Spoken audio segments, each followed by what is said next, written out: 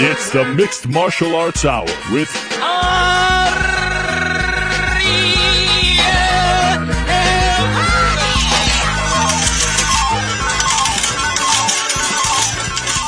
Welcome to the fabulous MMA Hour. The team heads to Sin City for the biggest card of the year, UFC 300. Ladies and gentlemen, put your hands together for your host, Ariel Helwani. The Mixed Martial Arts Hour is back in your life. On this Thursday, April 11, 2024. Hello again, everyone. I told you we're going big for UFC 300. What a card. A card so big deserves this kind of treatment. For the very first time, we are doing a show live on location from Sin City, and this is everything that I always dreamed of. I always wanted to do the show from the site of a big event. You know, we're not going to follow everything along. We're not sheep. We don't go and follow the pack. We do it our way, and the guests come to us, and this is going to be incredible. So if you're scoring at home, Monday, had our live show, the likes of Tom Aspinall joining us in studio and BD. Wednesday, we had the pre-tape. Appreciate everyone who watched, who submitted questions on the nose betting. A little palate cleanse, if you will. It's almost like the ginger in between, you know, like the appetizers and the main meal when the omakase comes in. You know what I'm talking about. But now we are live. We are live and in living color from Las Vegas, from the beautiful Vidara Hotel. Thank you very much to them for their support and for their hospitality. And as always, we thank the good people over at DraftKings Sportsbook as well for their support. They've been hooking us up all week long here in Las Vegas, and much more to come as far as what they're doing for us, and much more to come as far as what you can do with them this week later on in the program. I'm Ariel Helwani. You know me by now. You probably have heard by now that 3 incredible guests, maybe even 4, are going to be joining us on today's program. At 10:30, we're going to be joined in studio by one of the very best managers in the game. Oh, have you heard of the likes of Leon Edwards? Have you heard of the likes of Israel Adesanya? Have you heard of the likes of Yuri Prochazka, Max Holloway? On and on it goes. Yes, one man manages them all. His name is Tim Simpson. He's like 31 years old. He's the pride of Perth. He's a huge pro wrestling fan as well. And he just had a fight. He just had an amateur MMA fight in Mexico. He'll be joining us to talk about a lot of things. I mean, you talk about Leon Edwards. You talk about Izzy. You talk about Yuri. You talk about Max. There was a chance that he would have had 4 of the top, fighters on this card. Of course, he ended up with 2. So there's a lot of business to talk with Tim Simpson about. Number 2, 11:30. Oh, I don't know. 11 straight title defenses, greatest of all time. Maybe the greatest martial artist of all time. I feel like that's a very strong case right now to be made. DJ, Mr. YouTube himself, Demetrious Johnson, Mighty Mouse, will be joining us in our little makeshift studio here to talk about all things 300, to talk about his recent great showing at the Pan Ams, to talk about God knows what else. He is on fire, and it's always a pleasure to be mano a mano with greatness. DJ will join us at 11:30. 12:30, one of the best coaches in the game, and our unanimous pick for 2023 Coach of the Year, the great Eric Nicksick of Extreme Couture fame. We've never done it in person before because, of course, he lives and resides and works out here in Vegas. He'll join us on the hot seat. Francis Strickland, Chris Curtis, Jamal Hill, Aljamain Sterling, many others to discuss with the great Eric Nicksick. All that and much more to come. Tomorrow, we have another great show. 3 amazing guests that I'll tell you about later on in the program. Some big names. Spoiler, I've already mentioned one of those names. They'll be joining us in the chair tomorrow. So we've got so much fun to be had. And 300 Fight Week is underway. A lot of great coverage over at MMA Fighting with the media day and all that stuff. But to me, honestly, as I've told you guys before, I like to come to events when I'm working, not to be, just like the traveling team. I like to work. I like to do things that are special, that are out of the box. And for this particular one, we had our issues with 300. Did it live up to the hype? But there was really one reason and one reason only that I wanted to come to this event. That's because there was one member on our team who has yet to be in Las Vegas. Well, that has changed. As of yesterday, that has now changed. He has, I was going to say something about a cherry and stuff, but I don't know if that's PC. In any event, GC is here in Las Vegas. Yes, he has finally touchdown in Sin City. The boyhood dream has come true. He is here, rocking the Raiders cap, rocking the Masters gear. He's full on Vegas fanboy, and of course, Mr. New York Rick, aka Mr. I stay up till 6 a.m. to be on the craps tables or the poker tables or the blackjack tables here as well. They'll be hanging out for a little bit. Guys, this is fun. Yeah, fun to say the least, man. I mean, I'm on cloud nine right now. I'm pretty sleep deprived, but the energy of Las Vegas. You were burning the midnight oil last night, gambling. I kept gambling. Yeah, that's what we'll say. We'll say gambling. You're on cloud 702. 702. There it is. Is that the area code?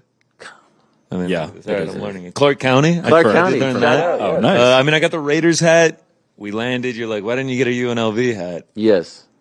I didn't even think of it. I mean, I'm now trying to track down a UNLV hat because that's a great idea. I completely botched that one. Rick, how are you? I'm doing beautiful. It's a beautiful day in Vegas. It's been a minute, but last time you were here? I think it was what we called out. What was that? Volkanovski Ortega? The infamous Volkanovski Ortega, the first fight. Yeah. Wow, that's crazy, by the way. How all this comes together. Just yesterday we were talking. That is like my BCAD, draw the line in the sand, UFC 266, Volkanovski versus Ortega. That's when it's like anything before that was like the before days. Because obviously that coincides with when I started working on the show and became like the deepest fan you can become. So anything I see before that, I'm just like, man, I knew nothing back then. Okay, before we go any further, I do have to mention a few people who have made all this possible. Like, you just turn on YouTube and you're like, oh, yeah, this is incredible what we have set up here. And so thank you very much to these two gentlemen. There are people off camera that you cannot see who have worked very hard for the last few weeks and months to make this happen. Shout out to Andy. Shout out to Alex. Shout out to Joe. Shout out to Mysterious Frank. Shout out to everyone back in our New York City studio. Matt, Miles. Am I missing anyone? Frank, don't be shy. Can you not speak, Frank? Yeah, I could speak. What, all of a sudden you're shy? Yeah, I mean... Right, how are we feeling in Las Vegas, man? I mean, and also I heard, so the reason I did that, and I remember to do that, I heard some whispering, is the stream okay? Do we sound okay? Do we look okay? You know, I get nervous about these things. Yeah, I was going to say, does it make you a touch more nervous? Because normally we're behind a wall. You can't see us at all. So like Frank the makes noise chaos, and I'm like, what's going on? Are we down? I usually have a concerned look on my face. Yes. But it has nothing to do with the stream. I actually want to second what you said. Thank you to everyone who has made this possible. When we're in New York, you know, the guest comes on and they're just like, oh, wow, this is way more impressive than I thought and everything like that. I feel like they see the studio and they're like, oh, this is so incredible. Maybe on YouTube it doesn't look too crazy right here. This is the first time where I feel like behind the scenes it's just mind-blowing how good I walk into this room, it's just like, wow, we're in a real studio right now. I took a little break. I came back and you guys had this all set up and I was blown away. This is not, you know, like there was once a time where it was just Casey, Esther, and I with one camera, no sound person, and, you know, we're going to John Jones's hotel room and DJ's hotel room and DC's hotel room and Bisping, and now, like, this is a full-on operation here. I wish you guys... How many wires there are. Yes. There's lights, there's cameras. I feel like a guest for the first time. I'm blown away by the setup. But shout out to Casey and Esther. No, of course. I'm just saying the evolution is wild. Is unbelievable. And to now bring the show here is incredible. So we're all good over there, guys? The look looks like he's biting his nails. What's wrong, Frank? Why do you look so nervous?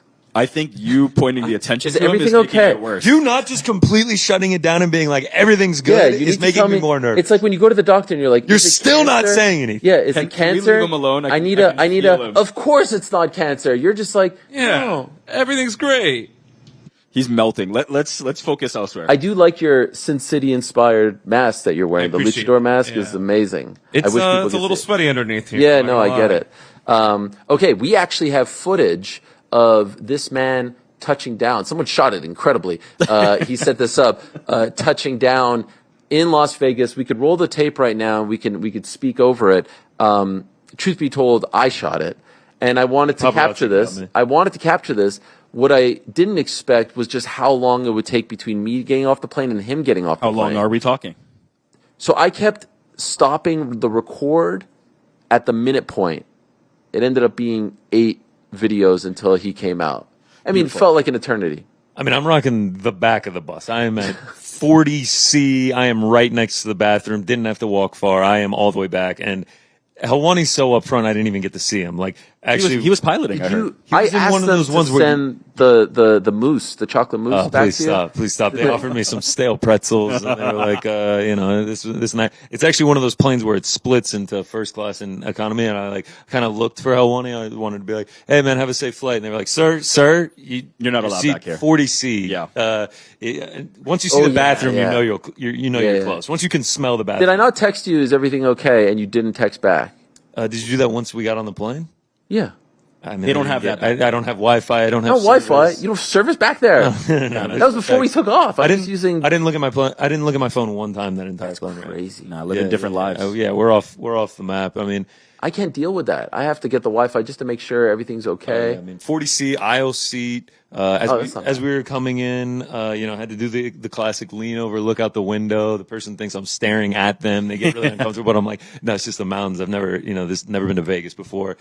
Stuff like that. And did you clap? No, God, no. I'm not one of the clappers. I'm also, my ass is so far down into my seat when we land. I am not getting up until it is my time to leave. The people that immediately stand up and just stand in the aisle, it kills me. Are you one of those people? You gave me a look like you were a little bit offended. No, I'm shaking my head at those people. I'm gonna stay in your seat till it's time. There's no rush. I can't. So that's why. Yeah, that's why it took so long. Now it makes sense. No. Okay. I mean, I'm not rushing off the plane, but also, everyone's got to clear out. And then as we're getting off the plane, it was actually perfect that you were filming because you can see me smiling right off the bat. It's not because I saw you were filming. There's a massive Las Vegas sign right as you walk out, lit up my face, and then I saw you happen to be filming. My one regret is that I wanted you to see the slot machines right as you walk out. Yes. But as fate would have it, they were under repair or something, so they were covered by some black tarp, which didn't make it. And then we happened to cool. play the very next. We did. We went to the next slot. And by the way, for the record, I have never. I didn't know this part of the story. $5 donation. I have never been in my life, all my trips here. We were trying to figure out, I think it's like 50, 60 at this point, dating back to, when all this started, 2009, when we started traveling to events. But I like living vicariously through others. I'm not forcing you to do this, right? No, you're not forcing me. But I'm enjoying it. I wanted to do it, but he's done quite a bit of over-the-shoulder gambling. Is that bad? Is that bad etiquette? No. It's. I'm not telling you what to do. No, of course not. I'm just watching. Maybe a little more support. We were. Oh, wow. We can get into that later. That's all coming out with MGM. Like we were betting on some virtual horses. Me and Rick are going crazy for the 5. I was pumped. No. I don't know. You didn't feel it? You're like, how can people sit here and do this? It felt that's not true. That's betting not on true. fake I heard horses. that line. No, we went to the sports book. So the betting so far, we have. I thought we hit the slots. Yeah, tell me about the slots. Then we I hit didn't know about this experience. It wasn't much of an experience. You dropped 5 in, and then that was put in a crinkly $5 bill. We hit spin 3 times, and then it was over. Sounds like Vegas. It was a little confusing. It was Wheel of Fortune. Yeah. So he actually explained yesterday, because I'm not a big slots guy, that you're essentially just playing like scratch offs. It's just a time ticking until someone is a winner, and you just hope there will be a winner eventually. But there's no strategy. There's no nothing. You're just hoping you're the winner. There are people who kind of know. So what's crazy about that is, so you do that. Then we went to the sport. Well, first we had X-Slut. Well, first we get the picture in front of the iconic Vegas. Sure. Yes, we do have that. Yeah. That was great. Noticed you posted that, but no photo credit. Is that etiquette? Oh, did you want the camera emoji? Well, a couple people asked. A couple people assumed. Who? Yeah. Shout out to moderator Lewis. Well, it's just like, you see sometimes those you ever see those social media influencers, and it's like a girl on the beach, and people are like, who do you think's taking the video? Who do you think's taking the photo? People are like, so I feel it's like you're then like, who's, I'm just that side piece, I mean, it really, it brings the caption. Does it? Just a notch. If I have to hit the enter, people click for more. Collab. I don't want to be divisive, but maybe he's not happy with the outcome, great. And then doesn't want to throw shade on. I mean, I did get a couple comments. The hoodie was as great of a hoodie as it was. That's my fault. All right, well, wait. First of all, we have to say, Max Holloway recognized the drip. He saw the blessed there. I mean, we have the tweet. Don't want to he knows ball. He gets it. Why do you say he knows ball? Is that a thing now? Oh, yeah, he knows ball. He understands. Your kids don't say this? No, they haven't reached that point. Thank God. The hoodie was kind of puffing out. I got a couple comments where is Garam bulking? Have we been hitting the buffet already? People were like, but is that my fault? No, of course not. Okay. You warned me. You could have I was pumped. I was looking at the freaking framing. I thought it was good. It was all like great. Too hot. I did cut your foot a little bit. Fuck. I was pissed about that. I was pissed about that. Okay, so then we did that. Then we went to Egg Slut. Egg Slut, shout out. What is the score?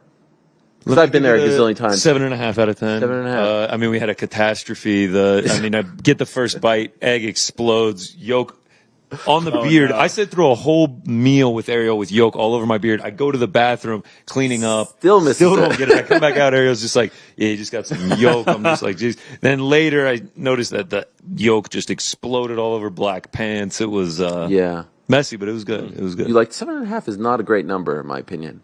What do you want me to give it a 10? I thought it was fantastic. No, it's good. Have you great brioche bone? Brioche bone, very good. 7.5 is fair. The weight kind of kills it a little bit. Weight kills it a little bit. I was eating light because we had other obligations to go to, so I didn't go full bore.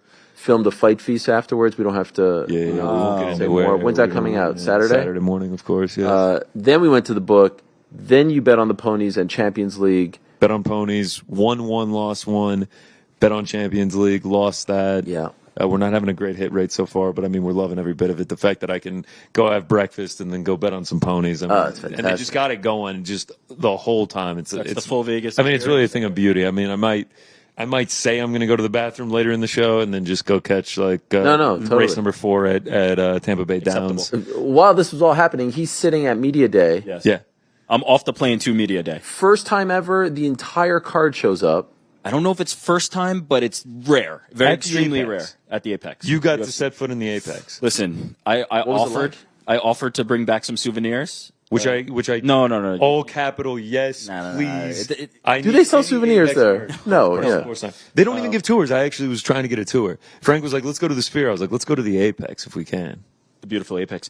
Actually not a bad idea. They should do that. Oh, I would eat that up. I feel like we could get you that. I feel like that's possible. I'm actually hoping I'm going to try and get media credentialed for UFC Apex 100. I mean, we're at the point where you could probably fight on a card at this point. Yeah. The Uber driver did ask me if I was a fighter, and I actually just went with it. I told him yes. So you were there for how long? Because so I get off the plane. 26 fighters. I get off the plane 10:45. I'm there by 11:15. Then we're out of there by 5:30. Wow. So 6. Who was the star of Media Day? Because let's be honest. Interesting question. There's an incredible amount of fighters, but there's no larger than life character. I would agree with that. So who would you say stole the show? Bo Nickel? Kayla Harrison. Yeah, I think she was the most. There's so much intrigue also and about there's her. Intrigue about the weight. She's flexing. Then she's, when she's done, she's stepping off, and all the media get a picture of her flexing. I think there's the most intrigue. She seemed like a her. star. She seemed like a star. Then, obviously, I think Jamal and Alex are a little bit of understated characters, right? They're not exactly going to be up there pumping their fists. Max was pretty good. Justin was pretty good. But I think of all, I'll say this, the one with the most energy was Jessica Andrade. Jessica Andrade was thrilled to be there. Wow. That's laughing. English or smiling, Portuguese? Portuguese. Okay. Laughing, smiling, going 20 minutes with everybody, just chopping it up. It was nice. It was a real kind of mix in the midst of people who were just all right, I'm done and hopping away. She was thrilled. The Jim Miller jacket. I mean, great jacket. The picture is so sick. How about the in person? I mean, I would love to get my hands on one of those. Yeah. So I wasn't there for that because he was very first. So I didn't get there until Kayla Harrison showed up. Yes. But Jose Youngs was there. And for those that didn't see it, what was the jacket? He has the UFC 100 a letter style jacket. In his closet for 15 years. He was serious about that. Oh yeah, that's nuts. You know, it'd be crazy if today at the presser he shows up with UFC 200. Oh, I hope that would be. What a yeah, but here's the thing: did they I feel like that era. I don't know if they have a UFC 200 jacket. You don't think they did it? If you're Jim, you get one custom made. And I don't know. Say that they did. And did everyone get a 300 jacket? That I don't think so. I thought I saw people some with hoodies. I saw a couple. Oh, okay, because that'd be sick. I didn't even know that existed. Then he shows up to the weigh-in with the 300. What a flex! I mean, there's something about the 100 logo that's so sick. It's like James Bond-esque. It looks like it should say 007, but instead it says 100. It's so good. Solid. Speaking of attire, can we talk about the shorts situation? Yeah, absolutely. The gear situation. Of course we can. This is probably the biggest storyline of the week so far. I think it might be. The UFC and Venom have.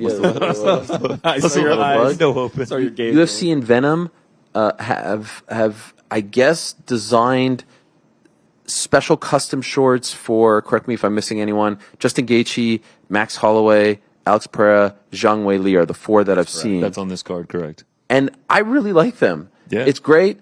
My question is, how do they decide who gets it? Yeah. To me, from the outside looking in, it feels like it's champion status or star status. Yeah, that makes sense. Like, I mean, Max Holloway obviously isn't a champion, or maybe if you are, maybe you can apply for them, get them if you're or former champion, like superstar. Yeah, I get it. Former champ, like if you're, yeah. The biggest name. If you're in a title fight, I mean, the old BMF's on the line on Saturday. I don't know. Should Jamal Hill? I feel like he should have. See, that's what makes me wonder. Like, I don't. And then I guess you also have to ask, like, what would Jamal Hill's custom shorts be? Yeah, but I'd like to find out. It's not like Justin Gaethje's be. I was going to say Justin Gaethje didn't exactly break the crayon box with. Would Jamal Hill's shorts be like bottles of Gatorade, but instead of Gatorade, Haterade? Wow. No, wow. Okay. Wow. No. Is it? I mean, no. Okay. I mean, you could get a Pistons colored theme. Michigan. Yeah. I mean, I feel like I actually think Jamal's been great this week. Like the stuff with the sweatshirt with Alex, getting the signature. He seems to be very respectful towards Alex. There's no I don't trash think talk. there's no much heat there. I think it, but not in a bad way. I think it's okay. Like he's giving him the props that he. Sure. I'll tell you deserves. what. If he wins next time, he's going to be talking about those shorts that maybe he didn't get them this time, and it's time to let him have an opportunity for that. If you had to rank them, I love the Max ones. I really love the flowers. Is there a specific name for that? I don't know. Floral print. Yeah, I don't know the name of Max and Alex, but the Zhang one is pretty. Zhang is number one for me. One for me. Okay. We're all and in I agreement. think it's just going to be wild, the juxtaposition, because it is obviously China versus China. The fact that she's going to walk out in these sick, dark red, like dragon texture shorts, and then Yan Jian'an's walking out in just all white. So this is fun. Yeah, this is fun. We're here. This is our guest here. Hey, what's up, bud? He's in the bathroom. Okay. This is fun. Like I said, later on, we're going to be joined by Eric Nicksick, Demetrious Johnson. We have 3 massive guests joining us tomorrow as well. There might be a surprise guest joining us today, in addition to the names that I mentioned.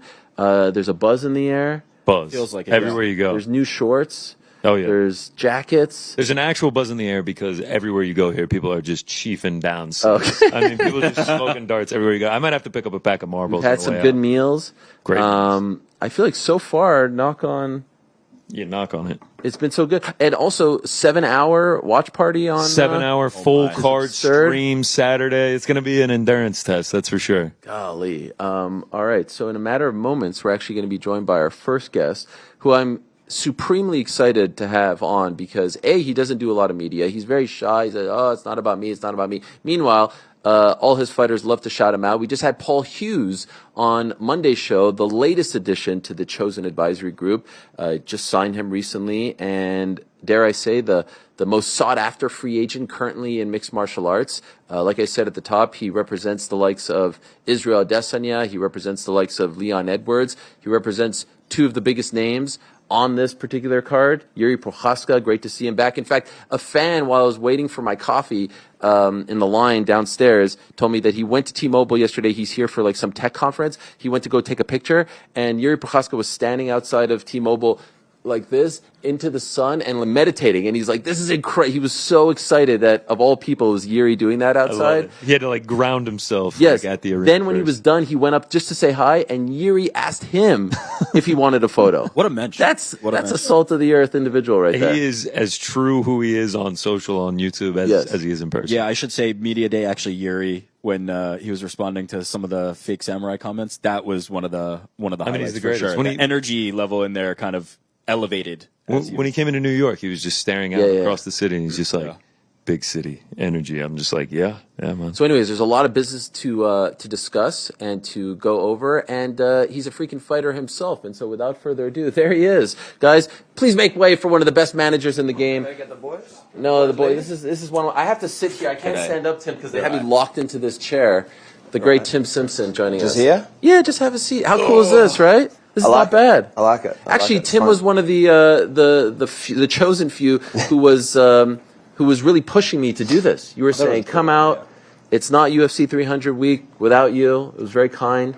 We'll get some good guests. And then he said, and then I said, okay, I'm coming out. Can I get some good guests? And he's like, yeah, how about me? And I was like, it's all about you. Good to see you. No, I'm kidding. That is a joke. Thank you for doing this. Yes. How the mighty have fallen. You know, you had CM Punk last week, a mega interview, and now you get some random What an manager. interview, huh? The best. Not because of me, just about the stuff that he said. I know. And then the footage came out yesterday. Did you watch this? I did. I love the fact that we're starting with this because I just learned like a year ago that chat. you're a hardcore wrestling fan. Okay, so can I get your thoughts on that? I have thoughts. I'd love to hear yours. I was underwhelmed. Like there was kind of this lore around, there was this big fight backstage and Punk was horrible. And I watched it, I was like, it was handbags. It was like 5 seconds of a push and a standing guillotine that got broken up quickly. Like, obviously it's not a good thing to do in a workplace. Right. But I in my mind, I was like, this was terrible backstage. This was a crazy incident. And I watched the video, I'm like, handbags. Well, okay, that I agree with. Number one, he says what he says. He breaks his silence on the show. Then I hear from multiple AEW personalities, and again, I feel like I have to say this every time when I talk about AEW because people think that I'm anti-AEW. As you well know, like I'm always trying to champion the other organizations. I think it's great for the business that there's another place for wrestlers in this particular case to go negotiate with. But they all said, like I saw Shivani say it, I saw Eddie Kingston say it, I saw a bunch of people say like, we're moving on, we're not talking about this anymore. Then they come out with this promo, we're going to release this footage. Yeah. 8 months later, he's not on your roster. There's no payoff. It's not like you can like use this to build to a match. So I sit down and I'm like, all right, let me watch and see what they do. Let me see what the footage is. They have a countdown clock. You know, it's like a big reveal. And then it's like, you know, it's the Young Bucks sitting there. And I felt like the delivery was very clunky. And then they go to the footage. There's no narration. There's no sound. And what blew me away was it was exactly what he said happened. Yeah, and it didn't make him look bad at all. It actually made him in a bad right. Light. Unless the payoff is a Jack Perry return, because I think he's in Japan right now. Unless that's the payoff, which still doesn't really set up, because I don't think it makes Jack Perry look good. And I'm not shitting on AEW. I agree with you. I didn't really see the point in what that was all about. But I was happy. It was cool to see it. Once and for all. But I think it made Punk look like an even bigger superstar. Yeah. And then you have people chanting his name. Now you've kind of reintroduced him to your audience, which you're trying to forget him, right? You're trying to move on from him. Yeah. And they tried to tie it to this feud with FTR, and that seemed clunky because they're not a part of the footage at all. No. And the crazy thing was, I asked my guy Spencer, our social media guy, hey, can you like time this footage up with what Punk said? And it actually timed out to the second of him going play by play, including going to Tony like, hey, this place sucks, I quit. Doesn't attack him on the footage. I didn't see Tony in the footage. Well, he's off to the side, apparently. Okay. And you could see he's Is that talking where to he someone. feared for his life? That was that incident that he feared for his life? That's the one that he was talking about. Yeah. Crazy. Wrestling is crazy, huh? Yeah, I haven't met Tony or dealt with him, but yeah. It was great. And then they took it down. They took down my footage, which wasn't a good look. Because you're telling everyone, you want the world to see this footage, and now you're taking it down. Yeah, strange. I'd like to see the brawl-in footage. I don't know if that one. Better. Yeah, well, apparently, but there's NDAs. Yeah. By the way, while we're on the wrestling, night 1, night 2, it's all done. Yeah. Cody finishes the story. I'm assuming you watched. Did top to bottom both shows. You love it? I loved it. I thought it was really good. I thought night 2 was better. I think that was. Of course. But wasn't it great how night 1 bled into night 2? Like the story of the main event. You know what I mean? I like that. There was definitely some surprises. I told you what my theory was about how it was all going to play out, and it went completely different. I really thought, I'm surprised Priest is the champ right now. I really thought he was a puzzle piece to move something crazy in the main with Cody and Roman. I really didn't anticipate him just winning it clean, as you can say, clean and for a bit. So I'm interested. It was well done, though. It was well done. Punk screwing Drew. It was well done. I think. I watched Raw on Monday too. I think it's just created so many good stories. I tell this to everybody. The product hasn't been better for the past 10, 15 years, I think. Incredible. They're in such a good spot right now. And the crowds, they had to scale down the ramp and all that just to fit that many people. I went to SmackDown on Friday with New York Rick just to see Paul Heyman's Hall of Fame speech. Yeah. It was legendary. Did you see it? It was incredible. I did. I mean, everything that they're doing right now, it's great to see Stephanie back. The Triple H, the Paul Levesque era. Yeah. It's firing on all cylinders. You love this so much. Have you ever considered repping anyone in the wrestling world? No, I haven't. I would love to know what it's like to rep, like the differences. From my understanding, for a long time, I think there was a bit of a obstruction to managers in MMA. From my understanding, with in the Vince era, there was a very, very strong obstruction to to managers or outside help for their talent. Basically impossible, from my understanding. That wrestlers dealt with Vince, and any middle party or advising party was eradicated in a certain degree. So, would you want to do it, or do you like this just being your fan thing? There's actually a good expression that I forget. I'm tired. It's not like for me, wrestling is like, it's love, it's fun, it's my enjoyment, it's my off switch, it's what I do for fun. It's like, you want to, not that work has ruined MMA for me, I still love MMA, but it's work. But it's different. Right. WWE, it's like, that's my free world. You could switch off. That said, you don't say no to anything, right? Like I have some friends there, I know some of the athletes, and like it's never say never, but for me it's like boxing I love as a fan, WWE I love as a fan. I'm like, I enjoy that. I'm happy with where I'm at. Like, I'm not trying to put more on your plate. The fans get so mad when I talk about wrestling here on the show. Yeah, sometimes. I know. It's a weird thing. My you get mad too. Esteemed right-hand man, the brilliant Daniel Maudsley, made a comment about... what does he say? He's like, Ariel really talks a lot about wrestling. He doesn't one of those? He's one of those. I said, you're not going to enjoy this. It's scripted. You know, they tell me it's scripted like I don't know. So is a movie. Like, yes, and a TV show and everything else, books, comic books. Yeah. But they say this to me like I'm finding out for the first time. Like they're the ones who are giving me the bad news. You're going to... Yeah, like I give a shit. It's brilliant. Like joke's on you, Daniel. All right, joke's on you. You're depriving yourself of this greatness. It couldn't be any better right now. I'm sad for my guy Seth, but I feel like that needs a bit of a break. I think he's going to chill for a bit. Sounds like The Rock's going away for a bit. Rhea got into a fight on my show. Do you see that? Yep. I see that. She's from Perth too. You're from Perth. No, she's not from Perth. She's from Adelaide. She's from Adelaide. Her and Bronson Reed's from Adelaide too. Who's from Perth? Is someone from Perth? No. No one's from Perth? Not from my understanding, no. Okay, maybe I was just thinking. I think Bronson Reed, Rhea, and Grayson Waller are the three. Maybe I'm thinking of Ash. Grayson is tremendous. Yep. I love very nice guy. I was lucky to meet him at an event recently. Very nice. He's a big MMA fan too. Huge MMA. So is Rhea. Rhea. Australia's got good people representing right now. It's so good to see. So, okay. What's so good about having you here is that you are so tied, perhaps more so than any manager, to this card because you have two of the biggest names on the card. We're doing MMA now? Yeah. Okay. Sorry. But no, actually, it's a bridge. But and you could have had four of the biggest names on the card. Yeah. But before we get to that, there I am. I'm on social media. UFC's in Mexico City. And all of a sudden, I see Big Tim fighting. Shirt off, cut, 1% body fat, going in there, winning. What is this all about? So you had a fight. How did this all happen? I mean, it wasn't my first fight. No, I know, but it's when was the last one? Look at 2014. you 2014. Okay, 10 years ago. Yeah, long time. Okay, so what happens here? How does this all come? I mean, I've been doing Muay Thai since I was 17, 18 years old. Very important part of my life. So 2 years ago. 17. Do the math. What are you? 31 now or 2? 32 next week. Wow. 32 next week. I know. Old man, Tim. Been around. I know. Almost 10 years around. But yeah, Muay Thai just as a hobby, I never was very, very good at it, but I loved it. It meant a lot to me. Changed my life. Had a few fights back in Australia years ago. And then since I moved over to the US and Mexico, just, trained here and there, never got really consistent again. The past years have all been work and travel and everything, but always had in my head I wanted to do it again. I told so many people that I'm going to fight again that you create that you just talk, a lot of people I'm going to have a fight one day. Yeah. So I kind of put the pressure on myself that way, and then had a gap. Obviously with the new company I'm not traveling as much, less fights, changed my lifestyle a lot. So got a patch of 8 weeks where I was at home in Mexico, and I was spoke to my coaches and found a fight.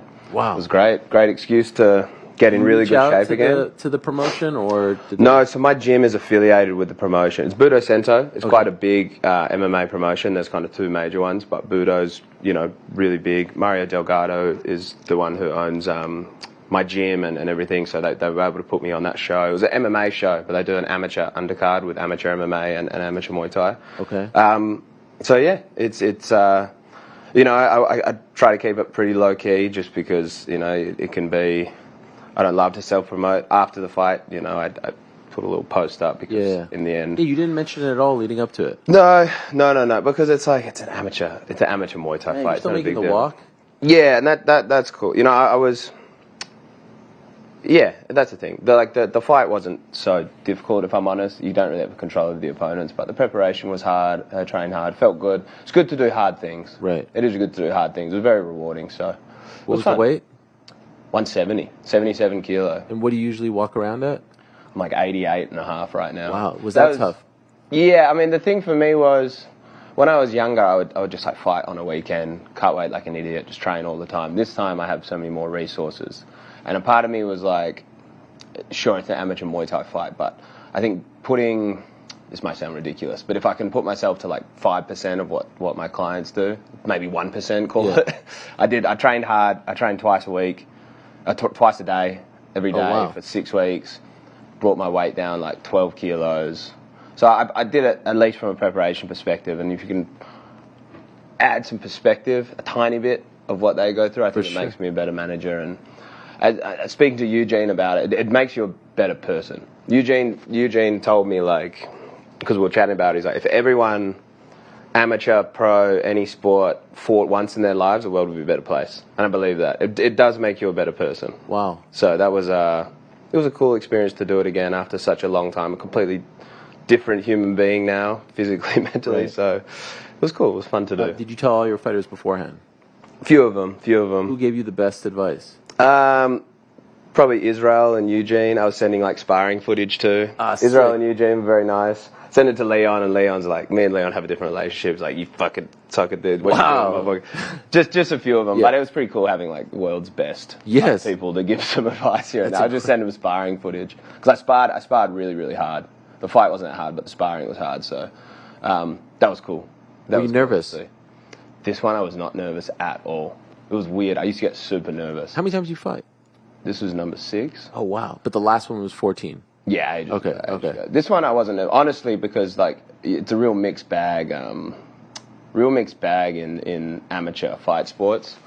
It was like, you don't know who you're fighting at all. You don't get you don't know who it is. I just had a dude's name and nothing about him. So when I saw him at weigh-ins, he weighed more than me at weigh-ins, but he was like, I'd cut weight. He probably didn't. He was a little dude. Okay. Like a gangster-looking dude, tattoos on his face, his whole crew like gangster. And I was like, I knew then. I was like, I'm gonna beat this guy up. I've seen this guy. So after seeing it at weigh-ins, I wasn't nervous at all. The tattoos might intimidate people. No, you know, like, real gangsters are made in the gym. You know? I could just tell it was a street dude that like wanted to fight, and I was like, oh yeah, this is. After that, I was like, I'm not nervous at all. It was fun, and honestly, it's an amateur Muay Thai fight. You know, it's not something to. What was the result? Bring home. I got a TKO in the second round. Ah, sick. So are you done now, or are you going to keep going? I don't know. It's so hard on the body at this age. And I know I'm not super old, but I had so many like injuries just trying to train a lot. But I think I want to. There was definitely an itch that wasn't scratched for like 10 years. And then the itch, just because the fight was not all that hard or exciting, there's still a bit of an itch there, but we'll see. I just need to get a good stretch at home again. Right. And would you ever do pro? No. I'm not very good. Really? Not one pro, just against like another guy who's 0-0? Maybe. I've always done it for fun. Like, I'm not that good. You feel like you get the itch out of the way, you scratch it by doing the amateur fight. Same thing. Yeah. It's more like the preparation is more so than the fight. The fight, like when you got shin guards on and elbow pads, it's just like a hard spar. Right. Like my sparring was harder than this fight. It is rewarding. The process is rewarding, but the fight as an amateur fight is. I've never been hurt in any of them. I've never seen anybody get super hurt in amateur fights. Like, you got the padding there for a reason. So, pro is a different thing. I think you have to respect that a lot more. I think I respect the game too much to say I can be a pro fighter. You got to be good. To a degree, I feel the same way, and that's why, like, I don't feel like I possess the DNA, the courage to make the walk, to ever fight. I mean, I'm too old at this point, but that's why I have so much respect for the fighters. You could do it. You do one of these misfit things or something. Fuck no, misfits. They pay me what, 10 million? Mans, give me a call. But why do you? I'm very intrigued. You say like the world would be a better place if everyone did it once. Why? I think doing hard things. It's a hard mental thing, and it's like it humbles you a lot. Like, I don't really know how to explain it. Maybe you got to ask Eugene that question, because when he said it, it made sense to me, but I don't know if I can articulate it properly. Yeah.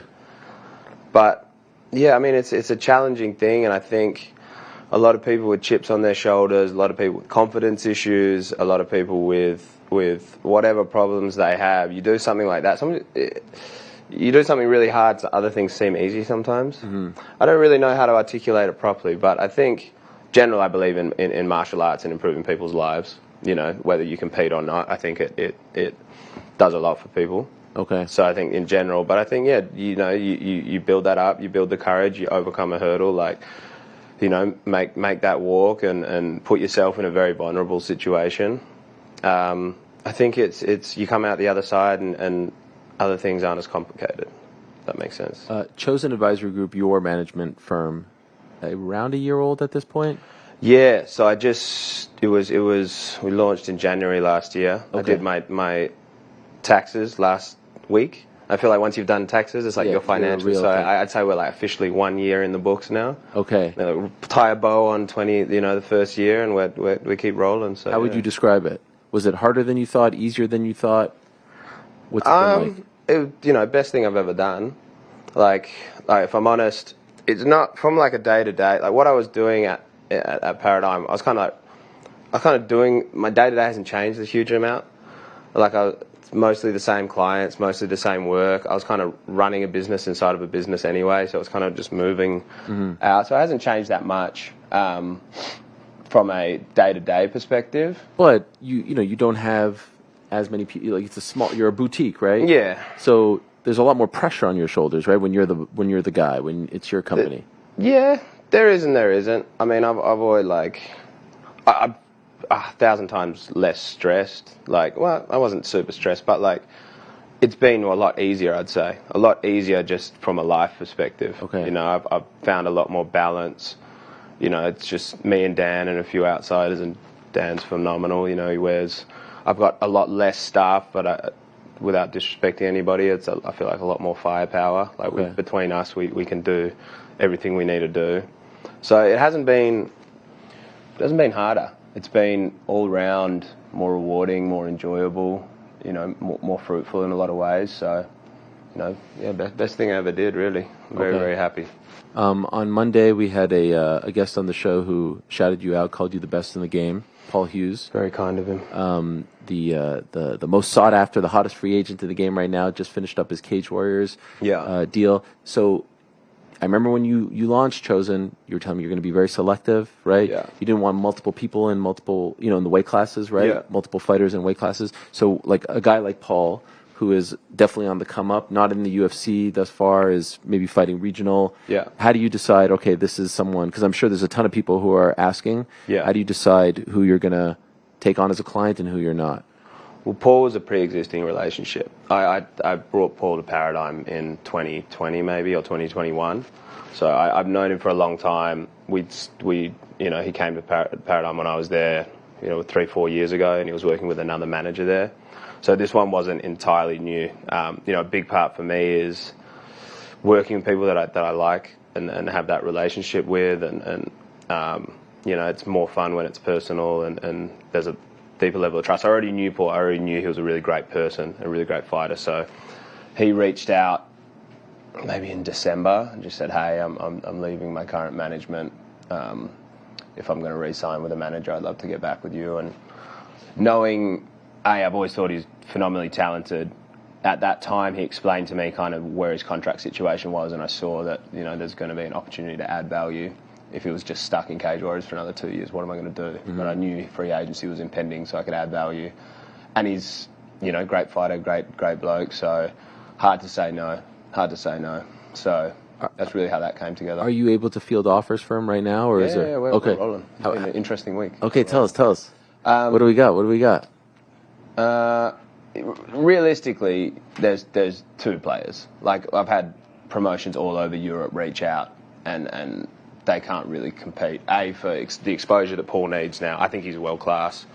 Truly could compete at the top of any promotion. So really, there's two that make sense for him. So speaking of both, and we shall see. Who's the front runner right now? Because what I thought was interesting on Monday, he was like, a lot of people were saying, "Hey, I'll take less to go to the UFC." Yeah. It doesn't sound. Perhaps it's his mindset. Perhaps it's what happened to his friend and teammate Ryan Curtis.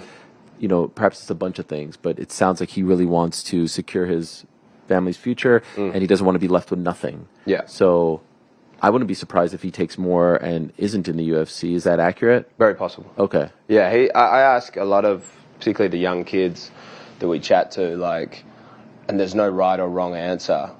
Is your dream to make as much money as possible as a mixed martial artist, or is your dream to fight for the UFC? And if they say my dream's to fight for the UFC, that's fine to me. Yeah. Who am I to tell you what your dream is? And it typically is that way, right? The other promotions have to compete financially to pull people away from what they feel is the marquee promotion for them. Mm-hmm. So yeah, that's a correct assessment of the situation. And in the end, the decision is entirely Paul's, but we'll get to the finish line on all options, and then he decides. And how soon do you think you guys will decide? If there's only two, I think very soon. Very soon. I got a pretty good feel of it. But as my friend CM Punk said, I don't want to peel back the curtain. Okay, fair enough. I would love Can I ask you? too much. Fair enough. Yes, no, I appreciate that. Can I ask you this? And I recognize the fact that perhaps I'm putting you on the spot here, but I am fascinated by this. How do you feel about managers who are also promoters? Is that a good racket? Yeah. Well, it's a good racket. Like, can't happen in boxing, by the way. I can. No, it's a Muhammad Ali act. It's not, okay, what do you fine. call Paul? Well, you've called Paul Heyman. What do you call Al Heyman? Yeah, I guess. Fair I enough. love Al Heyman, but Yeah. that's not a diss. But does he not do it? Fair enough. Okay, so what do you think? I mean, hey, I'm not coming on here to criticize anybody. If you can do it, do it. But yeah, it's a funny situation, and this is not any particular promoter where you can run a promotion and also manage the guys that you think are the best and put them in great positions, and then send them, control what fights they get inside your promotion, then send them the higher money and continue to work with them. It's quite a racket, and again, I don't hold any ill will towards anybody that makes that work. Seems to be everybody. A lot of people do it. So, right. Yeah. If you can do it, you can do it. Good for you. Business is business. How close were we to having Leon Edwards fight this Saturday? Very close. Very close. He was in. He was in. Yeah, it was in. Dana White said he said yes to 3 people, and it was nice. If I do say so myself, as the founding member of the Leon Edwards fan club, correct, dating back many years, conspicuous by his absence on my show in the year 2024. It's been tougher to book him these days, but I hold no grudges, Leon. I love you now and forever. He said 3 people, and then he gave him props. Correct. And it was like one of the first times that I felt like Dana really went out there and said, this guy's a freaking stud. Yeah. The dude that they took off the rankings a few years ago, the guy that they wanted to fight Khamzat, blah, blah. It was nice to see. It was really nice to see. And I'm sure he felt it was really, nice. But could you tell us, how this whole thing went down and why he didn't end up on this card? Yeah, on that point, it feels like the corner has turned on Leon's stardom relationship with the UFC, which is great. Amazing. I was in the Hunter Campbell's office probably a month ago, and Dana came in as well, and we spoke about it, and he's kind of in a really good place with them, which is great. Amazing. He was in a hard spot, and relationships are very important, and I feel like that relationship's great, and that just leads to bigger and better things. So he did the hard yards, and I think there's respect all across the board now. And credit to Hunter Campbell, who's got a great relationship with Leon and really carried that through, and now Dana and Leon have a great relationship too, so it's good to have, obviously. Why isn't he on this card? Opponent. So right after he fought Colby in December, Hunter came to the back, and as I said, him and Leon have a good relationship. They had a chat, and I said, so what are we doing? Right after the fight, you not get much. And he was like, 300. I was like, let's go, 300. I told Leon, I was like, you might be fighting on 300. He was like, amazing. He was even at Aston Villa, and he told the press that day. Yeah, that was kind of that was our thought. It was 300, but I thought it was, Bilal Muhammad, he's right there, and that's why I kind of said to Hunter in the back, I was like, Bilal, and he's like, well, we're going to see. And I was like, what does that mean? Because who else is there? And then as we got closer, January, what are we now? Yeah, as we were getting to 8 to 10 weeks out, they said, what about Khamzat Chimaev? And again, I don't want to open the curtain too much, but Khamzat has spoken about this publicly, yeah. So I'll use Khamzat as my source. That was what they were working on. For whatever reason, it couldn't come. He said Ramadan and weight and everything. The plan, just to be clear, was at 170, right? Not Leon going on. Correct, yeah, 170 for the title. Did you like that?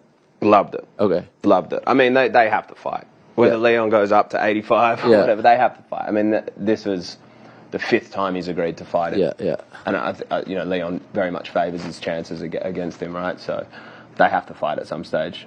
So we loved it, and I think that's a great fight to give Leon a level of recognition. Yeah. Leon's goal now is to defend the title as much as possible, but he wants to be pound for pound number 1. I think he's 2 or 3 now. Yeah.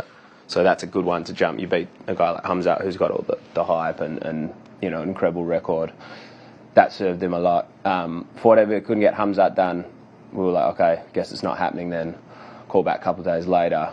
Would he fight Islam Makhachev at 170 for the title?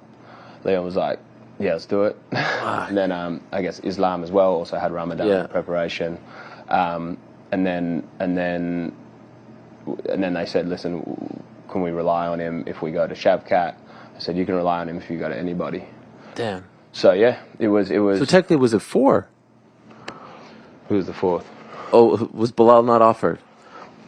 It was asked by us. Like I assume that's what it's going to be, but no, there was no discussion about him being on 300. Wow. Yeah. Does that surprise you? I don't want to pile on Bilal Muhammad. I don't know him. He seems like a decent enough guy. It doesn't surprise me, no. I mean, it's Bilal and Leon is probably not the marquee fight that you want for this event, if I can say that respectfully. Okay. So now that he's not on the event, and by the way, was he upset? Like, was he bummed? This is a big He one? He wasn't. Nothing gets him too down. Like, he's chilling. He's buying a house right now. Like, he's hanging out with his son. He's happy. By the time, as it got to like the 8-week mark, he was kind of like, I got to fucking enter camp here. So once we were right there, he was like, then it wasn't happening. He's like, cool, because it was getting tight preparation. Okay. He was not too upset about it. He's all right. But it would have been great. Yeah. It'd be reasons. incredible. Yes. Yeah. Dana White did an interview with TNT Sports recently with Adam Catterall and was speaking, very highly of Leon once again and said, hey, I got 2 champions now from England, obviously welterweight champion, interim champion Tom Aspinall. We got to go to England. And now there's the talk of this Manchester card, right? July, yeah. Yeah, July 27th, July 20th, late July. He's got to be a shoo-in for that, right? If it's a pay-per-view? Yeah. My understanding, it's not done yet. I have about it, as much. Basically, when I saw that, I spoke to Hunter and said, saw what Dana said. He said, yeah, that's the plan. So that's the latest information is what Dana provided. Now that that's not a 300, do you think Bilal then becomes the guy again? Probably. Yeah. Probably. I can't see who else is there right now. I mean, Hamzat's booked. Islam, I imagine, will stay at 55. 170 doesn't really have a clear contender other than Bilal. So, I would assume it's him. We haven't been told either way, sure. But Leon doesn't really care. And so, to that point, if I can, and I know this is more a question for Leon. I'm not asking you to talk smack on his behalf or anything like that. But I did see Bilal say the reason why we're not fighting on 300 is more because of Leon than me. I'm paraphrasing. I don't know the quote off the top of my head, but I saw him on an interview do that, and I believe I sent it to you as well and asked you if this was accurate. Just to be clear, Leon would not say no to Bilal, right? There is no part of Leon that doesn't want to fight Bilal or has said no to Bilal or is afraid to fight Bilal or anything of that sort. Is that correct? No. I mean, when you're the champ, you fight the next guy out. Yeah. And respectfully, I don't think he's intimidated by Bilal. Okay. Why? He's already fought him. He's a great fighter. He's the guy at the top. There's certainly I'm not fighting Bilal for any reason, right? Perhaps financially, there's better options, but right. You're the champ. You do who's next up. So yeah, there's Bilal's entitled to his opinion, and you're entitled to promote a fight. But yeah, there's no hesitation on Leon's part. Of course, what are you going to say? Right. Do you think they ever revisit the Islam fight, or do you think that was just like a thing for 300? I hope so, because Leon really wants to be number 1 pound for pound. I mean, if Islam says I can't make the weight or I want to go up, then they gotta give him give him a title shot right away, or give him a number 1 contender into a title fight, right? Right. Doing that, so I think that would be great. I think that the big fight, there's the comes up fight and the Islam fight are big fights for him. Outside of existing fights in his weight class, those are ones that draw a lot of interest for sure. Okay, so as of now, not a done deal, but hopefully July we see him back. Hopefully, yeah. Hopefully. Israel Adesanya. How close was he to be on this card? Likewise. And he's one that, while Leon was kind of like, oh, we keep rolling, Israel was very upset that he didn't do it, you know. Israel, that was, you know, kind of concurrent discussions of both of them. So I was like, shit, one of them's going to end up. He was ready to go. Was there a chance Leon and Izzy? I don't think so. That would have been too much? I don't think they would have done both. It would have been great. Yeah. I mean, I had, you know, this outside dream that there was going to be 4 big... The top 4 fights, arguably. Yeah, it would have been awesome. I don't think they would have done both. Okay. It was one or the other. But yeah, he was ready. He was in. And it was DDP for the belt. That's what they were working on, yeah. And why didn't it happen?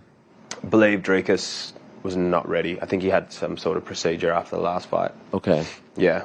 And again, I'm just this is what's been put publicly by Israel and Eugene, you know. But yeah, he really wanted it. He was upset. He lands in a few hours, so he wanted to be here and do it. He really wanted to do it. He's loves big moments. Title fight coming back.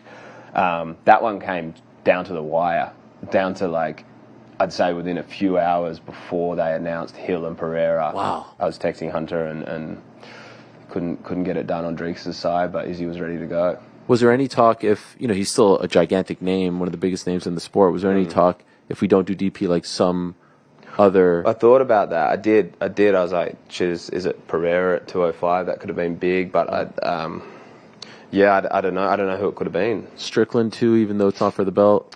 Maybe. That wasn't discussed. Like, okay. I think you got... Did they ask about Pereira? Because that was a rumor at one point. No, that was never a thing. Okay. Never a thing. They have announced a return to Perth, right? City. And both. How are the Adelaide Crows doing, by the way? Are they doing good or? They're all right. The West Coast have lost the first 4 games of the year by 10 goals, so we're down again. I have no idea what that means, by the way, but we've lost very, very badly. Okay. 4 games of the year. Both guys have said publicly they want that. Yeah. But last I heard, it hasn't been officially offered. No. Same. Do you think it happens though? Hopefully. I think they've just they're so. Obviously, this week's massive. Yeah. I think they announce venues, but I think procedurally they like to announce fights in chronological order. Yeah. So I think they got to lock in whatever's happening in June, whatever's happening in July, and then go to August. But I think I can't see why you wouldn't do it. Right? Both guys say they're interested. Makes sense. South Africa is very close to Perth. Direct flight. The Springboks are playing the Wallabies in rugby the night before, which is we have a long time rivalry with South Africa in rugby. So they're playing the night before in Perth. So bring Drekus in, you're going to get that South African crowd. I can't imagine why not, but at this stage, again, I think it's just a little far out for them to really focus on let's lock this in. But both guys want to do it. You got a venue there. Why not? Can you put your Paul Heyman hat on for a second and tell the haters out there who are like, oh, why does Izzy get another title shot? This is the fight to make, in my opinion. The history, the beef, what happened 2 summers ago in the ring, or last summer. Yeah, last summer, shit. Why is this the right call? I mean, it's obvious, no? I mean, hate is so visceral online. It's much easier to hear negativity online than it is to hear positivity. But I think if you could somehow take a real life poll, the vast majority of people would say, yeah, it's the right fight. Okay. Right? But I think so. Online, it's easy to focus on the negative. Like, it's... Sure, that opinion may be heard, but I think the actual opinion of fight fans and people interested would be overwhelmingly, it's Adesanya, right? It's like the no-brainer of all no-brainers. Has to be. I mean, Strickland's the only other one. Right. I have a great relationship with Sean. I love Sean, but it's Israel. It has to be. You represented Sean when you were at Paradigm. Long time, yeah, for a really long time. How difficult was that back in September? Not difficult. Like I've always had a good relationship with Sean. I think back to, it could have been before his car accident. He was fighting out when he was at welterweight. He was fighting fight 4 of 4 when he fought Nordine Taleb, and it was basically like if you lose or you win a decision, you're going home, right? And Sean went and knocked him out, and then had the motorcycle accident and came back, and I was very proud to see that, right? Even though it was over Israel, Sean is, for everything that he is publicly, privately, actually a very sweet guy. I do like him. He's always been nothing but respectful to me and kind to me, and was great to work with. So I was devastated at the time because how close I am with Israel, and I didn't want to see Israel lose. But I saw Sean in the back as I was leaving the arena, and we had a good chat, and he said some very kind things about kind of where we got to, and it would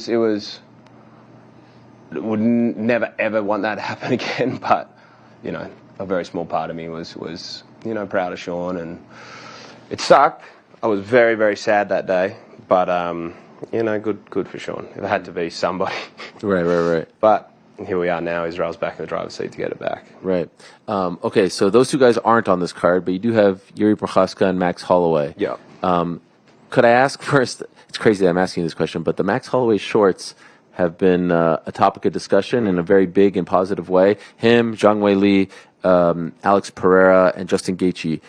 So what's going on here? What could you tell us? Like, are guys now going to be able to get custom shorts? Is he going to be able to fight with these? Is this just like a gimmick? No, he's fighting him. He's fighting in it. Yeah, 100%. Was he involved in the discussion? I'm fascinated by all this because, as a pro wrestling fan, the uniforms drive me insane. I want, imagine if all wrestlers were wearing the same stuff. I love pageantry more than anything. I love big entrances. I was just at WrestleMania. It was incredible. Awesome. Seth Rollins coming out with all that stuff. And I thought I'm the biggest. Seth's my number one guy. That was too much. It was a little weird, but I guess there's some Philadelphia reference to that. I thought it was great. Yeah. I loved all of it. I like Drew's. It was all great. Bailey coming out with those guys. Yeah. Everything was great. Was it crazy that every title dropped except for Rhea and I like how you're trying to get me back to wrestling. Yeah, I guess. I mean, every title it was a changing of the guard. Rhea and one more didn't drop. Logan Paul. That's Logan right. Paul. Everyone else dropped. Crazy. It's the Paul Levesque era. Changing of the guard. Like it. Anyway, enough of that. They don't want to hear us. Daniel said no more wrestling. So how did this happen with the shorts? Max has been asking it forever. I think the first custom was Bryce Mitchell, right? Yeah. And from there, everyone's like, I want to do my thing now. It's kind of the problem with the curse of precedent is what they call it. So now it's like everybody's like, if he can get it, why can't I get it? And Max has always been like, I want my Hawaii shorts. I want my Hawaii shorts. I actually asked Hunter like ages ago, and he was like, we're not doing it. And then probably 4 weeks ago, he's like, okay, we can do it. And then Max was super involved in it. Like, him and Hunter actually spoke one-on-one about it all. Like, wow. These are the type of flowers I want. These are the colors I want. Max's longtime sponsor, Sanibel, Imran from Sanibel. Of course. They had a pre-existing floral design, so they involved that. They helped out. I hope I didn't just hurt a Venom and the UFC relationship. No. Imran's the man. But yeah, they helped out. And we saw it for the first time this week, and it was cool. Does he like it? Yeah, he loves it. It's so really nice. Good. You seen the photos? It's beautiful. I love it. Yeah, he looks good at 155, new shorts. Yeah. Got the wine eye fade back. He's peaking right So now. I said, again, back to wrestling. The promo that he cut on his YouTube channel, that video where he's sitting in the gym and he's like, "You're not like me. That's why you are who you are, and that's why I am." The pound for pound promo. You know what I'm talking about? Yeah. Like, that was Dusty Rhodes Hard Times-esque. Like, we're not cut from the same cloth. All of you are trying to put limits on me. Because I'll be honest, I don't like this title. I don't like the BMF. I think I think I've been told as a fight fan that the champion is the BMF, right? If I'm Islam, I'm like, wait, these guys, wait, I'm supposed, you know what I mean? I didn't like it either until I got in a position for a client to fight for money double. Of course. And I was like, this belt's sick. Yes. But you know what I mean, right? And I was like, okay, what's the why? And I'll be honest as well. I was like, wait a second, he's so close to getting the featherweight title fight. Why is he taking this detour? But that gave me the why. Like, what he said in that gave me the why. But could you explain further, why didn't you, because it was a huge topic, why didn't you just wait to see how Volk and Taporia went as opposed to doing this? I mean, Max has spoken on it. There's the assumption with a long reigning champion that an automatic rematch is there. There's so much precedent for that. Kamaru got it against Leon. Anderson Silva got it against Chris Weidman. Yeah. DJ Shevchenko got it. DJ. If you've been a champ for 5+, even multiple defenses, highly likely you're getting a shot at redemption. So I screwed up, by the way. DJ left. Yeah. Well, they fought again, no? He beat him and then he left. Yeah. But yes, more often than not. Yeah. Izzy, as you come said. back. Yeah. Izzy got it too. So, while not a foregone conclusion, you'd be foolish to not assume that Volk was going to get a rematch. Okay. So you wait for what? You wait to wait, right? So this opportunity was too good to pass up. Big card. But he did agree to it before Volk fought Topuria. So if Volk would have won... But we knew that was going to happen, Oh, you felt it? But we knew that Volk... No, we knew that Volk was going to fight Topuria. No, I'm saying, but what if Volk would have beaten Topuria? But I don't think there was any guarantee that Max was he would get it. Fight with Volk. No one else. Exactly. So it was possible, but again, you take a fair enough. End of this opportunity, or say, do I get the fourth fight? Can they sell that? Is there someone else who's going to do it? And then if Topuria wins, is there a rematch? There was just too much to be left in a void. And sure, if there was no other good option, like if it was, hey, fight another person at 45 for normal pay or whatever, maybe then you think, well, no, let's wait and see. You get this massive event, massive opportunity. This is a life changer for Max, honestly. Yeah. So why is that? Well, I think he wins. You become the number one contender in 2 weight classes. It's true. And it's massive. It's massive. If he wins, more likely to stay at 55 or go to 45 and fight for the belt there? Options. Like he really wants to fight Topuria. Yeah? But, why? He feels like he's going to whoop him. That's Max's words. In Spain? He's down with that? They're doing that this year. Okay, but would he be okay with that? He'd do it anyway. Okay. Yeah. He'd do it anyway. So he really wants to fight Topuria. Would it piss him off, by the way, that he would, if they did do Spain, that he's been asking for Hawaii for all these years, and then where he gets the belt once and he has to go to his home country? Would that be something that would annoy him, or he wouldn't care? I don't think it can piss him off because it's not anyone's. It's the Hawaii's government fault, kind of. So who you mad at? Yeah. So that's something that's out of his control and out of the UFC's. Like if they could have taken him to Hawaii, they probably would have done it 5 years ago. So who are you mad at? Right.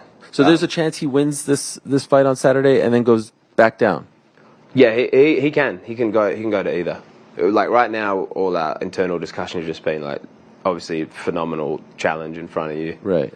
Deal with that, and then we have options, right? Because I don't know if they're going to do Volk and Topuria again. Like, and if they do Volk and Topuria again, he's waiting. I don't know if you hear that Islam Makhachev's fighting in June. I don't know who's going to fight. So, you have options. You got to see where it plays out. But I truly think he wins his fight. He's the number one contender in both weight classes. Crazy. And it could be a title fight either way. Or does he defend the BMF against somebody big? Right. So, there's that too. Yeah. Options. He creates his own lane. Yeah. Exactly. And do they treat this like a title?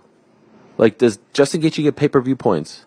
I'm not sure what his deal looks like. Would Max get if he's champion of the BMF division? I love this sport so much. I don't want to open. I love it. I think it's probably case by case. Well, to give you props, I hope you don't mind me saying this.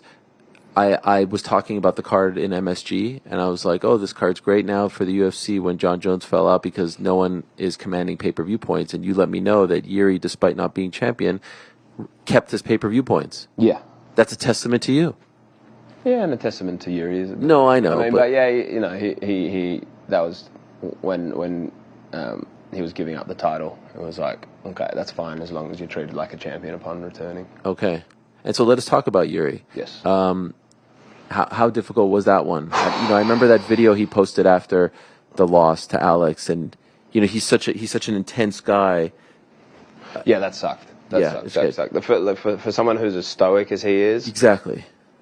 He got he's a very interesting personality. I've been working with 3-4 years now. I've got to know him very well. But he's a very interesting personality. Everything you see publicly is exactly who he is privately. And he got very emotional, which is for such a stoic guy. It was a bit jarring, because it means so much to him. But still, he's always very, very in control of his emotions. And to see him get upset after the fact was quite hard, quite hard. Did you like this matchup to get back? Yep. He's very confident. Like he's said it. I think he said it on your show, and you have to walk a fine line of making excuses. Right. I guess you'd said I'm making excuses on his behalf. You're allowed to do that. You're his manager. Don't really play on the internet too much, so who cares? But yeah, he was very terribly injured in that fight, and that may not have if you do that and you decide to fight.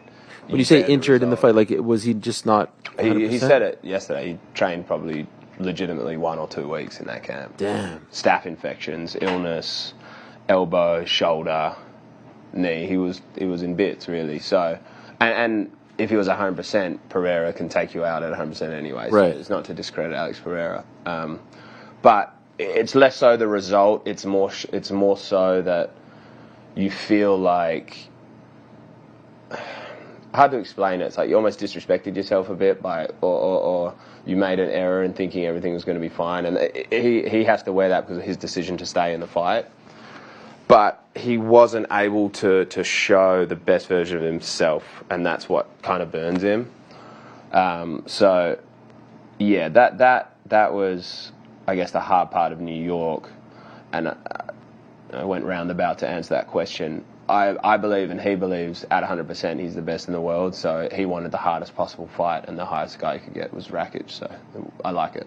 There's a great story there. They're both from sort of the same part of... I think Rakic is Slovak or Serbian originally. And then lives in Austria now. Which is very close. So, to Czech Republic.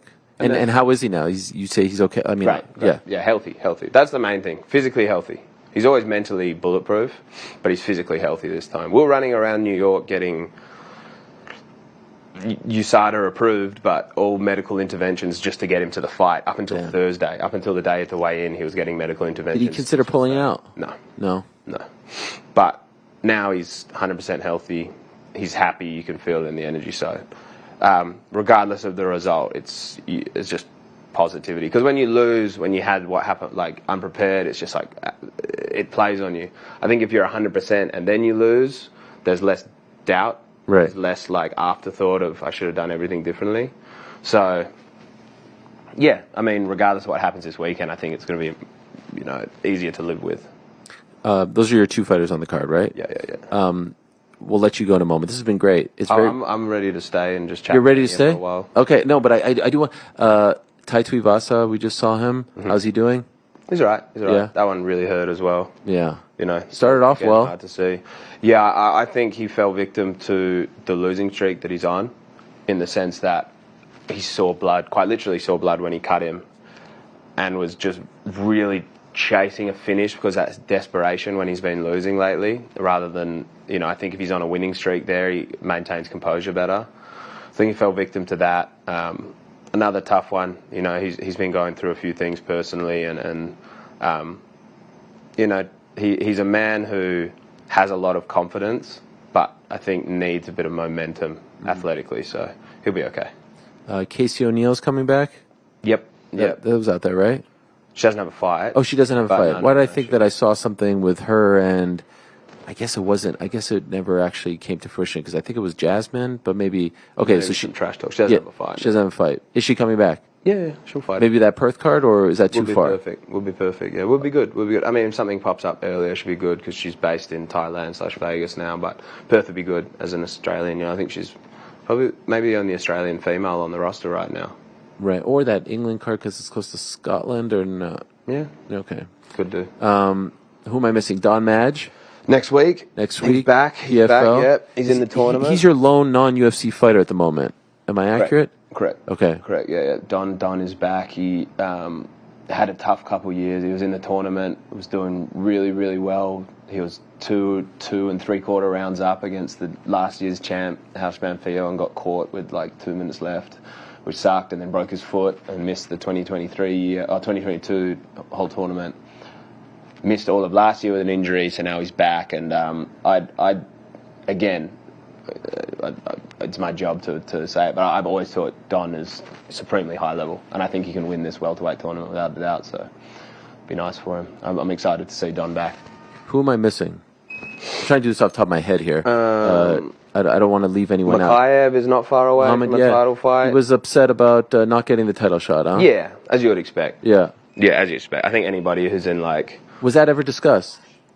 I mean, it was discussed by me. No, I know, but like, why did they go with Usyk as opposed to him? I think they preferred Usyk's performance on the night over Muhammad's. Okay. Is my understanding. I think it should have been Muhammad. I said that to Mick and Hunter, and unfortunately, you can't control all of it. But is he getting a number one contender fight now? I would, without saying 100% it's a number one contender, I would say your next win, you've got to. Right. Who else is it going to be? Sure. He deserves it. He's young, so he's got a lot of time. And Saudi card, maybe?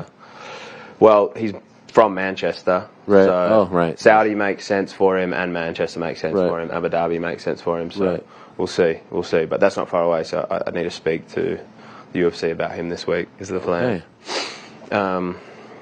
Yeah, Della's good. Della's incredible win. Yep.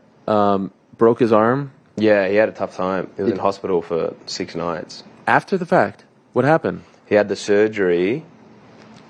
He's got a big metal rod placed in it, and then it opened up. The incision opened up, and an infection got in.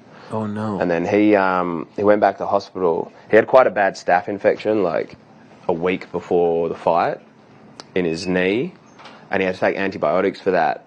And I guess something happened that, like, the antibiotics that they used for his arm surgery, either the staph or the other antibiotics, caused these antibiotics not to work. So they had to do the thing where they, like, take the infection and culture it and find out what antibiotic worked to put in. So he had a super rough time. Super rough time, yeah. Do you think he'll be ready for that Perth card? If all goes That's where he lives, right? Yeah. Prior to Perth. Yeah. If all goes well from here, it should be good. Okay. It should be good. Yeah. Shavkat. That's what he wants. Like that. Yeah. That's what he wants. Golly. Yeah, that was big. Not a lot of people are calling out Shavkat. No, the funny thing about, like, Jack's been saying, at least internally with us, he wants to fight Shavkat for like 3 years. He's always had, like, before Shavkat was where he was now. Shavkat was at like 2-0 and had a bit of hype. He was like, I want to fight that guy. So in his head, he's really, really wanted that fight for a long time. Who should Cody's first feud be as champion? Who should be against? I mean, what did you make of The Rock? Don't break my heart again. They're obviously planting something.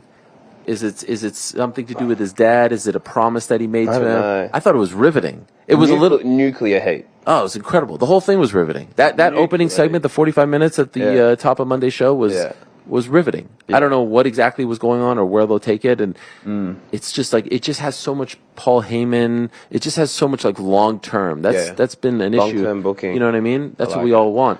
But who would you have him feud with right now? There's no like clear. I feel like all the action's in Raw right now. Yeah. SmackDown is like who really. If Rock disappears, like, is it maybe do they like go back to Roman again? Like a solo, yeah. I mean, I'd like to see. I see now with dropping the Intercontinental. I think Gunther's going to move into the. I call him Walter. Gunther's going to move into the main. Yes. Oh, I forgot about that. Yeah. Yes. Yeah. It's interesting. There's so many storylines that have just like spread. Yeah. Spread. I'm very interested in the Raw title just because I never respected Damian Priest. I never anticipated Damian Priest to me neither cash in and hold that. I truly thought it was going to be like a failed cash in. Flip the script on what happened. Stumble. Yeah. But I don't know. It's exciting. I haven't enjoyed this like booking and this product with professional wrestling since I was a teenager. You know. So good. It's so good. After what I would say is close to a decade of mediocrity. Respectfully, I don't think. I mean, I love like the Shield and that, but there was 5 years where it was just uninteresting, in my opinion. The PG era. Now they've just come roaring back. There's F-bombs being dropped left and right. It's incredible. Well, this has been incredible. Yep. Thank you so much. I really appreciate it. You're doing incredible things. It's a pleasure to see you. I almost forgot we were on air there. Yeah. Isn't that the best? Isn't that? I've been tired. I forgot where I was. That's the whole thing. And can I break some news regarding tomorrow's show? I'm always afraid. Yeah, go ahead. Yeah. The aforementioned Israel Desanya is going to join us in studio. He's here. On the couch. No. He's in Los Angeles right now connecting. Is he going to make it on time? Yeah. Well, so that's great. Thank you for hooking that up. You. Appreciate you very much. I'm going to stand up because I feel weird just sitting as the guests leave. You're right. Good luck to you guys. Thanks for having me. Max, Yuri, Leon. The boys. Tell Leon not to forget me, okay? I will. In-person's only now. Yeah, okay. Yeah. I love there he is, Tim Simpson, the man. And we do have our next guest that's going to join us in a matter of moments. That was so much fun. Chosen Advisory Group, they are killing it. Paul Hughes just signed. with them. Well, they reconnected, if you will, and looking forward to seeing who he goes with. Does he go to the UFC? Does he go to the PFL? PFL trying to do big things in Europe. So very exciting times, and a lot of big names and a lot of big clients, and this is great. How much fun is this? And so we keep the train rolling along, my friends. Are we ready for our next guest or not quite yet? Oh, Frank is slowing down over there. What were you guys doing? Hello, DJ. How are you? Oh, my gosh. Mr. YouTube is joining us now. Oh, with the thumbnails. Is he like... He sits there. It's incredible. I watched this one video where he's like in the little corner and he's playing another video. I don't know how he does it. Is it all Michael Wantsover or is it all him? We'll never know. And he's just like going through YouTube videos and reacting to things. This is one of the greatest fighters in the history of mixed martial arts. And like I said at the top, dare I say, in the conversation for greatest martial artists ever. Not mixed martial artists ever. And this guy's now turned into Mr. YouTube. It's unbelievable. There he is. My good friend of yours, Demetrious Johnson. How are you, my friend? How's it going? How's it going? It's going good, baby. It's going good. good. To see you. Wow, Mr. YouTube. Do you like that title? I mean, it is what it is. If that's what you want to call me. You're killing it. Thanks, man. Thank you for doing this. You're doing shows out here as well. Yeah, just one show. We're going to do the Mighty Cast. We have Izzy coming in. Oh, whoa. Are you out scooping me? No, not at all. Okay. We've been trying to get Izzy for a very long time, and he said he wanted to do it in person. That's his thing. And so we're like, okay, well, we can, try to arrange around your time. And, Michael was like, man, we should get so many guests. We should get this guest. And I was like, nah. I was like, I just want to talk to Izzy and you, obviously. Oh, so did I get canceled? No, you didn't. You didn't get canceled. You had your show tomorrow. Yes. The schedule was conflicting because you were going to come on Saturday, but you're leaving Saturday. Yes, I'm leaving. And so we're trying to, no stress. Well, I don't know, because we can always, do it over which we've done before. It's done great numbers, great chemistry. So, but Izzy wants to do it live in person. He's got so much stuff going on. So I was like, just let us know when works best for you, right? And granted, he's in a different time zone. He's coming here now, so we'll see what happens. But that's what our goal is, to get Izzy. Are you going to UFC 300? No. Why not? Because I didn't come to Vegas for that. What did you come to Vegas for? My dad lives here. It's his birthday today. Oh, happy birthday. Wow, I feel horrible that I'm taking you away from your dad. No, his ass is with his wife. She's getting an extraction with her tooth. Okay, wow. It's my dad's birthday, and it's my son's birthday on Monday. And we're like, hey, where do you want to go? He goes, I want to go to Vegas. I was like, oh, let's go to Vegas and celebrate my dad's birthday and your birthday. It just so happened that UFC 300 is happening, and, there's all these guests coming, not guests, all these athletes coming in, and I got a chance to actually work out with Aljo. So it just worked out, just landed on this week. One of the things that I love to talk about is like, oh, it's UFC 300, or it's the 30th anniversary of the UFC, or it's some kind of milestone. As a big NBA fan, they do this all the time. Top 50 players, top 75 players. Like, I would love if they brought out the top 30 fighters and had you all, and I would include you obviously in that list, and celebrated you and feted you, and you would sit there. Why isn't this not happening? Why, like, you should be there on Saturday. And maybe you don't want to be there, but at least the invitation should be extended. I'm sure I'm still good with some people in the UFC, some of the people who work through, who help the show run and be amazing. And I'm sure if I wanted to go, I could go. Right? I can buy a ticket and go if I wanted to go. But buy a ticket? Sit in the front fucking row, man. Come on. You fucking open the cage door if you want. Nah. You sit on Bruce Buffer's lap. Nah. I'm sure if I wanted to go, I could go. But like I said, I came in town for my dad's birthday, my son's birthday, and it just happened to fall on this event. Do you like this card? I like it. It's a good card. Absolutely. I think there's is it worthy? Because this is the big debate. Is it 300 worthy? Is it worthy of the number? Is it the greatest card of all time? I want to say you know what? It's stacked from top to bottom. I just did my final prediction on the Mighty Game on YouTube. Go ahead, pick that up right now, ladies and gentlemen. Is it out? It's out right now. Okay, I just did that. I mean, the Figueiredo fight, the Aljo 145, Max taking on Justin Gaethje, the BMF. I mean, Charles taking on Armand. I mean, the list just goes on. And these are all fights that I'm actually genuinely, I care about. Like, I'm actually invested into it, right? Like, when I went on this journey of covering not just MMA, but just sports in general and fighting, I only cover the sports that I wake up and I'm like, oh, that's a sick fight. That's a sick matchup, you know. Not just UFC. You know, you look at one championship, you got John Haggerty taking on Super League. They just made a matchup, Mikey Misimichi taking on Gabriel Souza. Then you go to Karate Combat, you got Luke Rocco taking on Joe Schilling, I believe that's his name. And then you go to, you got Haney taking on Garcia. You got Nate Diaz taking on Jorge Masvidal. It's a great time. It's a great time, and those are the fights that interest me. And if it interests me, I'm gonna cover it, right? So, but I think this card is good, you know. And there's a part of me where it's like, you know, when I look back at UFC 100, you know, the thing that pops in my mind is GSP versus Thiago Alves, Brock Lesnar taking on Frank Mir.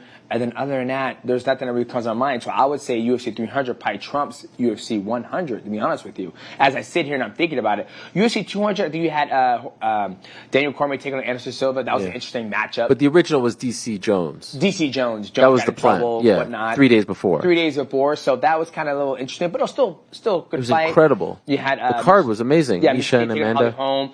Amanda. Oh, Amanda, sorry. Yeah. You had Max Holloway taking on Jose Aldo, right? No, Frankie Edgar. Frankie Edgar. You cover this sport or what?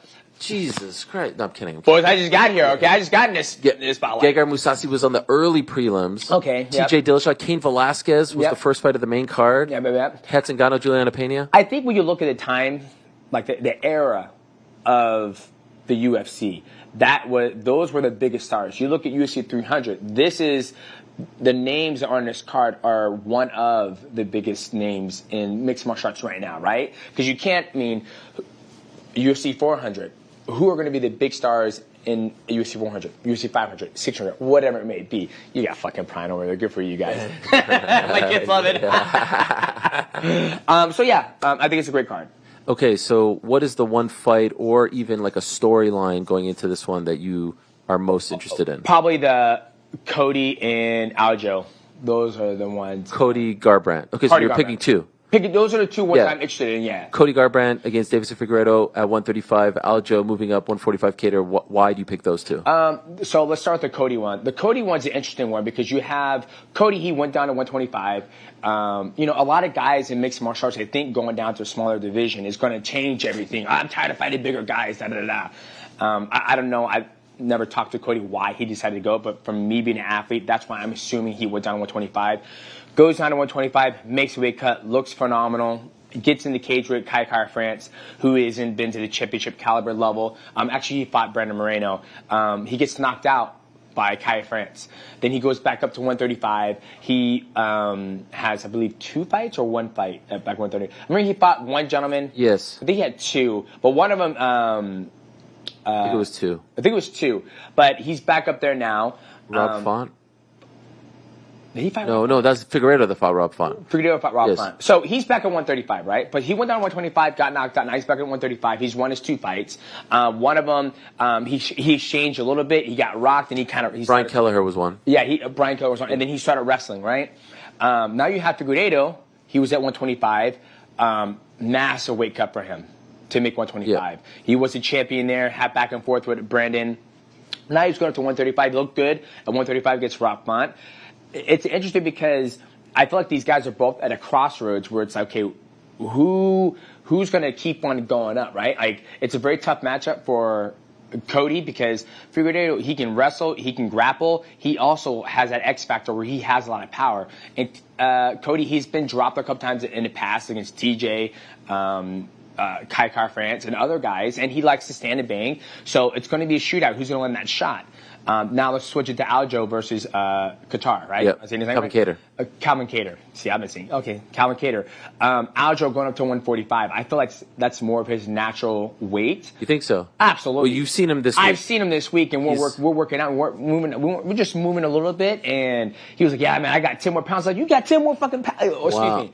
Yeah, he was at 150. He was at 155. Wow. And so he's still got 10 more pounds to make 145. And I was like, man, like, yeah, it's a lot of what he's cutting to make when he used to cut to 135. But he's looking good. But he's going up to 145, trying a new different division. He's he's been a champion 135. He got knocked out by Sugar Sean O'Malley, but he's given his teammate Merab an opportunity to fight for the belt, right? I really enjoy and appreciate the love they have for each other. It's like, I've been a champion. I've defended it. I'm going to give my boy Merab an opportunity. He deserves that title shot. I'm going to go to 145 where I'm going to take on, bigger guys. And it's going to be a harder division for him to, make his way. But I'm super excited to see how he does that. So those two fights are obviously non-title fights. Yep. You have the two title fights at the top, and you also have this title fight. Yep. As a purist, how do you feel about this? It's funny. I sit here and I laugh about it because the only way you can fight for this belt is if you're chosen to fight for this belt. Yeah, it's not a meritocracy. Yeah, it's not like you have to work your way up. Yeah. You have to be chosen to fight for this belt, and I believe the belt's actually like legit platinum or something like that. It's like a $40,000 belt. So I think it's kind of cool. And I saw what Islam said. Michael Wandsworth, very talented producer, by the way. Yes, the man. Is he here, by the way? He's on the way right now from Vegas. Okay. He said, "Hey, we got to post this to keep the juices flowing for the Mighty Cast." Where Islam says, it's a meaningless belt. Right? Like I don't disagree. I mean, I understand and I don't, right? Like, so, we can go down this rabbit hole, which do a little bit, we'll touch our toes in it. At the end of the day, we're athletes and we're fighting for money, right? That's prize fighters. Prize fighters, right? Once you've won the belt and you defended it, okay, next goal in mind is to, set records, level title defense, whatever it may be, but to make as much money as possible. So, who knows what the stipulation is for him to fight for the BMF? What they say, Mike Holloway wants you to fight Justin Gaethje. We're going to give you, I don't know, $750,000, $1 million to fight for the BMF. I'm just throwing numbers out. I have no idea what they said. And it'd be opportunity for you to fight for a belt that you have to be chosen to fight for, right? It's just going to add to his legacy if Max and Justin win it, right? Justin Gaethje hasn't become the undisputed lightweight champion of the world. He's been the interim champion of the world, correct? Mm-hmm. He has been the undisputed. So I told Max Holloway, as my good friend Joseph Benavidez said, he can be the George Washington of this belt. He can be the first ever baddest motherfucker and the undisputed featherweight champion of the world. Nobody has been both at the same time. You know what I mean? Yeah. So I think at the end of the day, it's prize fighting. It's fun. It's a fun fight. Why not? Okay, fair enough. Can I ask you if this is an accurate assessment? Is Zhang Weili the closest we've seen to Demetrious Johnson in female form? She reminds me a little bit of you. Is that a good take or a bad take? I don't want to say it's a good or a bad. I think the one I would say is Valentina Shevchenko. Closer because I feel like, she's always gotten better. She's been one of the champions when I watch her fight. She's always getting better. Because I feel like, she'll beat everybody on the feet, right? And then she fights a wrestler. Then you see her throwing the wrestler, submitting the wrestler. And I felt like in my style of fighting, it's like, I fought Kyoji Horiguchi. I was fighting a guy who blitzed. He blitzed a lot. And then I was taking him down. And then I fought Chris Carriazo. Then I Pascal. Then I fought John Dotson, the guy who's, he's always checking and knocking people out. I was able to beat him and Joseph Benavidez. So I'm always adapting. I felt like Valentina Shevchenko was always the athlete who would adapt to the person she was fighting and also be able to play her own game. Almost like John Jones. John Jones would do the same thing, but then John Jones would, John Jones would stop. I felt John Jones would stop opposing his will as later in his career got going on, right? Like I felt in the earlier of his career, I was, now that I'm doing all this social media stuff, I always read the comments like, technically John Jones, he's only beaten middleweights. He's never actually the revisionist history. And I'm like, guys, you can't go back to that. But I felt like when John Jones was fighting like Shogun, Rampage, Rashad Evans, those guys, he would oppose his will and do whatever he wanted to them. To when he started fighting guys, Cyril Gane, I still think he didn't have to get fat to beat him. I think he could have been 205 and still did what he did to him. Who did he fight? Thor, Thiago Santos. Yes, Anthony Smith. Yeah, I felt like Anthony Smith. I felt like he poses well in it, but I felt like Thiago Santos and the other gentleman he fought, Dominic Reyes. I felt like he just kind of did his own thing. He was. I actually thought he lost that fight. A lot of people go back and forth, so that's why I felt like there was a time where he would kind of like not oppose his will.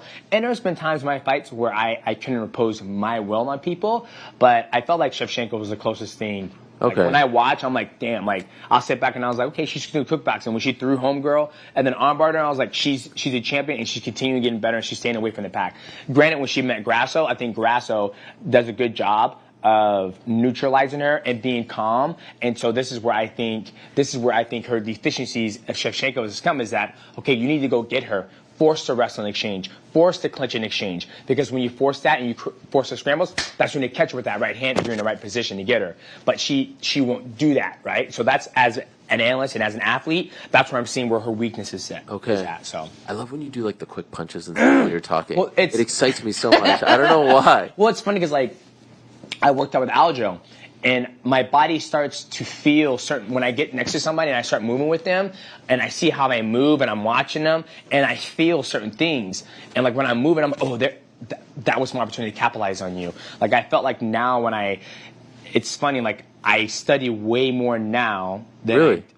Yeah, because I'm breaking down fights. That's true. That's true. When I was in the midst of me, training and competing, and I'm still competing, but I'm more focused on breaking down stuff, building my brand. I see so much, and I see what people do well, and I see what people do wrong, and I see what I do well, and I see what I do wrong too.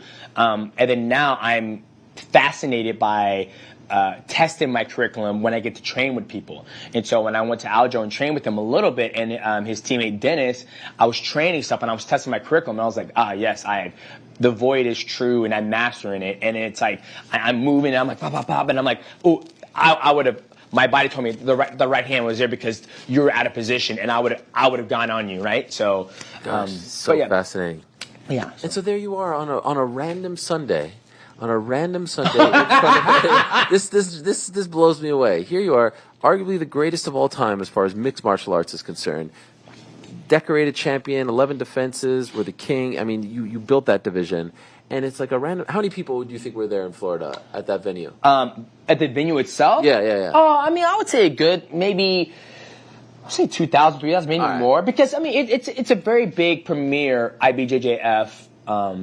Pan Ams. Pan Ams, yes. Yeah, it's Pan Ams on a Sunday. No fanfare. You don't make a big hullabaloo about this. Nope. And you're next to these dudes. Like, are you next to just like 9-to-5ers? Yeah, I feel like I'm a 9-to-5er, right? I mean, I don't know why. But yeah. With 11 UFC title defenses, brown belt. Yes, brown. By the way, what the fuck do you have to do to get a black belt? I mean, that is insane. The Kyoji Horiguchi win alone should have been the black belt, that was like in 2015. What do you have to do to get a black belt? Okay, so let's. How you want to answer this question? Want you answer the black belt first, or you want to answer? Okay, I have so many questions about this. Okay. Side note: black belt. Okay. How are you not a black belt? So in Brazilian Jiu-Jitsu, you have no gi and gi, right? And with my professor, when you're in an IBJJF rules, right, you have to have a certain amount of years under a belt. So when I was competing in mixed martial arts, my professor Bibiano Fernandez, he would belt me. And he goes, hey, you're a brown belt now. He goes, in order for you to get your black belt, you need to go back and compete in Brazilian Jiu-Jitsu in the gi, right? He goes, I'm not going to give you a black belt. Wow. He goes, unless you win some tournaments, right? Wow. Not everyone's like this. Not everyone's like this, right? Some dudes are knocking people out and getting a black belt. Exactly, right? And for me, I don't want to be handing something. I don't want to be handed something if I truly didn't work for it, right? Like, now I've been focusing more in grappling in the gi. So, I know my worm, I know my squid, I know my lasso, I know all my different guards, and I'm still continuing to learn in the gi, right? And so it's a difference. And then once, if I wanted to get my black belt handed to me, then I would have to win Adults Worlds, which is 18 to 30-year-old, and you have to get points. Now, if you're a black belt, you have to get points in order to get into that tournament. But I could have gone there as a brown belt and competed with the 18 to 30-year-old gentleman, and if I would have won that tournament, then I would have got my black belt. But there are stipulations that you have to go through if you want to go underneath the IBJJF policy and rule sets, right? So yeah, could I, after I submitted Kyoji Horiguchi, could I got my black belt? Yeah, I'm sure of it, right? But am I truly a black belt? Like, this is me always struggling with this. Like, if somebody has a black belt, are you truly a black belt, right? I'm not going to argue with their professor if they truly, right? So it's a very. Do you think you are a black belt? I've grappled with other black belts, and it's a different level. Really? Oh, it's a fucking different level. Now, is this MMA black belts or like who I'm talking about. Oh, I've submitted black belts, before, right? But I mean, when I grapple with Bibiano Fernandez and Iggy, it's like. But he's like super high level. I don't care. I don't care. That's my mindset. I don't care, right? It's like if I'm a black belt, I should be able to compete with him in a gi at that level, right? And I can't. So for me, my mindset, this is what I think makes me so good as an athlete and as a martial artist, is that that's a level that I'm trying to reach, right? That's what I want to reach. I've already reached the highest level of mixed martial arts. I've done that already, and I've done it for 6 years straight. Now it's like, can I reach the highest level at a black belt and go win some big tournaments?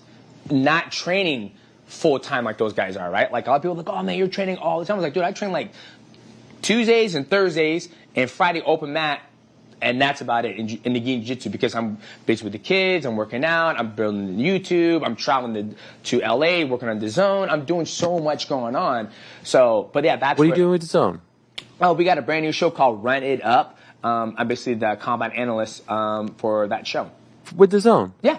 That's huge. Yeah. When did this happen? I just filmed the first 2 episodes 2 weeks ago. Is it just you? No, it's me and 2 of my other hosts. Master, that's his biological name, his name. And I believe the female is Rachel. She's a basketball player. And what do you do? We sit there and talk about the fights. Oh, and the basketball player and the master know about, like, talk about MMA? Everything. We all have our specialty. I feel like Master kind of runs the ship. Okay. Right? And then Rachel, she's about basketball. Master knows a little bit of everything. Is this out yet? It's coming out the 17th of April. So for Haney and Garcia? Yep. You guys talk about that? Right there, okay. Yeah. Yes, sir. By the way, what do you think of Ryan Garcia at the moment? You know, like I said, I said you guys know. I'm sorry that we're going all over the place, but there's so much I want to ask you about. You're fine, dude. Garcia, you know what? I just feel, you know, this is a good conversation to segue. So when it comes to boxing, I feel like in boxing, it's very rare you get to see the 2 biggest stars actually fight each other. There's so many different weight classes. You know, we just saw Garcia fight Gervonta Davis. He got knocked out. And then I saw Garcia fight again. And he's taking on Haney. So I think this matchup is going to be good. I don't know where Garcia's head is at, you know, with all the stipulation to him, his mental health. As a fighter, you see this, are you concerned, or do you think he's just trying to sell a fight? I don't know. You don't know? It's hard to say. It's hard to say, right? Yeah. Like, if I'm in his, like, I always imagine myself, if I was in his position and Matt was, you know, my head coach, I know Matt would like, you're not fighting. Matt would like, you're not fighting. I don't care how much money's on the line, you're not fighting. You're not. It's just too much. It's just too much. You need to get things at home okay, and you need to get your mind correct before we even start training. Has that conversation ever happened with you? You're obviously... No. Matt, I've always been, you know. I remember I won the title, I was like, I gotta go home, pressure wash the fence, HOA's on my ass. And you're like, and I seen you at like, yeah, it was amazing. So, no, I've always been a down-to-earth guy, I feel like. I showed up, collect a check, go home, do my thing. Did you even go to after parties and stuff? Yeah, when I got paid too, yeah, absolutely. Okay, but you didn't just go for fun? No, I didn't go for fun. I mean, after I get done fighting, I just cut to 125. I step in a cage at 138, probably get out of there like maybe 135. And then, you know, usually piss and blood from the knee battles. And so I'm like, I don't feel like drinking alcohol. Rather wait till I get home to be able to celebrate, right? And what does that feel like, to piss blood? You just pee. Does it sting? No. No? No, it's like cranberry juice. You ever eat beets? Sure, yeah. Same way. You just pee. Oh, bad bleeding. How often would that happen? You know, when I cut to 125, it happened a lot more. Now that I fight at 135, it doesn't happen that much. Like when I fought Adriano, no. When I fought him the second time, when I fought Rate, no. So no. Okay. And I just think it's from the trauma. You're just fighting. Sure. The knee battle, everything. Okay, so I went so far down. Back to Florida. Why do you do this? So you competed in the Because I want to. That's it. Because I want to. You don't get paid. Don't get paid. No one is asking you to do this. No one's asking me. It's something I want to do. You want to do this? What you have to pay to join? Yep. How much? I think it's $150. Oh my God. See, for me, I feel like a true martial artist. Like I feel like my goal is when everything's done is said and the dust is settled, and they look back on the history books of like who was a true like martial artist, right? Like even you look at Charles Oliveira, there's times of him competing in the gi, submitting people, right? He doesn't do it anymore. Even look at Bibiano Fernandez. He just won Pans, and he took 17 years off of competing in the gi. And he's been one of the best in mixed martial arts, dream champion, the longest reigning champion, won championship. So I want to be able to, like, when people are like, damn, man, Demetrious Johnson is one of the best if I can do it. And I'm like, yeah, he did very good in mixed martial arts. You look at Izzy Adesanya, same thing. He did his thing in kickboxing, and now he's in MMA. And I feel like this is a totally different spectrum. It just changes the whole dynamic of it, where my background's in wrestling and I came into mixed martial arts. People see me as one of the greatest of all time. And then I throw myself, I don't go into no-gi, I go into gi, because I feel like in the gi, it takes away all my athletic ability and my speed. Because you can grab me. You grab me, I have to deal with your grips. And after I deal with your grips, then I have to pass. Right? Yeah. So where in no-gi, I just move and I just roll my wrist, you lost it, right? And I feel like the no-gi right now, when I watch it, it's a leg battle. Like, I feel like everybody's going for legs. It's like heel hook, and heel hook is, in my eyes, it can just ruin your career. Right. Because you're tearing the ACL and all that stuff. Like Mikey Misimichi did it to a gentleman in one championship, tore homeboy's whole legs. I was like, it's fucking stupid. I was like, that guy just ruined his career. Right. He could have tapped, right? But still, it's a move that's going to take you out for 9 months if it's done correctly. And I was like, he'll never fight again. He'll never make another paycheck. And then his career is over. So I was like, why would I put myself in a position where if somebody can heel hook me? And the thing about heel hook, from my experience, is that when it happens, it's too late. Like, it's like you're fighting it and it goes, it's done, right? So for me, that's what I see when I watch, no-gi. It's all angle locks. It's all leg locks. Where I feel like in the gi, it's more of dealing with the grips and all that stuff. And I just find it's a hard problem to solve, and I like solving hard problems. So I saw on your YouTube channel, everyone go check it out on the Mighty Gaming YouTube channel. Yes, thank you. You competed in 2 different competitions. I gotta ask. Okay, so of course you win. Yep. You win the brown belt, Masters 2. Masters 2. Yep. Brown belt Masters 2, I admit I'm not as well versed in this world. So how it goes, so I'll give it to everybody. So when you hit 30 years old in IBJJF or in grappling in the gi, you're considered old, right? So when you hit 30 to 35 is Masters 1. You will compete against people who are Masters 1. Then 35 to 40, Masters 2, so forth, so forth, so forth. Right? Okay. Like Alex Davis. So it goes in chunks of 5? Goes in chunks of 5s, I believe, Okay. right? So Bibiano competing in Masters 3. Got right? it. Okay. Yes, can I compete with an 18-year-old or 30-year-old? Yes, I can, right? People are giving me shit like, oh, you should be competing with adults on the guys. I busted my ass to stay this fit at 37 years old. So I'm sorry that I'm fucking fast and athletic at 37 years old and you're not. Yeah. It's like, that's not my problem. Yeah. Like, you can do the same thing, right? So that's how it goes. So I went brown belt, Masters 2. Did you smoke everyone? No, I mean, it's... How many matches, by the way? 3 matches. 3 matches. 3 matches, right? So... Was it ever in doubt? No, see, this is what I love about grappling, is that you only get you only get 6 minutes, and that's it, right? Yeah. And it's a game about not exposing yourself while forcing your opponent to expose himself, right? Because there's points to it. So let's say I get a takedown, right? That's 2 points. Okay? Now, I have to pass his guard and hold him. That gives me 3 more points. Wow. So let's say I take him down, and then I'm in his guard, and he's doing, let's say he's doing lasso guard. I get caught up in lasso, which happened last year. He sweeps me. He's got 2 points, and then now it's tied. Now let's say he passes my guard, he holds me. That's 3 points. He gets 5 points, so it's down 5-2. I would have to sweep him.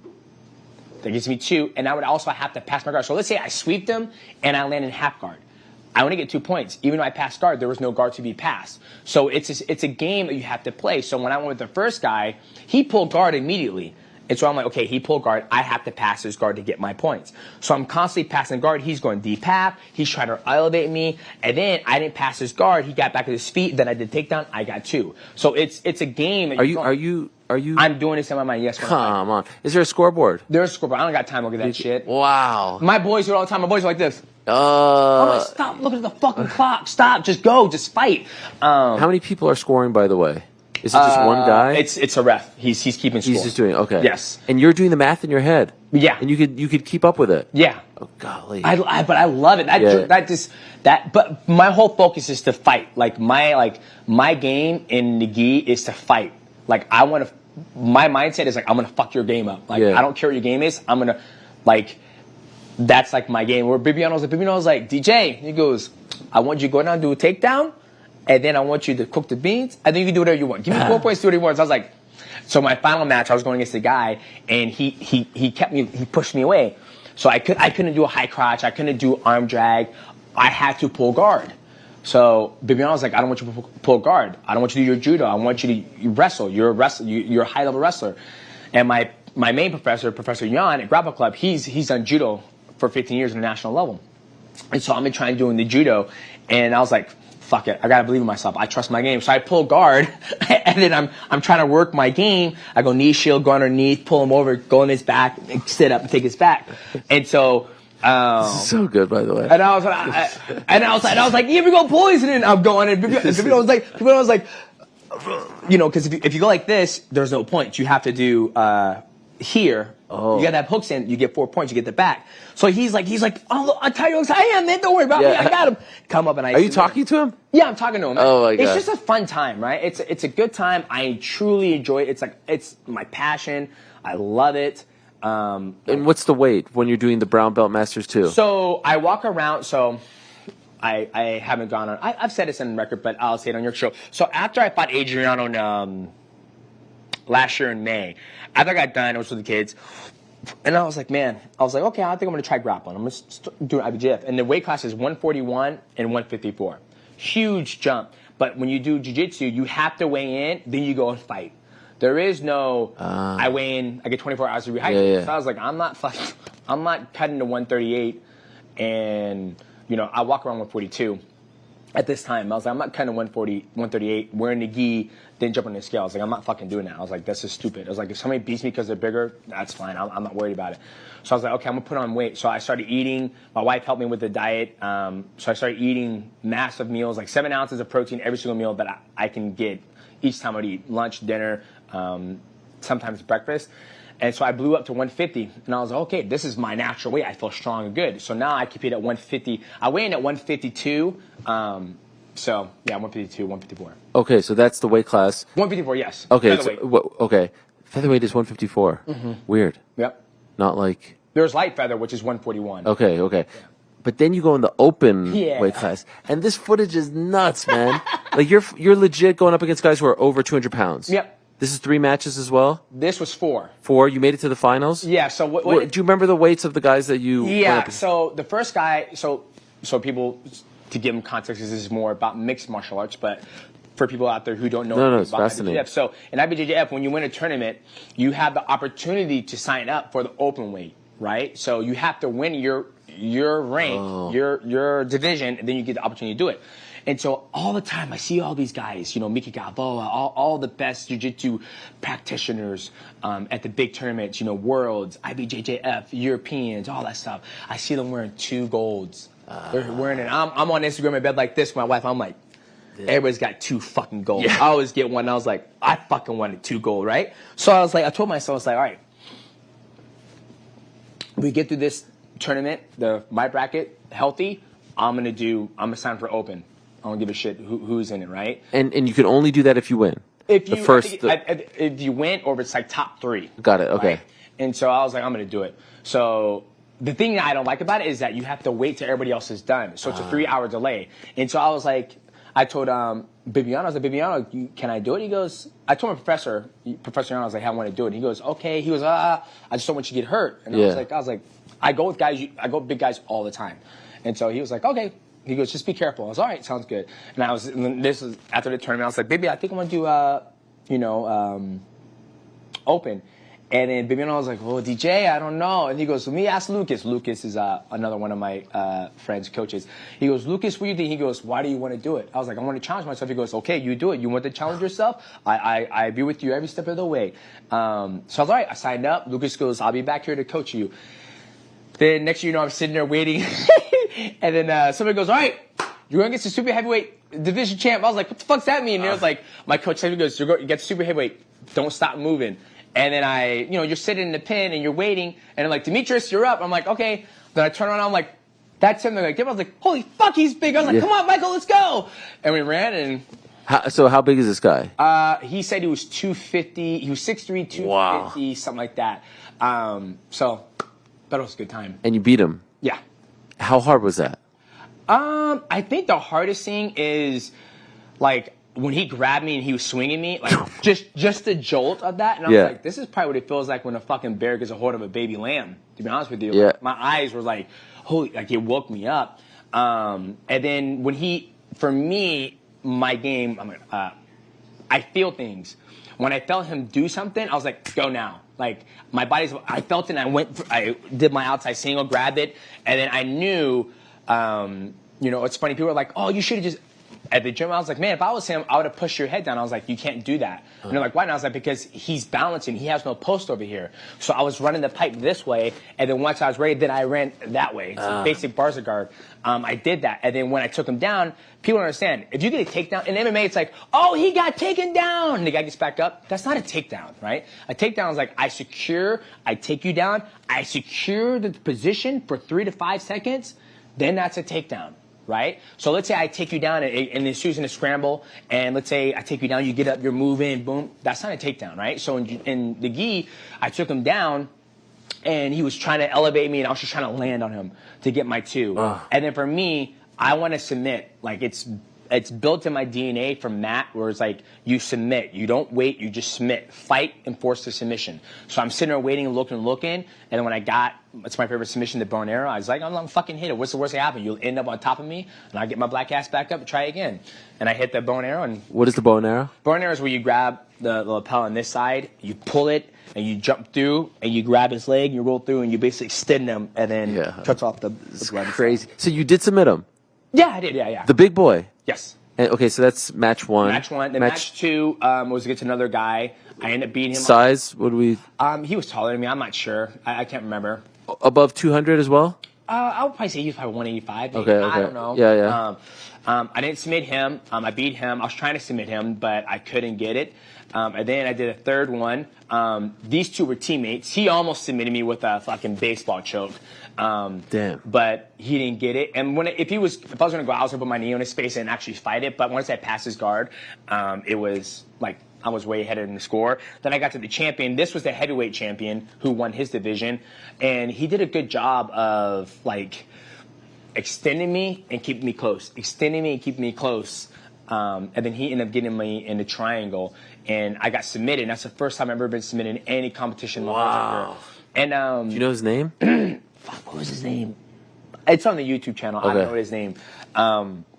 But he ended up beating me, and I was beating him too. I was like, God fucking damn! I was so mad because I won't move, and I did a fake guard pull and ran the pipe and took him down, and I just couldn't pass his guard. And then there was a part of me that said, man, I should, because my game is I pull guard, because half of the time when I'm in the gym training, everybody's bigger than me, so I have a great guard. And sweeping people and all that stuff. But he got me, and it was a good time, and my son was there, and I'm trying to teach my son, like, how do you battle losses, right? I was like, you don't throw fits, like I said, the jiu-jitsu document is like, the only person who's not going to lose is the person who stops competing. It's a fact. Right? Like, the more you compete, the more opportunity for you to lose goes up significantly higher. And so I told my son, like, dude, I'm not injured. I'm healthy. I had a good time. And I get to go home. So there's no part of you, the competitor in you, that is annoyed that you don't have that photo with the 2 gold medals? No, don't start it. Because now I know the next time I do it. But, it's a goal. If I get it when I'm 65, I get it. So are you going to keep doing that? And by the way, do I need to fix his mic? Yeah. Oh, my bad, baby. You got so excited. That's the passion. You're not going to have a guest that's passionate on this show. No, I love it. I love it. Is he doing it the right way? So, all right. So you don't get that. What is the next one? The next one is so there's nationals. I don't think I'll have time to train for that. Then the next one's going to be Worlds again in 2024 in Vegas. You're going to do that? That's my goal. What's the difference between IBJJF and Abu Dhabi? ADCC? Yeah. So ADCC is more catered to no-gi. And you can do whatever the fuck you want. You can test. They don't test. You can do steroids. They don't give a shit. They don't care. I feel like, and you fight, there's no age limit. It's like you fight, you just fight.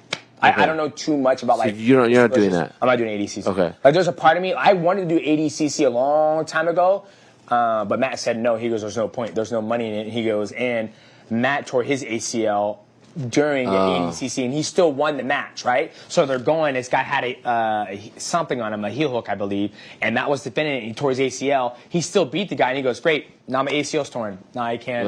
And I feel like when I've torn my popliteus, my LCL, my MCL in fights, and I just feel I've been talking to my physical therapist. She goes, "I feel like you're an explosive athlete."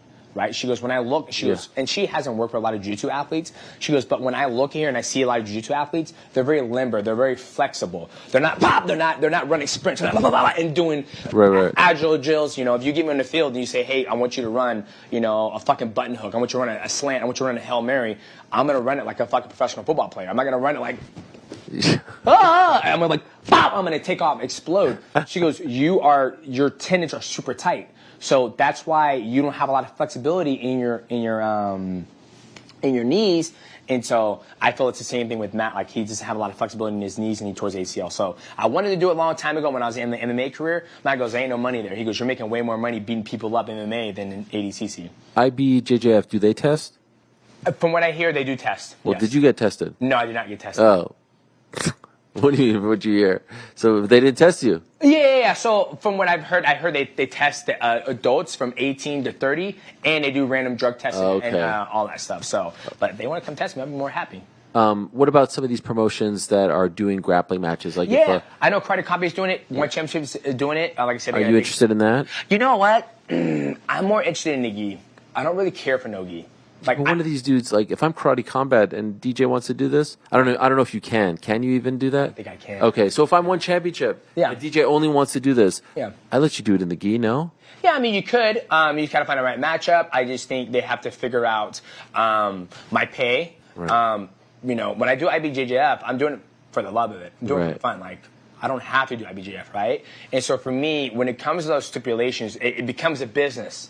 Right? And when it becomes a business, I don't think I'm going to lower my value. Okay. Right? So, and I've been offered to do 80XC too, which is the Abu Dhabi Championship, the grappling one. And they offered me, they said, hey, we'd love for you to come out here and grapple. And I was like, oh, you know, right now, I mean, I'm under contract still with One Championship. And One Championship has no gi, which I'm not interested in no gi. I'm more interested in any gi. Okay. And and then here's the thing, I don't want One Championship just to make a gi division just for me. Like, if it's part of your guys' brand of focusing on gi, all right, let's do it, right? But if it's not, don't do it just because of me, right? That's just how I feel. Right. Have they reached out to try to...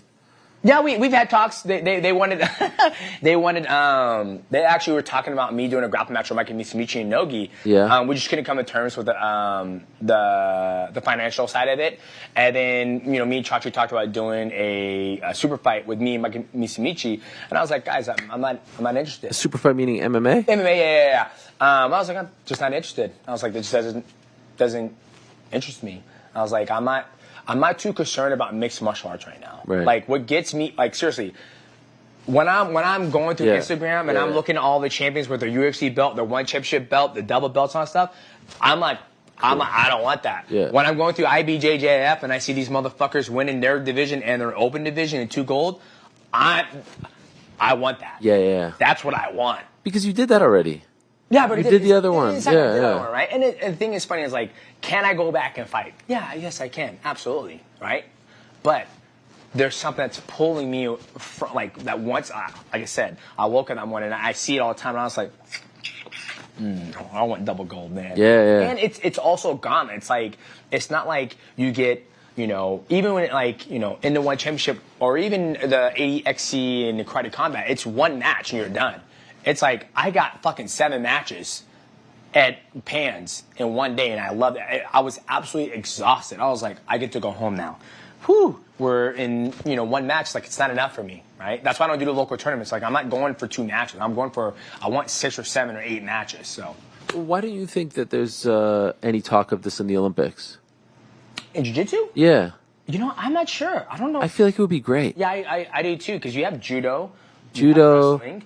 Taekwondo, wrestling. I don't know why. Don't you think it would be great? I think it'd be great. I think the gi grapplers need to get paid more money. I think a lot of those. I mean, they do, right? Yeah, I think gi needs to be on bigger stages. Me personally. How do you decide what you cover on your channel? What interests me and what the fans want. Because there are sometimes you go like, you had one take, I love you. Yeah. Anthony Joshua would beat Francis Ngannou in MMA.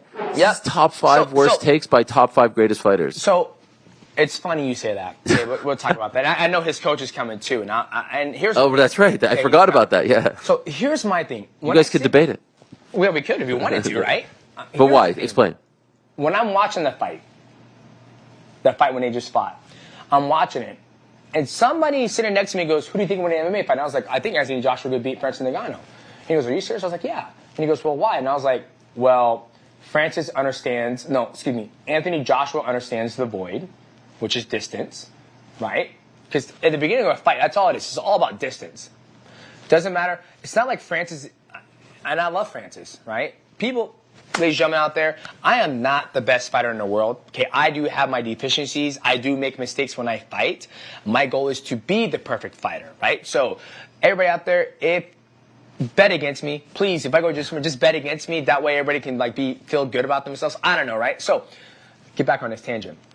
Now, it's not that Francis is some world-class kickboxer. It's not like Francis is out there going, bah, bah, bah. He's not throwing body kicks, leg kicks. He's not, bah, bah, bah. He's not doing that. Yeah. You look at all Francis' fights, he does have some submission wins. He does have where he takes somebody down. But if I could take a guy like Anthony Joshua, who's an athletic specimen, who understands range and distance, and I train him for 6 months. 6 months. To defend a takedown, check the leg kick, and just box. You're not going to have your 16-ounce gloves. I'm taking your gloves to here. The distance doesn't change at all. It truly doesn't. For anybody out there who says it does, it doesn't. I've done both. I boxed before, and I've done MMA for 18 years, and I've been well-rounded. So if I can take someone who's athletic, which Anthony Joshua is athletic, it's easy to fight. Now, here's a flip side. Now, how would it go against Anthony Joshua versus John Jones? Different animal. Right. John Jones will go out there and force the clinch. He will go out there and force the wrestling exchange. Maybe Francis Ngannou would do that, right? But I don't think Francis would do that from the years I've seen him fight. That's how I view that fight. I'm not saying Francis is going to get destroyed, right? But I do believe he has a chance of beating him because he just knocked him the fuck out in a boxing match where Francis beat everybody in a boxing match, right? So that's my stipulation, and it's okay that people say that's the worst take ever. I don't. Did you get a lot of shit for that? I did, but I don't care what they think because this is how my mind thinks, right? When I see somebody who can beat somebody very dominant fashion in one realm, and he's been very successful in that realm. Why can't that person be? And it's funny, somebody else who's a martial artist said, I agree with you 100%. And who's that? Not going to name any names. Okay. Oh, it's a private conversation? It's a private conversation. He goes, I agree with you 100%. I was like, why do you agree with me? He goes, because Francis has been very successful in the boxing world in MMA. He boxes people. Like I said, when he beat Stipe Miocic, yes, he threw some leg kicks.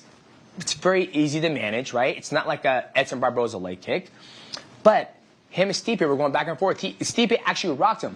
I will go on and say Anthony Joshua is a better boxer than Stipe Miocic, right? Yes, of course. Not a better MMA guy, but there's so many people in mixed martial arts. I'll say it all the time. MMA is the easiest sport to become a world champion in. It truly is. Why is that? Because you have people who are very good at one thing and have so many holes and deficiencies in their game. I was just training with somebody, and we're working, and he said, "What happens if the person's not good in this realm?" And I said, you just answered the question. He goes, what do you mean? I was like, say what you just said. He goes, well, what if that person's not good in that realm? I was like, he has a deficiency. He needs to work on that so he doesn't have that. Like for me, I tell him that all the time. Man, I want to pop. I want my 5-piece chicken nugget. He goes, you can't get that 5-piece chicken nugget. The reason why is because this opponent is going to run away from you. When I fought Adriano, I was like, dude, I want to get in a position where I can land a 5-piece combination. He goes, you can't do that. I was like, why not? And I was like, because he's going to run. He's just going to continue to run. Right? This is when we're fighting him the second time. He's going to continue to run, and then once he stops, you might be able to hit him twice, and he's going to run again. Right. So that's why when I hit him, and then he fell, then I hit him with a knee. I couldn't get my my 5-piece chicken nugget. But I'm forcing myself to get there, right? I'm always fighting guys who are taller than me. So if I was fighting someone who's shorter than me, I would force that 5-piece chicken nugget meal and the wrestling and the clinch. Where when I was talking to this gentleman, he was like, I'm not efficient in that realm. I was like, you need to become efficient because that's what Matt forced me to do. Matt will look at me after I beat someone. He goes, even now, Professor Young, he goes, you're in your gi game, you're very weak here. We're going to work on that because somebody's going to see that and put you in that realm again. So that's how my mind thinks when I'm watching this. And no ego. You don't get offended by this? No, absolutely not. I came home, I just won fucking gold. Yeah. Somebody goes, dude, your fucking game is weak. Wow. And I was like, we're going to work on it. Let's work on it. And I'm like, I want my judo better. It's like, I'm always striving to be that perfect martial artist, whether I'm winning or whether I'm losing, right? So. But with regards to the Francis thing, in other words, Tom Aspinall is not losing to Anthony Joshua in an MMA because it's a style, right? It's a style of a matchup, right? I get it. You know, it's a style. Like, let's say Francis in the round was a fucking nasty wrestler. Yeah, Cain Velasquez, right? But when you get somebody who's athletic, you give him time. Like I said, it's because Francis has been so successful in boxing and MMA. Yeah. Right? No, I get it. I get it. And like I said, everybody's like, the worst thing when you got the and I was like, guys, you guys sit on the fucking couch. And even my peers said the same thing. And it's good to have that debate because that's what I believe in. And I feel if I speak my truth and somebody dislikes me for that, then they never liked me to begin with. Well, what I love about you and when you say things like this, it's not coming from a place, and correct me if I'm wrong. I'm not being malicious. Well, not only that, I don't feel like you are trying to do this just for clicks. No. I feel like everything, even when you're breaking down. Here's an example. My producer was like, oh man, John Jones, we should do this breakdown. I was like, I'm not doing that. No. I was like, John Jones is a good person. I believe John Jones, does he have struggles in life with, whatever it is, his demons? Absolutely. But there's millions of people around the fucking world who deal with the same thing, and they're not getting as much, So isn't he your friend? Huh? Isn't he somewhat of a friend? Who? John Jones. Yeah, John Jones. Yeah, we're so wait, wants you to do a breakdown of John Jones? I said, no, that's not right. And I said, now if this is true, and I said, John Jones came out and says, hey, I was at my house, I was getting drunk, which I do all the time at the house, and I was celebrating. Somebody came to my house, they were disrespectful, I wasn't there, and he gave him lip, and he goes, and if he says, bitch, I'll kill you, whatever, I wasn't there, right? But if he gave the sample, they did their job, they left. Now, if they came there and John Jones refused to give a sample, then I'm like, okay, then I would break it down. I'm like, okay, why is John Jones refusing to give a sample? Okay, now that makes me wonder, is he hiding? Is he taking something? But that wasn't the case. It was just a miscommunication between the USADA and John Jones, and he was lit. But even when you do like things where you're breaking down, influencer fights and all that, I feel like it comes from a very sincere place. Yeah. I feel like it comes from a place where you're like, all right, let's see what's going on here. Yeah. Even by the way, that video, which kind of blew up to a degree of you going into like the Dana White's worst enemies or whatever, and you were like, okay, let's see what this is all about. It's actually very entertaining. Because people send me, so I have a Discord, people post stuff in my Discord. Okay, and they want you to. And I go through all of it and I look and I'm like, hey, I've never seen this. Let me watch it, right? And you're watching it for the first time. Watch it for the first time because it's a live reaction. Yeah. This is my reaction, right? And even when I did it, I watched it, I interacted with it, and my feelings came up. And after I did it and I sent it to the producer, he goes, man, I think we should just do your part and we should do a sit down and make it even more juicy. And I said, no, because now I'm being fake. Right. This is my reaction to it, seeing it live. I like it. And I also want to give my reaction to the T Wood, the Tito Ortiz, and the Francis, right? And I was a big fan. I told, Dana White, Francis think there's some big money out there for him to get, and look at him now, right? Yeah. So, I just do it live. It was great because then you were like, what did CM Punk make? And you're looking at that. It wasn't true. And here's the thing. It's just my feelings, right? It's like, I'm sorry if that's how I feel. But it is in fact true. Well, I should say it is in fact not true that you said don't give me pay-per-view points. So, okay, we'll go over this again. Okay, when I beat Joseph Benavidez in 2012 in Toronto, right? UFC 152. 152. John Jones versus Vitor Belfort on that card. Michael Bisping versus, who did he fight on? Brian Stann, okay? I won. I was still under my contract when I fought Dominic Cruz, right? because I fought Dom at 135. So yeah. I fought Dom at 135. I think the pay was 14-14. I lost that fight. Dom was 14-14 for the belt? Yes, 14-14. Because I was still on another contract. Okay. Right? 14-14. I fought Dom. Next fight was going to be against Eddie Weiland. Right? But then they came to me and says, hey, we have a brand new tournament coming up. I said, okay, I'll do it. Went down to 125. Fought Ian Australia, McCall. yeah. Ian McCall. When I fought Ian McCall, draw. I was about to fight Ian McCall again. They gave me a new contract for 28-20. Right? 28 or 20? 20 and 20. Got it. Right? And me and Matt were like, hey, if you lose, you're making more money when you fought for the belt at 135. So I went 20 and 20. To 20-20. Escalator, every single time it's like 23, 3, 4, 5, whatever. I think it was 3,000. I'm not sure. 5,000. I don't fucking know. You can look it up on the... Yeah. Beat Ian McCall. Then I went right ahead and I fought Joseph Benavidez. Become the champion, right? Fought Ian, then after Joseph, fought John Dodson in Chicago. Signed a contract to fight... was that John Moraga already? I think it was, yeah. John Moraga. Had to get surgery, backed out. We fought in July, right? Then I fought Joseph again. God, that feels like a lot sooner. Did I fight Joseph that quick again? It's hard off the top of my head. Yeah, I felt like I fought Joseph again. Right there, I was up for a new contract. Is that Sacramento? Sacramento, yeah. UFC Fox 8 or whatever. Yeah. I fought Joseph Benavidez. Then I remember they said I was up for a new contract. Like, I fought through everything.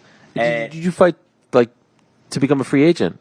No, I did not. Okay. It was like, you know how they do it. Yeah, one fight left. Let's 2 or 3 fights. So I was like, okay, let's do it.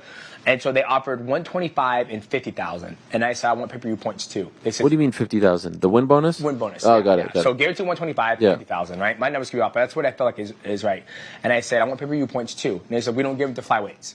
I was like, okay. Just like a blank. I mean, there was no flyweight division. It's not like there was no. We don't give it to flyweight. So I was like, okay, right. So then I went on and I beat Joseph. Then after I beat Joseph, then I went and fought Kyoto Horiguchi, John Dodson, Did you ask why, by the way? No. Right. Somebody said they just want to see bigger men. They want to see bigger men fight. Yeah. Right. And so then I fought. Then we butted heads because what happened? They were doing the Ultimate Fighter show, right? They already planned that before I was about to fight Henry Cejudo. Once again, I'm streaming on Twitch. Somebody goes, "Hey, what do you think about?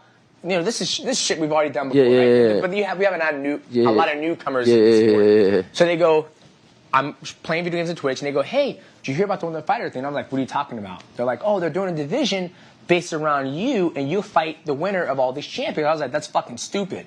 Right? I did a live on. Yeah, I remember. Dan White calls me the next day. He goes, "You dumbass, you did this interview, blah, blah, blah." And I was like, "What the fuck are you talking about?" He goes, "You did interview shit." And I was like, "No, I didn't." And he goes, here's the link. Let me send it to you. I said, "Okay." He sends me the link. I said, "I'll call you back." He goes, "Yeah, call me back. I have to read it." I read it. It goes, that was Bloody Elbow. God bless Bloody Elbow. They're always dropping dumb shit. It goes, Demetrious Johnson finds out live on Twitch about the Ultimate Fighter. Right? Yeah.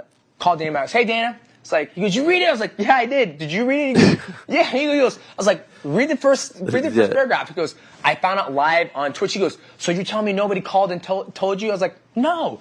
And he goes, "I'll call you back." Hangs up.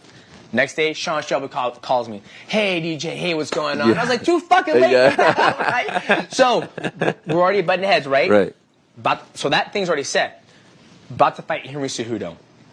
And I think we negotiated before and after. And Matt was saying, dude, I told Matt, I was like, dude, why am I the bad guy here? I reacted live. I was like, that's like me finding out my wife cheated on me, and I'm supposed to act all like I found out live. So Matt was like, just go out there and beat the shit out of Henry Cejudo. Then we'll get our new contract, right? So I go out there, beat the bricks off Henry Cejudo. First Cejudo, Yep. They gave me a new contract, right? So we're going back and forth. They were like, okay. What's that one? The new contract. It was like 3. So they're going back and forth. Matt was going with them.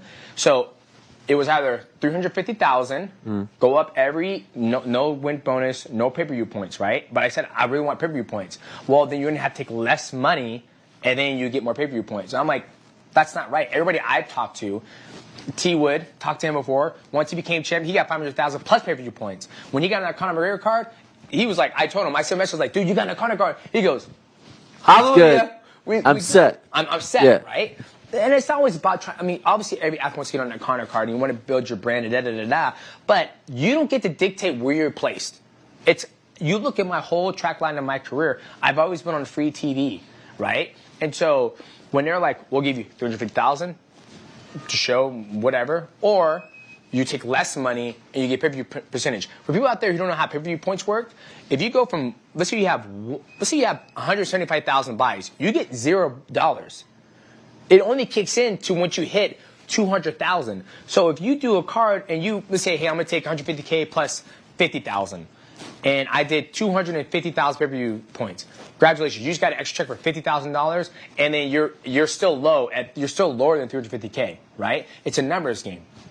So for me, I was always on free television. So why would I, gamble when I don't have the choices to be like, if they're like, hey, you get to pick what card you want to be on, you get pay-per-view points. Then everybody else said, yeah, I'll when you have the biggest stars online, we'll all jump on that card and we'll fucking run it to the bank. But that's not how it works. You even asked, I had Max Holloway on the podcast. He goes, dude, they told me I was going to get a title shot. It didn't happen. And, brother, I don't even care about it. It is what it is. So that's why I do the BM. It's like, you're not in control. A lot of the fans have to think you're in control of what's being done or whatnot, but you're truly not, right? So, do you have regrets when you look back? Like, no, absolutely. Is there any point where you're like, I should have been harder on this front. I should have zigged when I zagged? No, because I felt hindsight's 20/20, of course. Of course, yeah. I think I wish I was more open about how I am as my personality. Oh my God! But I also feel like I was so focused on winning and being the best, and yeah.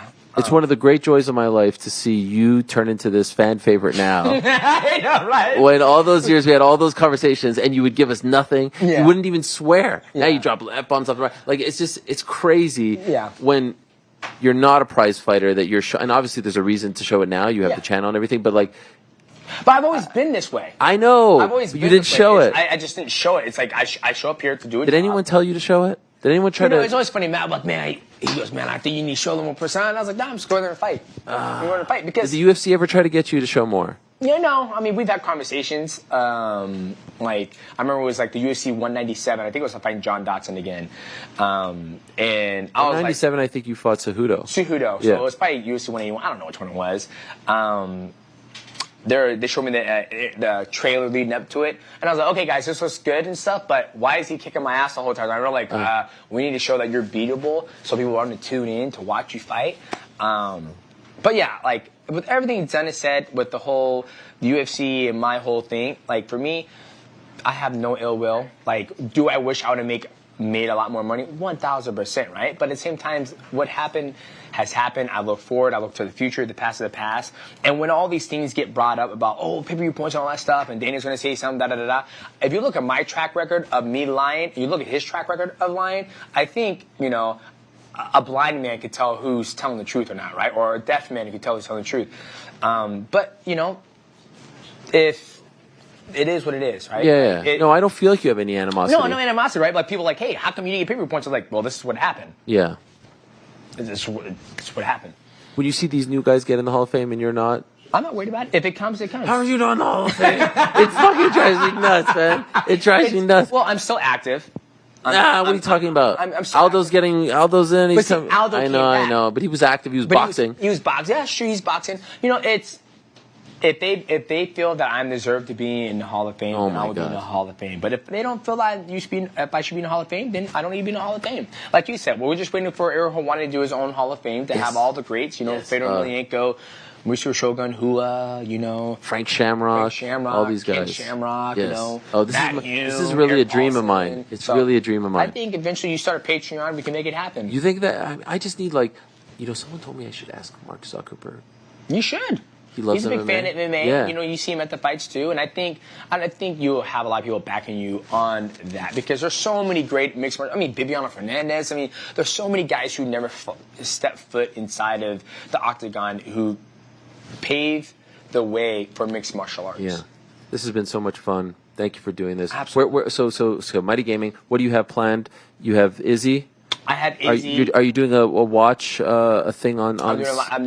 Do you do it live or do you do it after the fact? I do it after the fact. Okay. You don't do a lot of live, right? No. You don't want? Because I can't interact with. I feel like when I stream live on YouTube, I want to interact with the fans, and I feel the fans aren't getting all of me if I'm watching something, because typically when I'm breaking down fights, my eyes are tracking and my mind's going all the time. Like my wife, she always laughs when we watch fights together. She goes, "You don't talk," and I was like, "Yeah, because I'm analyzing the whole time. I'm not watching as a fan. Yeah. I'm analyzing. I'm like, oh wow, he did like."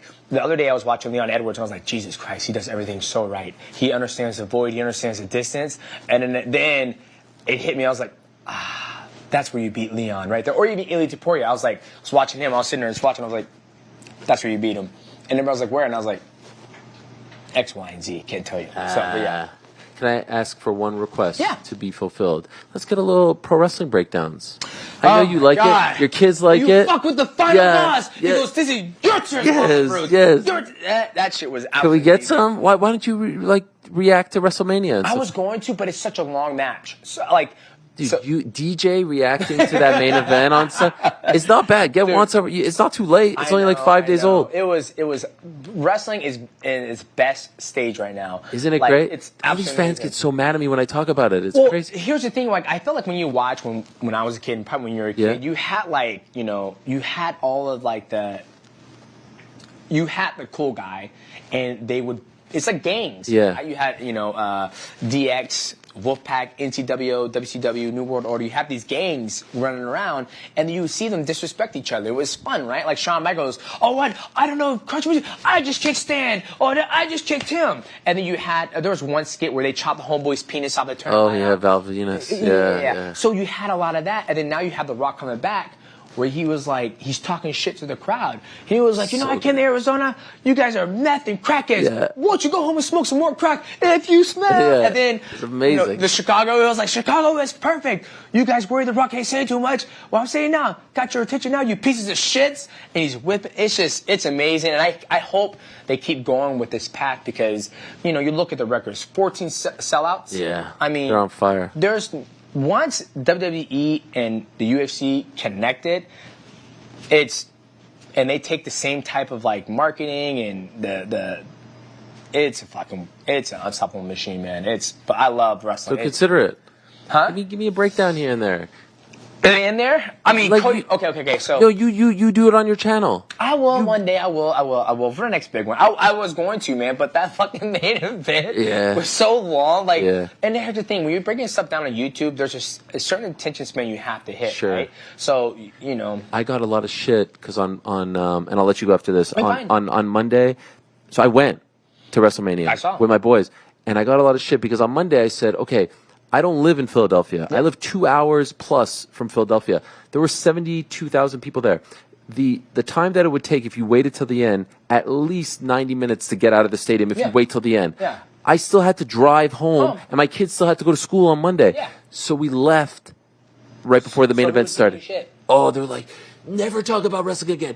This guy. See, that's a problem. What? Why? But do you don't understand? I would have gone home at 4 a.m. if I would have waited till the end. Come on, right? We know who fucking want to watch it. Yeah, exactly. And that's the thing. Crazy. It's like, hey, come on over here. Coach, this is great. I didn't realize you were here. Coach, how are you? Hey, go. Hey. Pleasure to meet you, man. Pleasure to meet you. Hey, first off, can we talk about his hair? Jesus Christ, look at it. Please have a seat. Are you? Okay, you are. Okay. This is great. Okay, so. We were just talking about you. Yeah. Okay. So when I said that about Francis Ngannou, how did you feel? I remember you. Okay, so listen. By the way, everyone. First off, congratulations on that fight. It was absolutely amazing. Can I just introduce him? Eric Nicksick, 2023 Coach of the Year, Extreme Couture, the man. Hey. Great hairstyle, great haircut. It's amazing. Okay, go, please. This is great. Anytime anybody of your capacity says something about a fight, you have to look at it from different perspective. Absolutely. So so one of the guys, I just got off the phone with him actually, that I call regularly is Dean Thomas. No, yeah, Dean. Because Coach Dean will always give me the right, insightful thing that I need to hear, not what I want to hear. So when we get so caught up when you game plan or you do certain things, as I'm sure you would, you get tunnel vision. And you get locked in on certain techniques and certain topics and certain this. But why does a sniper have somebody that sits next to him and looks at the entire environment? The sniper is focused on looking down the center of that scope. But then you have somebody that looks at the landscape. Are we getting flanked? Is this? Or is that? So when you say something, I don't look at it as like, oh, that hurt my feelings. I look at it like, oh, we didn't check that box, or we didn't think about this, or we didn't add to that, or next time, that's a great point, we're going to bring that up. So I think you have to set your ego aside is my point. I think the sport always has that like, oh, well, I know everything. No, you don't. To be a good coach, you have to remain coachable. That's the way I look at it. Okay, so why are you asking him this? Because, are you referring to the Francis thing? Yeah! Okay, because he said, and I think you said you wanted a little bit more color on it, that he said that Anthony in an MMA fight could beat. Sure. What was your reaction when you heard this? My reaction is nothing. My reaction is, well, he sees something. Well, what is it that he sees so I can learn from that and go, okay, we have to hide this hole, right? We have to cover this up. So what he's saying is, because the way Anthony got on Francis so fast off his striking reads, with 4-ounce gloves, that would be a problem. So what it tells me is, okay, where did we have our issues right away? Distance, covering distance, hands coming down, certain things like that Francis may have gotten away from or away with in the Tyson Fury fight that, credit to Ben Davison and that crew, they exploited. The moment we went to Southpaw, he jumped on us. They were ready for that. Yep. So there was things that I think we needed to do better. So if this is an MMA fight, what would we've seen anecdotally that would have changed that same outcome if it was in just MMA? We would have gotten slept, 4-ounce gloves or not. So it tells me, hey, well, we have to show the element of level change. We have to kick the lead leg out. We have to do other things to keep distance, cut the cage off, and then blast double that fucker and put him on his back. Then it's in our realm, So what he's saying is absolutely true. Your thoughts? But the fact that he said that and he's talking about the distance and he changes and they exploited one thing where Francis in his past, he's been able to be successful with that because somebody's not been able to exploit that, right? Mm-hmm. And for him, that's why he's coach of the year because he sees that. He goes, ooh, I never thought about that. And he's flipped in that right there. This is where you know you have an amazing coach. And his mindset in the game is a higher level to where other people are like, no, that wouldn't happen. He was like, let me take a step back. Yeah. Let me think about that. Instead of everybody out there and all the fucking naysayers are like, oh, no, you know what you're talking about. I was like, you guys, that's why you guys watch the sport. You watch great coaches like this bring amazing athletes to world championship level. And so for me to hear that, I'm happy to hear that, right? It's not a dig. It's like I'm seeing something. And I'm like, ooh. And he just said it. He can exploit that. They exploit it and they saw it and they jumped on it. And I'm just saying, let's say Francis, they never fought. Let's say they never fought before, right? And Anthony Joshua were to fight. And let's say Francis goes, I'm going to go southpaw on this motherfucker. In MMA, he goes southpaw. He goes, there's something. Ready for that. He wasn't ready for that, right? So, and I'm saying when Anthony Joshua, if they were to fight, this is all hypothetical, right? If they were to fight, the one thing Anthony Joshua hasn't been exposed to is the blast double and the kicks. So a good coach, they would watch Francis Ngannou's fights. Well, okay, we got to worry about his kicks.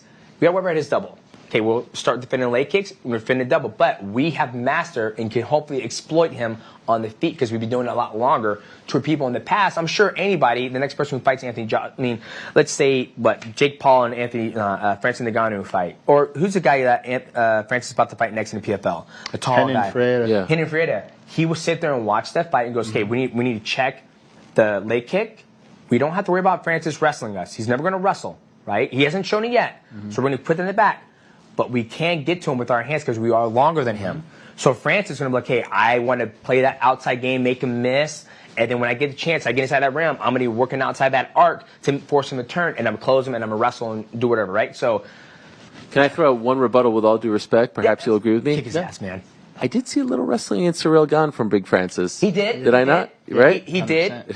He did. Yes. And when he did that, the bigger takedowns came from Ciryl Gane trying to kick Francis Ngannou. So if I was to coach Anthony Joshua, I'm like, we're not kicking him. I want you to be in a good position to where when Francis does shoot, down block, I'm going to be in a good position where I'm pop and get his head off me, and that right hand's going to land. Because I was working with another athlete, and I'm like, why are you shooting? He goes, he's a younger athlete coming up. His name is Brandon. We train together. And then he shot him, and I'm like, why the fuck are you shooting? He goes, he had no rhyme or reason why. He had no rhyme or reason. He didn't understand why. And I'm like, why are you shooting? He goes, because I'm trying to get to you. And I was like, just walk towards me. And he goes, well, we'll do that a lot. Like just what he's saying, it becomes a nature of like, I'm panicking. Yep. Call it panic wrestle. Yep. So you put somebody in a position where they're like, what is their number one instinct? Is it to throw an overhand? Is it to throw a check hook? Is it to shoot? You know, so when you put somebody on their back foot in panic mode, you're going to draw out their first natural panic instinct, and that's usually to wrestle if you come from a wrestling pedigree. Yep. And if he wrestled, and let's say Anthony Joshua was like, oh, he's wrestling, I'm going to sprawl, then Francis Ngannou is going to succeed in a takedown. But if I say, okay, when he panicked, if Francis was to panic wrestle, don't sprawl. Don't even react. Just get his face up. Yeah. Then he's in a better position.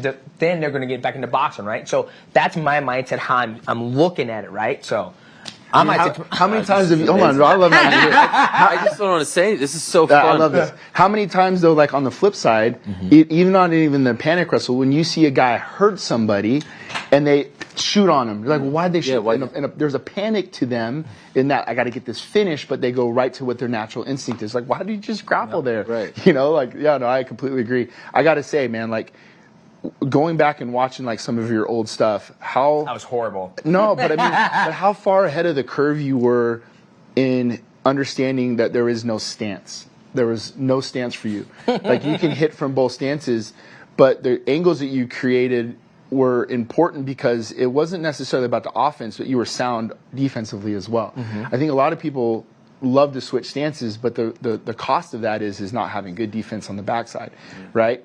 But early on, the evolution of what to me MMA became was in his era, the one Joe Benavidez and Mighty Mouse doing things out of both stances, but so clean and so pure that allowed like the later groups of guys, the Corey Sandhagens, if you will, and to kind of grow and develop into what he does. So man, like that was something like for me as a young coach or young guy coming up that I love to study about your game was not only that, but Coach Follis used to always say the space between the notes makes the music. Yep. So when you would hit a combination, your feint game, and watching dudes trying to react to what the hell was coming out of next, to me was one of your best attributes, you know, which made you the GOAT, in my opinion, in a lot of those things. Thanks, man. I appreciate that, course, baby. bro. But now I come over fights, I'm like, Jesus Christ, I moved too much, all that moving, that. Hey, amazing job. Congratulations. You, I'm so proud of you and Francis, Thank what you guys did, and sticking to your guns and getting what you guys are worth. I cannot wait to the next fight. He's not going to do... this is your show. All right. Hey. Peace out. Hey, good job. Thank you so much. I really appreciate it. Love to see you, man. If you're in town, come by. Absolutely. You're at Extreme Couture. Yes, sir. You're working with that 125er. Me and him went at it one time. Who's that? Poonie? Oh, Poonie. Poonie, yeah. Poonie. But he's been doing pretty good. I can give you guys your mic. Bye. I love it. Thank you so much. My and thank you, pleasure. DJ. You're the man. Appreciate you. Eric, thank you for coming right after sparring, right? Yeah, we had big guys sparring today, and then I worked with Julian Rosa, Kai Kamaka, shot straight over here. Okay. Yeah. I appreciate it. My pleasure. I was trying to rack my brain. Is it possible that you have no one on this card on Saturday? So I helped Aljo. Okay. I helped him a lot. Aljo's basically out here. He's based out here. He does a lot of his stuff. So we ran a lot of his drill sessions. I'm obviously very close with Tyson. I'm very close with Calvin. A lot of the politics in between didn't make sense for me to be in the corner. Okay. At like a backup or second or third capacity. You know, he has a great relationship with Ray. He's got Merab. He's got Dennis. He's got great guys behind him. So, but when he's at home, like home meaning Vegas, he trains with us, and he's a great teammate, man. He's phenomenal. So we have a small group that we train with on Wednesdays, and Aljo brings a lot of value to the gym. So he's a great guy, and I love having him. Did you do anything with Jamal? I did. So with Jamal, I helped him a lot during his rehab. I held pads for him and did some stuff with him, just helping him during his rehab. But moreover, just kind of being there for him. So I think Jamal has a very great MMA mind. So when he was hurt, I would text him. I'm like, yo, come to sparring. Watch sparring. Don't just sit at home. I want you to be there because you have a voice, you have a name, and guys are going to listen to you, like corner. But keep your mental game sharp. And he was like, you know what, coach, you're right. So he would come in and he would corner Sean Strickland, or he would help with this guy or that guy. But it kept him in the game rather than just sitting around and, like, you know how that gets, man, especially with an injury. Of course. So it was more just kind of helping not only rehab his Achilles, but helping rehab his mind. And then, you know, when he gets into camp, that's his team. That's where he should be. So. I'm blown away that he's back this soon. Is that a surprise to you? That type of injury, yeah. The Achilles, a year or so. I mean, what was Durant out for? It was like a year and well a half. over a year. It was Kobe crazy. Bryant. I know these guys are older and they're doing different things, but because it's MMA, I thought it would be perhaps even longer. Yeah. From my experience with the Achilles, I was definitely surprised. But I'll tell you what, Ariel, when I was holding pads for him, I'm like, God damn, maybe he's hiding it well, but this dude can crack. And if it was on one leg, God forbid if, this is 6-7 weeks ago. So hopefully he's even gotten better during that time. By the way, why do you, and there's so much to talk to you about, but I'm just curious since we're talking about guys like popping in and out, why do you do those pictures with the blurred faces? What's the reason for that? So, I have one of my best friends I grew up with. He was a SEAL Team 6 guy. Okay. And I talk a lot to him about building culture, teams. How do you grow and how do you develop? And if you think of like the MMA floor as all of us being Navy SEALs, right? I'm not trying to steal credit. I'm trying to give credit to the upper echelon of warriors. And I think special forces are that. They're doing things at the capacity of life or death. We're not doing that. But what I'm talking about is the ethos, like the ideologies of what they do to build team. And when you think about the Navy SEALs, they're all warriors, they're all great at what they do. And then there's the Team 6 guys, the upper echelon, the tip of the spear guys. And that little group is, they're called development group, dev group. But what I love about them is they're developing new tactics, strategies, procedures, and doing all these things. And it's not necessarily a practice where there's a coach telling you what to do. Everyone has a voice in that small group. And so I love that practice because like Mike Pyle's in there, he'll show a little something. Ige might show a little something. Lance Palmer, Aljo, Kai, whatever. And it becomes more of a developing situation of like, how do we do better techniques, better tactics, better procedures? And we all leave that practice like, oh, dude, that was awesome. And sometimes you really don't have like a huge plan of what we're going to do, maybe just some meat and potatoes, and then it develops into something completely different for that practice. So the blurred faces is kind of a homage to like when you saw the guys go in and kill Bin Laden, and they blurred out their faces. So that's why we do blur the faces. And you try to see like who's he with, Yeah, like exactly. See by their body, see Yeah. like the physique. But okay, Yeah. I wasn't sure if there was you were trying to protect anyone. No, okay. it's just us being goofballs, but we definitely want to pay homage to like that upper echelon of what those guys, the elite of the elite in the military do, because we're not trying to be like them in that regard. What we're trying to be like is who they are as a team. Okay. The camaraderie and what they're trying to build culturally. And obviously Danny Ige's dad is high up, does his thing, but we draw a lot of inspiration from that as well. I didn't know that. Yeah. Dan. In what are you allowed to say? I think we can say because he got in trouble last time for it, but he's a Navy SEAL, but he's up there. Okay. Yeah. Respect. Yeah. It's April 11th, 2024, March 8th. That date, that night, morning really. It was like 3 a.m. Yeah. How do you feel a month later about what transpired? It's hard to say because I think when you look at the thing, you always want to just win or lose. You want to see how you could have done things better. And I wasn't there, but only for the 2 weeks, so I didn't get to see a whole lot of camp. But I spoke with Dewey like every other day, or we had conversations, and everything that sounded to me like camp went great. And when I got there and watched Francis spar, man, he looked amazing. Like he was sparring guys that have always given him trouble. And then our last hard spar, like he looked unbelievable. So I think that you have to give credit to Anthony Joshua first. You have to give credit to Ben Davidson on the game plan. And then you also have to look at things that we could have done better on our end. Now, like the showing up we had to be there at 11, AJ showing up at 1:30, like all those little things, like, you were there, it just felt weird. And then like when I was sitting here and Francis was sitting next to me, a couple times Francis looked over to me. He's like, "Bubba, I'm tired, man." I'm like, "Yeah, I bet. It's 1 a.m. and we haven't even started moving around yet." So just little things like that. So I look at it like we should have had a harder warm up, maybe a longer warm up, things like that to get the motor running, get his eyes going a little bit better. So you can take a lot out of this fight, and I think we can be better in a lot of areas. But all in all, like I think for me, from a personal level, the hard part was seeing my guy like that. Yeah. I've never seen him hurt, never seen damage on him like that. And that one is like more you're like your friend, You're like, it was scary, It was right? scary, yeah. He was down 100%. for a minute there. He was down for a minute, yeah. What is going through your mind? Just that he's going to be okay. Like he's okay. He's going to be fine, and just trying to just stay calm, because I think a lot of that is like your energy that you're giving off. If I'm freaking out and nervous, then that's going to proceed on to everybody else. So just trying to stay calm in the moment and say a little prayer and hope everything's okay. And it was. Were you getting? He told me about like feeling tired and whatnot, and I think some people took that as like him making excuses. I appreciate the honesty. Sure. I'm asking him. He's not willingly saying like, hey, everyone, I want to let you know that I was tired. No, you're telling us the story of the night and things happen. Are you getting nervous when you're hearing this? Is this a common thing to hear from him? It was different because when you and I talked in the back, and you remember you brought it up, he's like, he's very calm. And that is typically how he always is. He's very calm. But you're looking back at it, you're right in the point, because it wasn't necessarily that it was calm. He was just actually like ready to fall asleep. Wow. Moreover, like when we were in Jacksonville and we fought on the first fight during the pandemic, he was kind of just like, chill and relax, and then it was time to go. He beat the crap out of me during the warm-up, and then we went out and did our thing.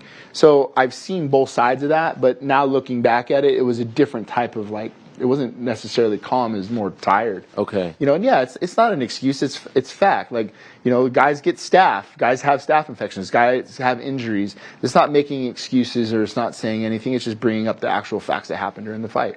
Obviously fighters are different, coaches are different. Did that scenario, did the fight playing out like that ever cross your mind? Oh, never. Never. Not like that. Not like that. Like, not like that. And maybe that's like, that should have been more of our focus. Like, we all knew AJ was dangerous. We never overlooked him. There was none of that stuff. But I also felt like Francis got even better than when he fought Tyson Fury, during that time. I feel like he improved in a lot of things, too. And I think they did a really good job of being prepared from what they saw on tape from us in boxing. I think they did a great job, but not to the capacity of what we saw, like him just getting dropped 3 times in a round and a half. We're like, oh, dude, never expected that. Do you think the fight goes any different if he doesn't switch stances? If he just stays orthodox the whole time? Maybe he loses, but like, do you they talked a lot about this afterwards. Once he switched stances, they knew that there was the opening. Sure. And so I'm wondering if there's any regret there. Yes and no.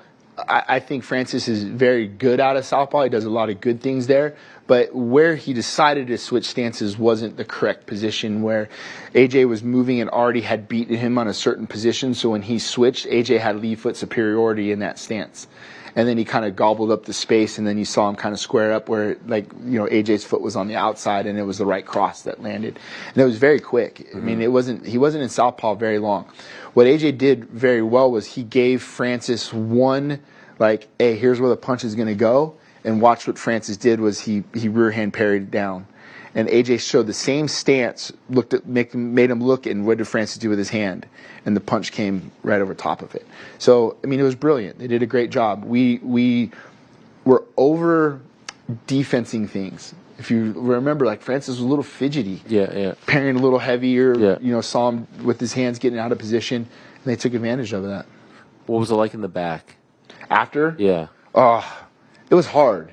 It was hard because, like, I've never really, like, we lost to Tyson Fury, but we didn't lose, so it was I FaceTimed you. Yes. It was different, and that had a very different connotation because, since 2019, I've been with him and we've never lost, like, really lost to that fashion. So it just felt like, I don't know, it just felt very, very new to me in that moment, but, it was like your brother. I just wanted to just give the dude a hug and tell him I loved him, and but moreover, just making sure that his health was okay. This is such it could be a very cruel game. You don't need me to tell you that, but like talking about Coach of the Year and whatnot, and then you have Sean in January, and this, it's like freaking highest of highs, lowest of lows. Yeah. How do you handle that? Because it felt like you and your team were unstoppable in 2023. Yeah, for sure. And there's still plenty, and you're going to turn it around. Right. And everyone loses. Right. But for it to happen so quickly after all this love and attention that you and the team were getting in 2023, and then it's January, Sean, and then this is March. How do you handle that and not let it get you too down? Well, because that's what I love so much about this sport. You get into the sport to get the wins, and things are going to follow behind those wins, but it's the losses that really make you better, and make you who you are, and make you hungry, and make you realize why you're in this sport, you know? And it's a close split decision versus Sean, and people argue this or that. I look at it like, hey, here's the things we could have done better to make it not a split decision. We can be better in those areas. So get right back to work. You know, you get 1 or 2 days to pout about it, and then you got to move on for the next guy. And like Chris Curtis, man, that one stung. Like, especially just because how much we love Chris and the type of individual that he is, and he was so close to winning that fight. And then he gets a hamstring injury. I was a mess for 2 days, you know. And then come Monday, there's a whole stable of people that are relying on you to be at your best, to be on top of your game. And that's what, like, to me, just keep that steady as it goes. And you can't be too high on some of that stuff, man. If you don't get in a funk where it's like, man, fuck this, I don't want to do this. Like Chris Curtis, my guy, he takes a fight on short notice, torn hamstring, so close. Like, yeah, maybe the last place you want to be, human instinct, is in the gym on Monday. Yeah, maybe you want to go for a freaking walk. Like you don't deal with that. I do, and then that's why I need my wife, because like Saturday I got home, I said we're going to dinner, and we went, and I had like, I don't know, 7 or 8 old fashions. I cried, I got mad, I screamed, I yelled. You know, I got it out of me, and then instead of just shoving it deep down, which I used to do, like, oh, I'm good, and then whatever, and then it just explodes. You know, it's just different sometimes with certain fighters, and those types of fights, especially when it comes down to like inches, and you're like, dude, he's there, we won, we didn't win, you know, whatever. And then to have the injury, that really hurt my heart, just because now he's going to be out anywhere from 6 months to 9 months or whatever with the hamstring, depending on. How is he doing? He's good. I mean, the guy's been in the gym every day. Jeez, he's on a crutch. He's in the gym every day, and he's hanging out and he's coaching. Wow. Right? Does that need surgery? It doesn't. He's not 100% sure yet. It sounds like they're going to try these stem cells and do some other things, and hopefully he can avoid surgery. But it's still a 5 to 6 month process with it, you know. Yeah. But to me, it goes back to like the culture of Extreme Couture. This guy can certainly be at home. He can be in his woes, which he has been. But he comes back to the gym because he can be a service to the rest of the guys in the room, and everybody else sees that, you know. And it's just that motivation factor just keeps rising. So back to Francis real quick. PFL's telling me they think he'll fight in September in MMA. Sure. Is this news to you? Is this what are you on board with this? Do you like this? Whatever he wants to do. Okay. I talked to Francis for like an hour last Monday. We just FaceTime, just chopped it up. And a lot of times we're very rarely talking business. Sure, we're just talking. And that was one of the scenarios that he brought up, that they want him to fight sometime between now and September. Didn't really give us a date, so he was working on getting his visa renewed, hopefully come back to the States in May. And if that's the case, you know, I would definitely want to get back to work, to back to MMA capacity. Yeah. Right? It's never going to harm you to get back in and wrestle and get some of the work in with the boys, and you can always box. You always have that. But man, when you lose so much time on the MMA cardio, the up-down training, the wrestling, and all that stuff, your timing is really, really off. So the more time we have in between, Ariel, is very important for us. There's a theory that when Conor took the Floyd fight, it changed him as a fighter. Sure. Changed his stance. Are you worried about any of this affecting Francis? Not necessarily worried, but I try to look at the good in it and what it's done with his boxing. But there are some things I think we have to maybe make some adjustments to, especially for the kicks. You can't be in a particular stance, in a boxing stance, and have your foot bladed to the inside, because you're going to get chopped up with that lead leg. Okay. So we're going to have to do some things a little different. And, you know, the Philly shell and everything else that he kind of plays and stuff. So we'll have to go back to a little bit more of the old Predator style. But, you know, I definitely have one of the best athletes in the world, and I think he can adapt to whatever we have to do. Do you think we see him box again in the next year or two? I think so. Okay. Just the competitor in him. Yeah. You know, I know that, like, that loss didn't, like, shun him away from the sport. I think it really lit another fire under his butt, you know. So I definitely think we'll see him box again. Any concerns about just a brutal knockout like that, and, you know, the knockdowns as well? Like, you know, just maybe you take the rest of the year off. Yeah. Well, how do you feel about that? 100%. That was my first concern. Okay. Hey, man, we're resting. Take some time and get, you know, let's go to some doctors and some neurologists and just make sure you're cleared. Right. And then not only are you cleared, let's do no contact for the next 2 or 3 months. Is he listening to you? Yeah, he'll listen. Okay. Yeah, he'll listen. Because he's not with you right now. Yeah. So how do you stop him from going to the gym or from doing stuff? I feel like myself and maybe one or two others are the few resources that he actually listens to. You know, like when he asks me something, he knows I'm not going to lie to him about it. I'm going to tell him what I feel. And I think that's why our relationship is so close, that we'll have those conversations. And he knows I'm not going to say something that isn't for his best interest. You know, and that's why I think why we trust each other so much. This Renan Ferreira, big guy. Yeah. Hasn't fought anyone quite like Francis. Sure. With all due respect to Ryan Bader, I've always considered him a 205er. Yeah. You know, how do you feel about the matchup? Really tall, really long, a little green, but powerful. Yep. Clearly, how do you feel about the matchup? If that's what it is. I love the matchup. You do? You know, I think he's developed into a very scary heavyweight. I think he's, you know, has that one hit knockout, put a guy to sleep.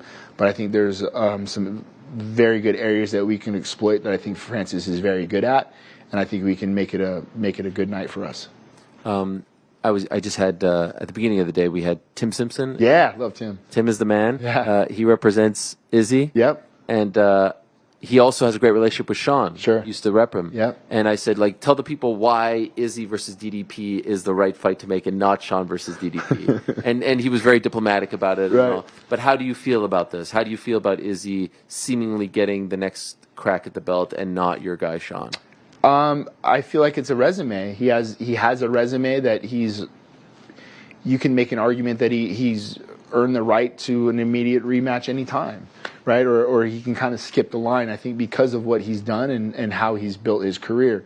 And you can make that argument, right? Why do certain guys deserve this or deserve that? He moves the needle. He has star power, and he's arguably one of the best to ever do it at 185. So it's not like he's lost 2 or 3 in a row and he's skipping the line that far ahead. And I think that, you know, that backstory between DDP and Izzy is what they're trying to sell it on. So I completely understand. And you know, don't lose versus, you know, Sean, don't lose your fight. We don't have this scenario. Right. So we talked right before that fight in Toronto. Haven't talked about him after. In retrospect, what do you wish could have happened? It was so close. Sure. To ensure the victory and keeps the belt. So win a little bit more of the optics battle, and people hear me use that word over and over again, but like Sean is death by 1,000 paper cuts when it comes to the jab, right? So sometimes certain judges might just see the same offensive technique over and over and over, and it might be doing a lot of the damage. It might be winning a lot of the fights. But the lead teep and the rear teep are something that we really were putting emphasis on in that camp for a number of reasons. One, because DDP had that kind of like step through juggernaut coming down the line, and that teep was going to negate a lot of that. Now, just get him off of your chest. Number two, we wanted to try to wear on the gas tank of him. And by kicking him to his belly, that was going to allow for us to, you know, slow him down. The last thing, which was very important, is it gave another element of scoring to the judges to see, right? And even if it was just a kick to the body or teep, it got away from the death by 1,000 paper cuts via jabs. So that was one thing I think. The other thing, too, that I'm always harping on Sean about is, man, this dude can wrestle. And I'm not asking him to take DDP down. But in those transitional takedowns where we got taken down and Sean hit a switch, there's opportunities for us to get on top. There's opportunities for us to make that position now, make him feel like, well, shit, I don't know if I want to do that again, right? It's like putting your hand in the cookie jar and no one slaps your hand. So when we got taken down, he got up without 0 consequences. So you have to change that element in his mind. Right when I saw after the first round, 30 seconds, what did DDP do? Shot. Smart. He was trying to steal the optics of a close round. I'm going to score a takedown to try to sway it over my way. I said it to Sean right after round 1. I go, hey, when you hear 30 seconds, you got to know that they're going to try to offensive wrestle. In the second round, did the same thing. And might have won him the round. Right. DDP. Right? So you have to understand that when you get taken down and we get back to our feet, don't be afraid to offensive wrestle there. Don't be afraid to switch the tide a little bit. Don't be afraid to crack this dude a couple times and make him worry about coming back up. Because, again, it puts back in his head, well, maybe I don't want to shoot anymore. That took a lot of damage coming back up there. Do you think he won the fight, Sean? I feel like live, I had us winning 1, 2, and 5. Okay. I had this winning 1-2-5. And you know what screwed me up too, Ariel, is like, okay, so on the apron, they'll show the live odds, like for the pay-per-view. Damn, as the fight is progressing. Yeah. So, and it's like, It's like after round 1, I'm like, look, and I'm like, oh my God. All right, minus 235. Okay. Wow, I can't believe you're looking at this. Fuck yeah, look at everything. Dude. Like, yeah. I'm a nerd, so I'm looking at all this stuff. I was like, oh, minus 235. All right. They saw what I saw. That round. After round 2, I don't know, it was like minus 300 or something. Like, oh, cool. The odds maker saw what I saw too, right? Me being a Vegas boy, I'm like, I'm with these dudes. All right, I saw the same thing that they saw. And then after round 3, I didn't like the way the flow of the fight was going. I even kind of scored us round 3, and I know one of the judges gave us round 3, but I didn't like the way the complexion, the flow of the fight was going. I think I even said that to him after 3. I was like, bro, I didn't like that round. I don't like the way it was going. You know, I need you to pick up the pace a little bit more and do some other things and make some of these adjustments. You know, and so I'm hoping we get this Costa fight figured out. I'm hoping we go out and get You like that matchup for him? I do. Man, Costa's a beast, though. He is. This dude's a beast, man. Have you ever trained with him? No, never trained with him. Okay. Cornered against him once with Uriah Hall. You know, dude, I love his. Were you surprised by how he looked against Whitaker after the layoff? Not really. That fight? I did. I thought he looked good. You know. I'm saying in a good way because you know you weren't sure what you were going to get. You had the elbow stuff. No, I thought almost he looked good. A year and a half away. Yeah, I mean, it was like one of those where you watch. I mean, to me, Robert Whitaker, skill for skill, is the premier guy in that division, right? If there's no Izzy Adesanya, Robert Whitaker is the champ for a long time, and so to perform as well as he did against Whitaker. You know, Costa's a beast, and he's back. Like, this dude's it's gonna be a tough fight. I don't know if it's a 5-rounder or 3-rounder. I haven't been told any of that stuff yet. I know it's a pay-per-view, so it should be a title fight. So I'm guessing a 3-rounder. And then that to me is like, as a coach, like, what does that favor? Does that favor us a little bit more, or does it favor him? You know, what would you prefer? Just because of Sean's style and just he's a dog, like 5 rounds is always great because he can put dudes in deep waters, you know. Whereas I think for a 3-rounder, Costa's able to kind of go hard, fast, stay on that pace, you know. So it'll be an interesting matchup for sure. By the way, I asked you about Francis after the fight. Just curious, like Sean's whole thing was like, I don't care about the belt, you know.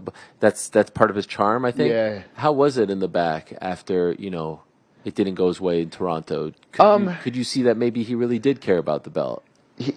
A little bit, yeah. I don't. It's weird because like you think the belt and you think like this inanimate object, like whatever, and I didn't really want it, but it's like, is it the status that comes with it? I don't know. Like, you don't want to diminish a championship.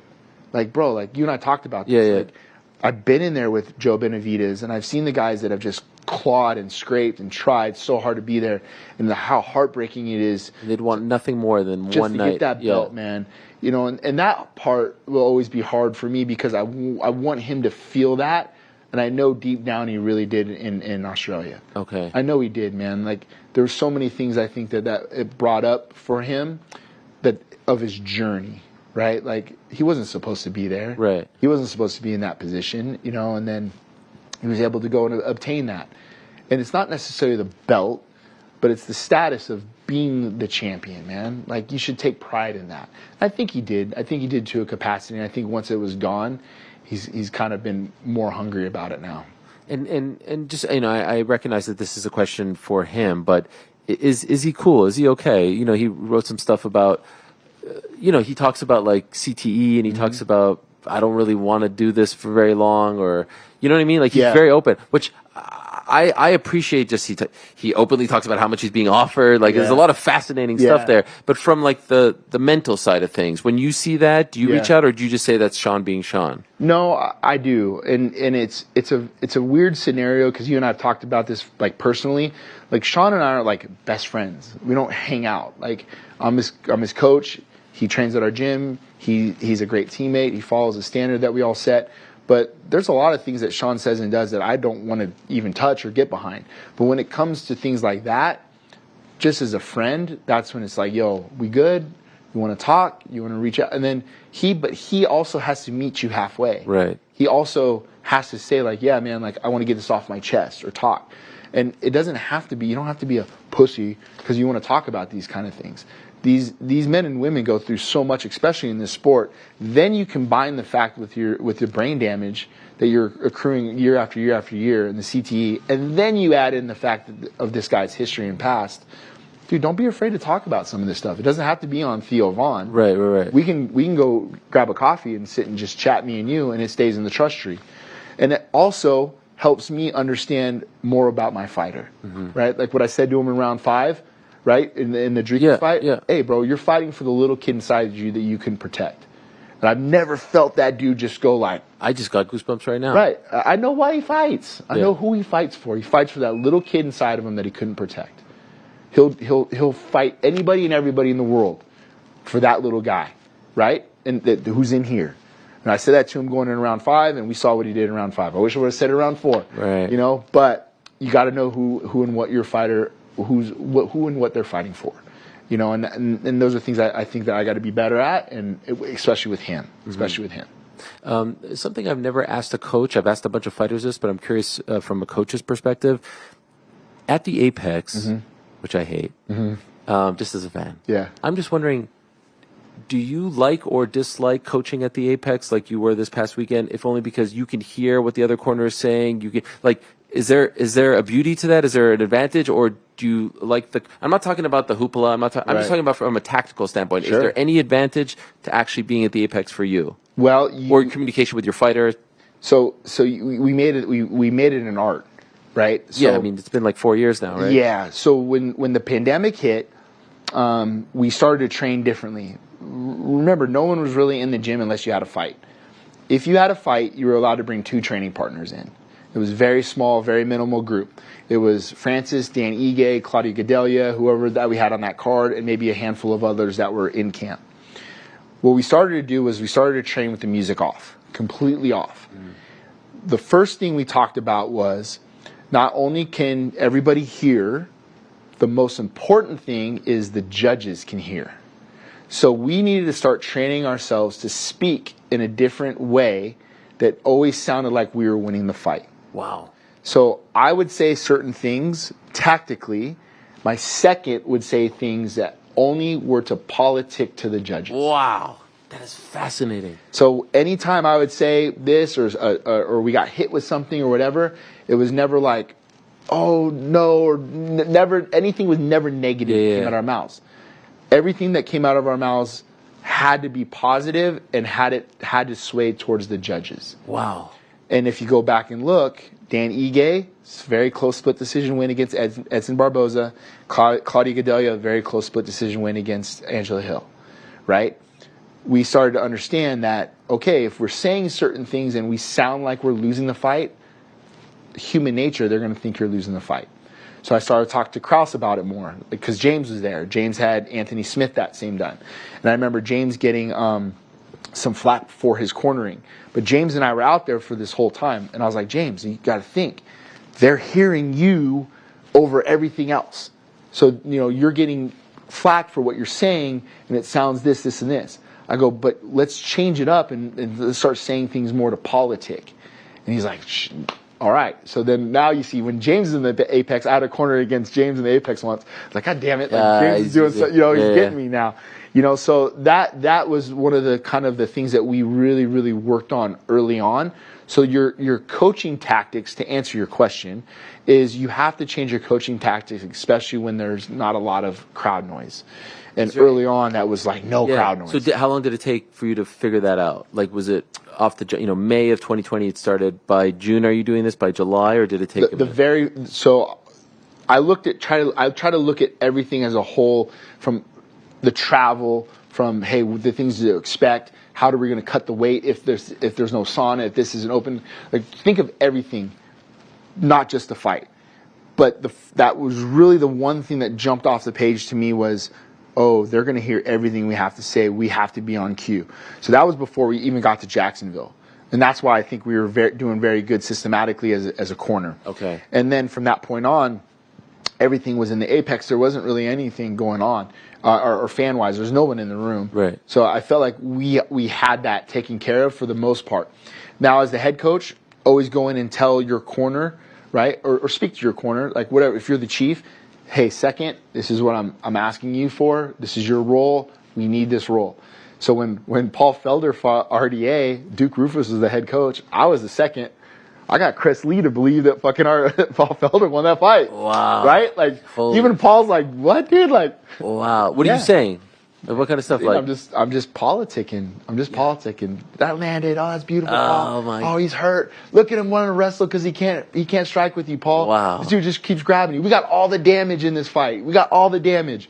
Just whatever I can come to mind just to talk to this judge that's sitting right next to me. Are you ever taking cues from what they're saying to their guy? Can you ever be? Sometimes, because I picked up on a lot of codes. Yeah, during that time. Like I've heard a lot of opposing corners that you might corner against a bunch. You'll hear their codes or their patterns. So I'll jot notes down and see if it rings true throughout. So hey, they'll say this code, it means this, and then you go watch it later on down the line. Hey, they said that code. Yep, that was what it was. So then you'll get a beat on what they're saying sometimes as far as their codes go. Do you use a lot of codes? Not necessarily.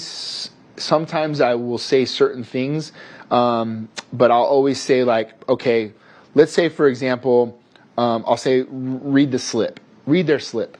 If they're slipping a certain direction, hey, Ige, read that slip.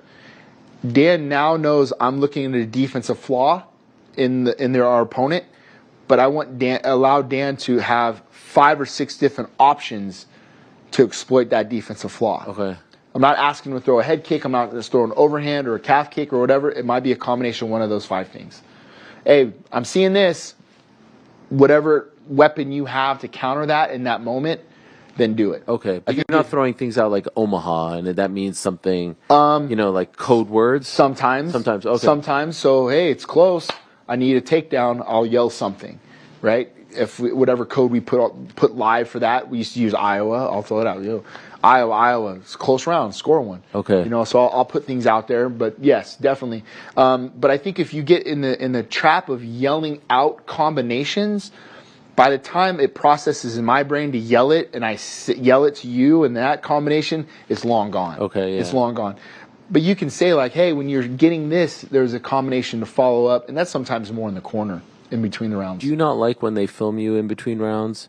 I don't care. You don't care? Okay, it's obviously riveting, but I'm just wondering, are you cognizant of, obviously you don't know when they're, there's a camera there, so you don't know what's going on air, but, you might want to say something that you don't want someone to use down the line, no? No, I've said some heinous things. I got in trouble for calling Izzy some things in the corner, but I said it because of the moment. I'm passionate in that moment, right? And I don't mean getting canceled and stuff. I mean if you want to give tactical things. Sure. Have you ever watched it and been I wish that didn't get picked up? No. Okay. Never. Because in the moment, honestly, Ariel, it's whatever it takes to win in that moment. Got it. Okay. And then deal with the rest later. 100%. Yeah. 100%. Okay, we gave this away, or I said this, whatever, then next time you have to change it. You have to adapt. You have to do something different. But in the moment, no, man, I'm locked in. It's the most comfortable I've ever been in my entire life, and anything I've ever done is that minute. I love that time.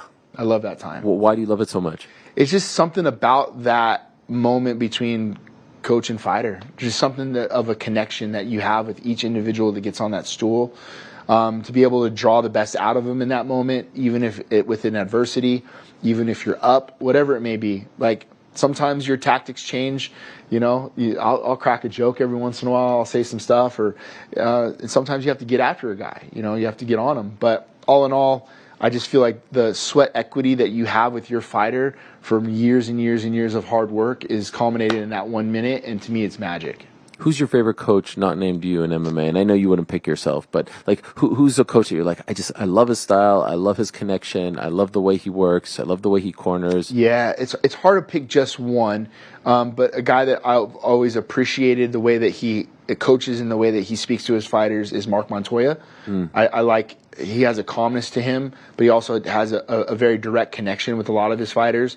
Tyson Chartier, I love because Tyson comes from that small gym background, and it's like a family. So when Tyson's talking to you, it's like your brother's talking to you. I think a guy who is very overlooked, who's been a mainstay in the sport for a long time, is John Crouch, Danny Castillo. I love watching a lot of these guys, man. I really do.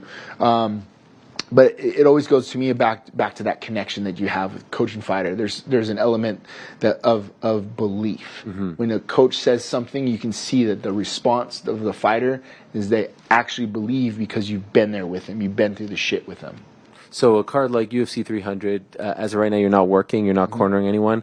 Are you the kind of person who's like, oh, I want to be there as a fan, or you want to be on the couch and take advantage of the fact that you have a rare Saturday off? Yeah, I'm excited because like my son's got a soccer game and a football game, and my daughter's got a football game. Isn't that the best? Yeah, it's the best. And then I definitely want to see like my guys and guys that I have connections with. I want to see them perform.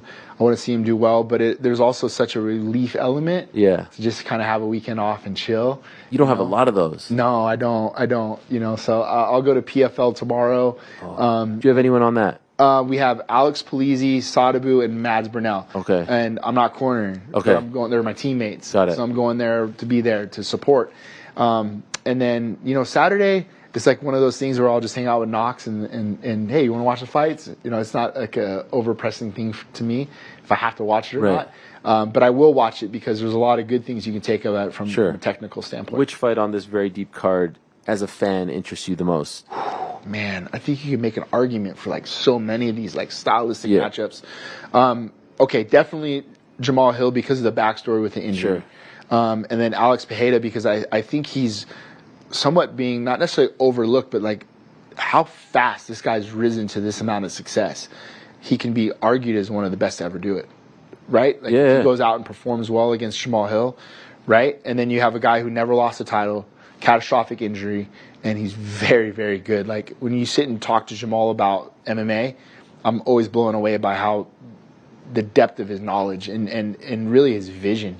He sees things very, very well. The Arman Sarukian fight and Charles Oliveira is dude, that's my favorite fight. Right? Like I just have no idea. No idea. How do you think it actually plays out? So it's interesting when I look at it stylistically. Guys that follow Charles to the ground but play half guard, they do very well. Because they have an element of ground and pound to me out of half guard, like the old school Randy Couture style, where you sit on the bottom leg and you eliminate the guard play. I don't think Sarukian will be scared to go to the ground with him, and I think that's going to add a different type of element where you can win that fight there. But it's tricky because where Charles Oliveira is so good is the transitional submission game. Yes. On the get-ups. Yeah. He's latching on your neck and your head. You leave your head in the wrong position. So if this ends up being a striking contest, I kind of lean towards Charles in that.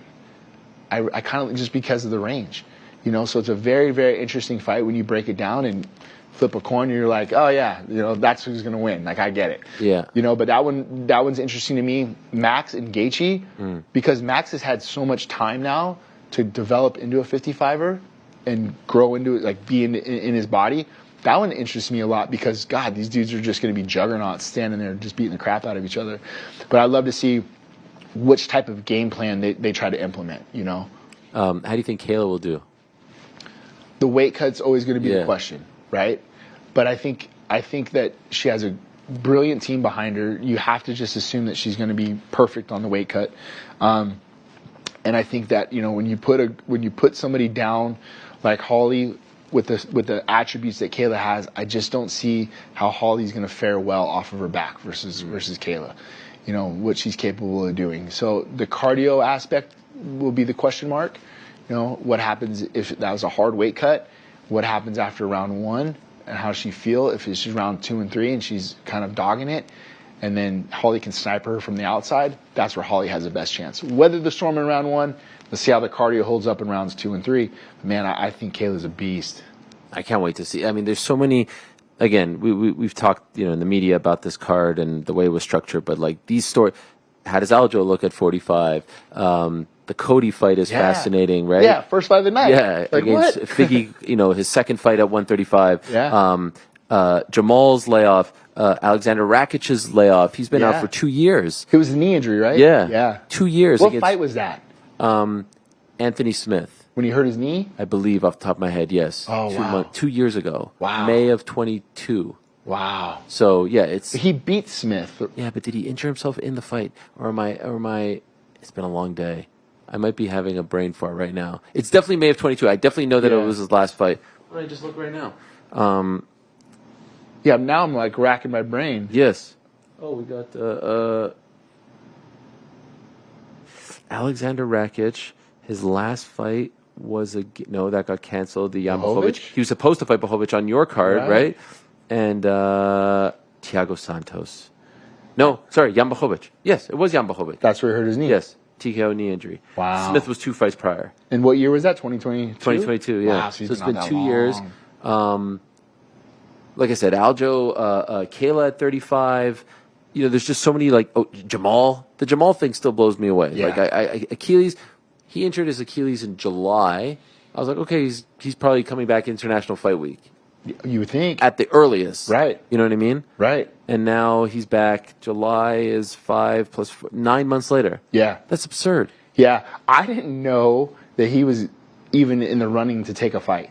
When I was helping him out, we're hitting pads, and Heather was there from the PI. She's just watching him move, and we're just hitting. I was like, okay, cool. This is part of his rehab. And then he's like, can I come in and spar? Yeah. Are you cleared? He's like, yeah. Came in and sparred, looked great. But I didn't realize it was because they were trying to fit him in for 300. Wow. Yeah. It was that that quick, and I'm like, yo. I text him. He's like, yeah. He didn't tell you. He didn't tell me because I think he was just trying to see how he felt. Okay. But being there with him and holding for him, feeling his power, I'm like, oh, dude, this dude's a nightmare. Does that happen often where Heather from the PI, because you don't need to go to the PI for stuff, so where she comes and sees the athletes at your spot? I went there. Oh, you went there? I went there, Got it. yeah. Okay, so Heather and Jamal wrote me and said, are you free to hit? I want to see him move and see how he looks and see how he feels. And I'm like, yeah, I'll come down. And we did 3 or 4 times and, moved around. Hey, this feels like this or this. And she's like, okay, cool. We'll work on it and do those things. So, but never in my mind, I was like, oh, he's getting ready to fight for 300. Just wanted to see if he was good. good. For him for rehab, And then as he started to progress more and more, I can see his confidence starting to go and go. So I was, I was happy for him. I was super happy for him, that he got this opportunity. So what's your next big one? Who's next? We got Kai Kamaka next week. That's out at PFL. Head out for that. Then what else we got? Oh, dude, it's the lineup. So poor Manel, another fight he's out of the main event, and then luck. Just bad luck. And I saw Kai France once. Manel now? Yeah. Sure. Okay. Sure. Great fight. Yeah. They've gone back. I know they've gone. Yes. Yes. But these two guys, yes. If we'll ever make it to the cage, we'll see. And then so we got possibly Sean. Yep. Roman Dolidze. Yep. We got Puna fighting. We got Cody Stamen fighting. That's all for June. May we got a bunch of guys on the card. It's just constantly roller coaster of guys. It is crazy that this massive card is the one where you're I could have seen a scenario where you'd have 3 guys on, or 4 guys on. What's the most you've had on a UFC? 4. 4. Yeah, I've had 4. So stressful. Yeah, I've had 3 back to back. Oh my dear. Yeah, you just go back and then you come back. Yeah, and you changed the outfit, by the way. Yeah. Oh my god. Puna, Danny Ige, Sean Strickland. And you had to change the shirt and all that. Yeah, oh my god. Run back and then. How many of those do you have at this point, and what do you do with all of them? My wife just is get rid of these. Yes. I literally have behind my stairwell at the gym 3 huge boxes of just old Reebok gear. Oh my god. Old jerseys, all that stuff. And you can't reuse? I can. They just give it to you every time. They give it to me every time. So my last Chris Curtis jersey, I have a young kid at the gym. He's been he was a kid that was bullied a bunch in school. I gave him a scholarship to the gym. Oh wow. So he's my kind of we're all big brothers to him now. Amazing. And he loves Chris. So I gave my jersey to him. So things like that. You'll have a young kid, or you have a fan, or you have a family member, and then I'll just usually give that stuff to those people. And how'd you find out about that kid? Joe Martinez. Okay. Joe Martinez. The ring announcer. Yeah. Okay. Joe Martinez called me and said, hey, we have a neighbor or family friend of ours. He's being bullied very badly at a school. It's kind of close to my house. And it just went on this whole thing. And he said, would you guys be willing to just talk to him? I said, yeah, will you bring him by the gym? I brought him in the gym, and it was myself, Francis, Sean. There was a bunch of us. Wow. Brad Tavares. Wow. So just listen to the kid. Just wanted to hear him. How old? He's in 7th grade. Okay. He's in 7th grade. And it was bullying to the extent of it was harmful for his health. Ugh. It was harmful for his health. So brought him in, talked to him, and then I told Francis kind of what was going on with him. Francis pulled him aside and talked to him for like 45 minutes. Wow. Just him and Francis. Wow. Right? So the younger brother has had some health issues, more like stroke. There's just so many tough things with his family, you know, that was going on with the two sons. So I asked the mom, I said, if you're willing, can I give these, I'm not saying you don't have the money to do it, right? But I'd feel better if I can give them scholarship for the jiu-jitsu program if you can get them here every day. This is like 2 years ago, and they've been in there every day. Wow. The kid's competing now. He's doing all these great things through jiu-jitsu, through the no gym. martial arts background. None. But it had nothing to do with it, to me, about like learning self-defense. It had to do with more about being around the culture of extreme. Like, dude, he's got 5 or 6 big brothers now that will go pick him up if something ever happened to him. You can call Chris Curtis, Brad, Francis, Sean, me, whatever. But he feels a part of something now that he doesn't have to feel like he's just this lonely kid at school. Man. You know, so no, it's been a project, and like hearing his mom write me and just say like how appreciative she is for that relationship, that she sees a whole new kid in him, means the world to us. Confidence, man. That's the biggest thing. So when I see him in the gym, you know, like sometimes I lose sight of what our true purpose is, right? It's the wins and losses, the fights, and this and that. Man, we have such a ripple effect on our community and the people that we're surrounded with, that we can be positive. Sometimes seeing him, like even when I'm down, I was down on Monday, I was bummed about Chris. He comes over, gives me a big old hug, like, I'm sorry about Chris, and then perspective hits right away. You're like, oh man, I gotta pick myself up because of you know, Brennan's seeing how I am. Right. So brought him the jersey and stuff like that, you know. So we have a good community in that gym, man. You're a beautiful soul. I appreciate you, brother. Man, this was so much fun. Great that we got to do this in person. I know, man, I'm stoked. We got to do the 1 minute one in the locker room over there. That was just like a little taste. But when I knew we were doing this, I would, you know, I don't get the opportunity to do it in person. It's just a different vibe when you're in person as opposed to Zoom. Man. So thank you. I know it's a stressful day and you have to go back, right? Yeah, I'm going to grab some lunch. I'll head back. We'll have, I got 3 o'clock private, and then we'll do 3:30 spar for the smaller guys. Golly. Yeah. So busy. Thank you so much. I appreciate it. Congrats on everything. Thank you, brother. The wins and the losses. Yeah. You know, the highs. Hey, congrats for Coach of the Year too. Like for you guys. Of course. I appreciate that. It really means the world to me. Of course. Especially coming from you guys. And the year's still young. Yes, sir. You could go back to back. Yeah. Well, you know, we'll work one day at a time. That is Eric Nicksick, the head coach over at Extreme Couture. In a matter of moments, we're actually going to be joined by Merab. He's going to come in here, so that's a bit of a surprise. But really appreciate it. Enjoy the fights on Saturday. Thank you, brother. And good luck with all the upcoming fights. There he is, everyone. I stand up to say we're just live here. We just keep going. Keep rolling them in and out. 300. All right, brother. We do it big. It's good to see you. I'll see you at sparring, 3:30. Don't be late. I'll be there. Can I spar someone? Yeah, glove you up. Glove you up. That'd be great. Thank you so much to Eric Nicksick. What a guy, and what a time this is. I did get a text. Yeah.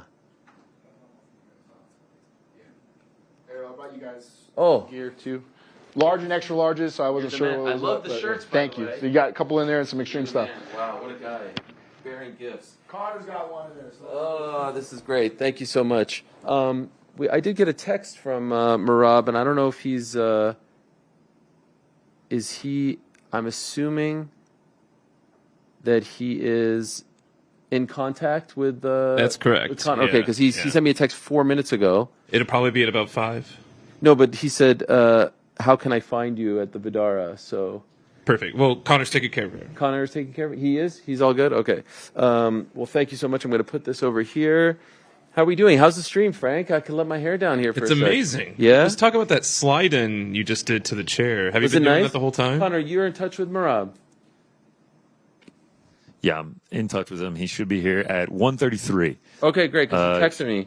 Yeah, I sent him a text. You know, he's obviously very busy. No answer. Sent him a couple phone calls. No answer. Calls. I pick up. I'm like, yeah, hey, this is Connor. He's just like, I'll be there at 1:33. No, hey man, it's Merab. I'm coming for the interview. Really, 1:33 is a very specific time. He said I will be there at 1:33. So this is so much fun. Are you having a blast? Oh, blast. Is that your office back there? Yeah, man. I'm out here in the hallway. I had to deal with a couple, housekeeping things. One guy, I'm over here stuffed in a corner on sitting down on the computer. A guy comes out of his room. I almost fall into his room. He's like, "Oh, no internet." I'm just like, it wasn't worth explaining. You know that we are broadcasting to the world right now. Biggest MMA show in the world going on. Is that what you're telling right me? there. Yeah. Okay, perfect. Yeah, we got the do not disturb on the door handle, so no one should be coming in. Rejuvenation underway is what it says. Hot in here. You hot, man? No, I love it. It's like an Antarctic breeze when I open this door. I like it's it ridiculous. hot. I like it hot. Everyone's in here sweating. It's amazing, man. We got some good behind the scenes stuff. How about Nicksick and DJ teaming up? Sick. It's great. And so we've already, okay, well, by the way, we didn't promote this because I wasn't sure if he'll be able to join us, but Merab Dvalishvili is going to join us. That is a fact. That is a fact. I got eyes on the hallway, so okay. As soon as he the comes, number one we'll contender in the bantamweight division, NBD. Tomorrow we've already announced Israel Adesanya will join us in the hot, what is our chair going to be called here? Is this the green chair? What is that? That's Ade's name. The hot seat. The hot seat sounds great. I feel like the hot seat has been used 18 times over. Whack. A million, billion times over. Anyway, Izzy, his good friend and teammate Dan Hooker will join us on Friday. And the Hall of Famer, the man himself, the godfather of ground and pound, Mark Coleman, the hero. Mark Coleman going to be here. That's the one. That's the one I'm looking forward to. Breaking news. Yeah, that's breaking news. So we're just trying our best here. It's just a little operation. And tomorrow the weigh-ins, the official weigh-ins, are 9 to 11 a.m. Pacific, which is 12 to 2 p.m. Eastern time. So we're going to go live tomorrow at 12. Why are we going to go live at 12? Because that's 12 Pacific, by the way, which is 3 p.m. Eastern, 8 p.m. over in Europe. Because I want to see the weigh-ins play out. Obviously, there's a few questions, namely Kayla Harrison. And then if anyone misses weight, I want to give them the hour. There is this big glove announcement that they're telling the media about that will happen actually at 12, so we can react to it perhaps live. I have asked, no joke, 5 or so managers, what are you hearing about these gloves? What about this announcement? What's going on with that? What's going on with this, that? No one seems to know. No manager, which kind of blows me away that no one seems to know what they're announcing. The general consensus seems to be that it is a new design. And when I say design, I don't mean like a logo on here like UFC, UFC 200 had a logo or the 30th anniversary had a logo. I mean like an actual structural design. That seems to be the general consensus, but very few seem to know anything specific, and they haven't been tipped off. I did see a tweet from Chase Hooper who said that he had been involved in some sort of discussions regarding this. I know Mark Ratner has been leading the charge on some of this as well. And obviously we saw what happened with Chris Weidman just a couple of weeks ago in Atlantic City, so it is good timing. Obviously this is something that has been going on and been in discussions long before that fight between Chris Weidman and Bruno Silva. But I am curious to see if they do introduce something tomorrow at 12 local time, 3 Eastern, how long it will take before the actual introduction of the gloves in the actual fights. The guys and women fighting on Saturday aren't going to be using these gloves. You have to train in these gloves. You have to get comfortable. You can't just introduce something that is going to maybe curve the hands, the fingers, etc. And so will it be everyone who's fighting maybe on the International Fight Week card? Is it down the line? Is it September? Is it? I don't know. But it's probably going to be a rollout so that they can get used to it, and I think that's the right call. So I'm curious about that, and we can react to that, and then we'll have the 3 guests, and that will roll right into the ceremonial weigh-ins, which are happening at 7 Eastern, 4 Pacific, and at 8 o'clock is the Nathan Diaz, Jorge Masvidal leg number 1 of their 4-city press conference tour, which seems like a very ambitious endeavor, pardon the pun, but they are kicking off the promotion, so to speak, for their upcoming fight on June 1st in Inglewood. So a lot going on, plus PFL here. Did you bet on anything while you were while we were working in between your last appearance? Coach? No bets going on. I mean, just been grinding. No bets barred. No bets barred. Shout out. Available right now wherever you get your podcasts. No betting out here, man. Just diligently working. And tomorrow we are going to get the same game parlay. Same game parlay. Had to wait for all the lines to drop. Well, me, Frank, Rick, if you want in, I mean, we feel like we would send out the invitation to you. If you want in, you can hop in, man. Today we are getting the official Parlay Boys. I've received the pick from Juliana Pena. Me, Frank, Rick will make our 3 picks. Are they all later in the show related? All 300, yeah. Come on. No PFL. Come on. Come on. No disrespect to PFL. We're not gonna. It's UFC 300 week. It's all 300. While we have this moment and we're talking about this again, Merab Dvalishvili joining us in a matter of seconds. Really like the social media sensation. I do want to let you know that today's program is brought to you by our good friends over at DraftKings Sportsbook. UFC 300 is here. DraftKings Sportsbook, the official sports betting partner of the UFC, is giving new customers a shot to turn 5 buccarinos into $150 instantly in bonus bets with any UFC 300 bet. So there's a lot of close fights. Jamal Hill, Alex Pereira is a close one. One that is of interest to me, Kayla Harrison, Holly Holm going the distance. Obviously, Zhang Wei Li is a big favorite. The biggest favorite on the card is actually Bo Nickel against Cody Brundage. That may not be a surprise to you. So there's a lot of interesting things on this card, and the place to be for it all is DraftKings Sportsbook. So go to the DraftKings Sportsbook app now. Use the code THEMMA Hour. New customers can bet $5 to get $150 instantly in bonus bets. Only at DraftKings Sportsbook with the code THEMMA Hour. The crown is yours. Gambling problem, call 1-800-GAMBLER, or in West Virginia, visit www.1800gambler.net. In New York, call 877-8-HOPENY or text HOPENY. That's 467-369. In Connecticut, help is available. For problem gambling, call 888-789-7777 or visit ccpg.org. Please play responsibly on behalf of Boot Hill Casino Resorts in Kansas. 21 plus age varies by jurisdiction. Void in Ontario. Bonus bets expire 168 hours after issuance. See dkng.com/MMA. Yes. For eligibility and deposit restrictions, terms, and responsible gaming resources. I got in a little bit of trouble because I was told that I wasn't reading.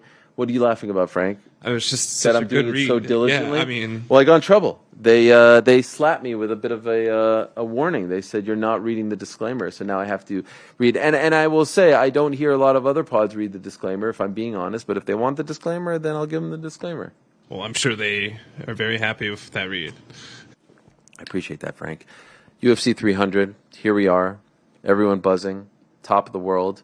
This is a lot of fun. Merab is a great guy. I asked him if he can join us. He said priority number 1, Aljamain Sterling, who of course is his friend and teammate who is making his featherweight debut on this card on Saturday against Calvin Kattar. Important fight for him for 2 reasons. Number 1, obviously it's the featherweight debut. But number 2, he is coming off the Sean O'Malley fight. Feels like a century ago, but it does seem like, this is a bit of a crossroads fight for him. Look good, you're in the mix at 145. You're a new, fresh face in a division that maybe needs some fresh contenders. Doesn't go your way, then it's soul-searching time. And so this is something that he has been, bandying about in the past, the move to 45, but as long as he was champion, he was going to stay at 35. Is everything okay? Everyone's leaving. Everything's good, man. What's wrong? It's just, Sometimes people need to go to the bathroom. Oh, we've just got confirmation. The machine has been retrieved. There was a little bit of confusion there. He was saying he was in the lobby. Alex was saying he was not in the lobby. Then I was getting nervous. Did I say the wrong hotel? Did you say the wrong hotel? No, I would never. Was there just a touch Is it of possible confusion? I just didn't know what he looked like? I did ask him that. I pressed him pretty hard. I said, you do know what he looks like, correct? I mean, this is the number 1 bantamweight contender in the world, Merab Dvalishvili, the pride of Georgia. But he said no. But we have now gotten confirmation. They are on their way up. The machine is en route. Oh, yes, the machine. I've been sitting like this the whole time. My neck is hurting a little bit, Frank. We have a great view back here. It's a fantastic view. Actually, it's great because I got this window out here in my hallway. My air-conditioned hallway is beautiful view, sunlight. You're staying at the world-famous MGM Grand. I sure am. Historic. And your thoughts on it? Legendary. I mean, you walk in, boxing ring, gold line in the middle. You got the promos for the Canelo fight coming up. Then you walk through. You see the Garden Arena. It's as good as it gets, man. To know how much history is taking place there in the fight game. Did you take a picture in front of the ring? I haven't yet. It's the ring with the line in the middle, right? Oh yeah, legendary shot. I mean, the amount you think of movies. We actually took a bit of a walk there last night. We did. To the Garden Arena. We did. You guys talked about the moments McGregor's had there. Legendary. You guys talked about all the Irish fans just absolutely flooded the concourses. I mean, it was amazing. Before we got a little gambling in on some virtual horses. I can never wrap my head around. I think that's the weirdest thing. Yeah, some magnetic horses. You know, not the real ponies. Well, I was going to say the clientele there is, interesting fare. We actually had someone come up and say what's up to us while we were betting on magnetic horses running around a fake track. There was actually 2 times yesterday that people went straight to you first to say what's up and totally ignored me. I mean, I don't know. Yeah, it was actually as shocking to me as it was you. No, huge fan of the MMA Hour. I'm like, there's the guy that hosts it right there. Yeah, no. I would venture to say they didn't want to speak to me, and they specifically want to speak to you. One individual who actually works for DraftKings was so excited to see you. Yeah. How about our man Mark just completely no-selling New York Rick? So now I can't really hear you anymore because you've closed the door. I don't know. Is there a reason for that, or? I thought Joe was trying to get by here. I kind of was helping him out. You did think it was a little bit odd that it was just a crack. You just went into the hallway. Yeah, I don't have an earpiece. Listen, you don't have to deal with him much. Oh yeah, I keep forgetting that you don't have an earpiece. No, you don't I'm have to literally deal with him listening to you because. Merab is I hear the voice. Number 1 bantamweight contender in the world. Yes. What a guy. He's looking fantastic. He's going to be joining us in a matter of seconds. The freaking man, the pride of Georgia, in a matter of seconds. He really moved mountains to make this happen. We're going to mic you up, Merab, and then you come sit in the hot seat here. Thank you so much. What a guy. Merab Dvalishvili, who, of course, is the number 1 contender at 135 pounds, who had the very dominant and impressive win over Henry Cejudo just a few weeks back.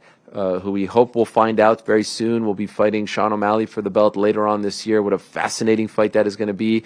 And what a time in Georgian MMA with both Merab on the cusp of fighting for a belt and, of course, Ilya Topuria just about 2 months ago defeating Alex Volkanovski to become the undisputed featherweight champion, celebrated in 2 countries, obviously Georgia, but Spain as well. Seeing what's happened to him, he's hanging out with Leo Messi. It's an unbelievable thing. So what a superstar. Merab, please, thank you so much for doing this, my friend. I really appreciate it. It's so good to see you. Anytime we can talk in person, it's a pleasure. And I know you have to move a lot of things.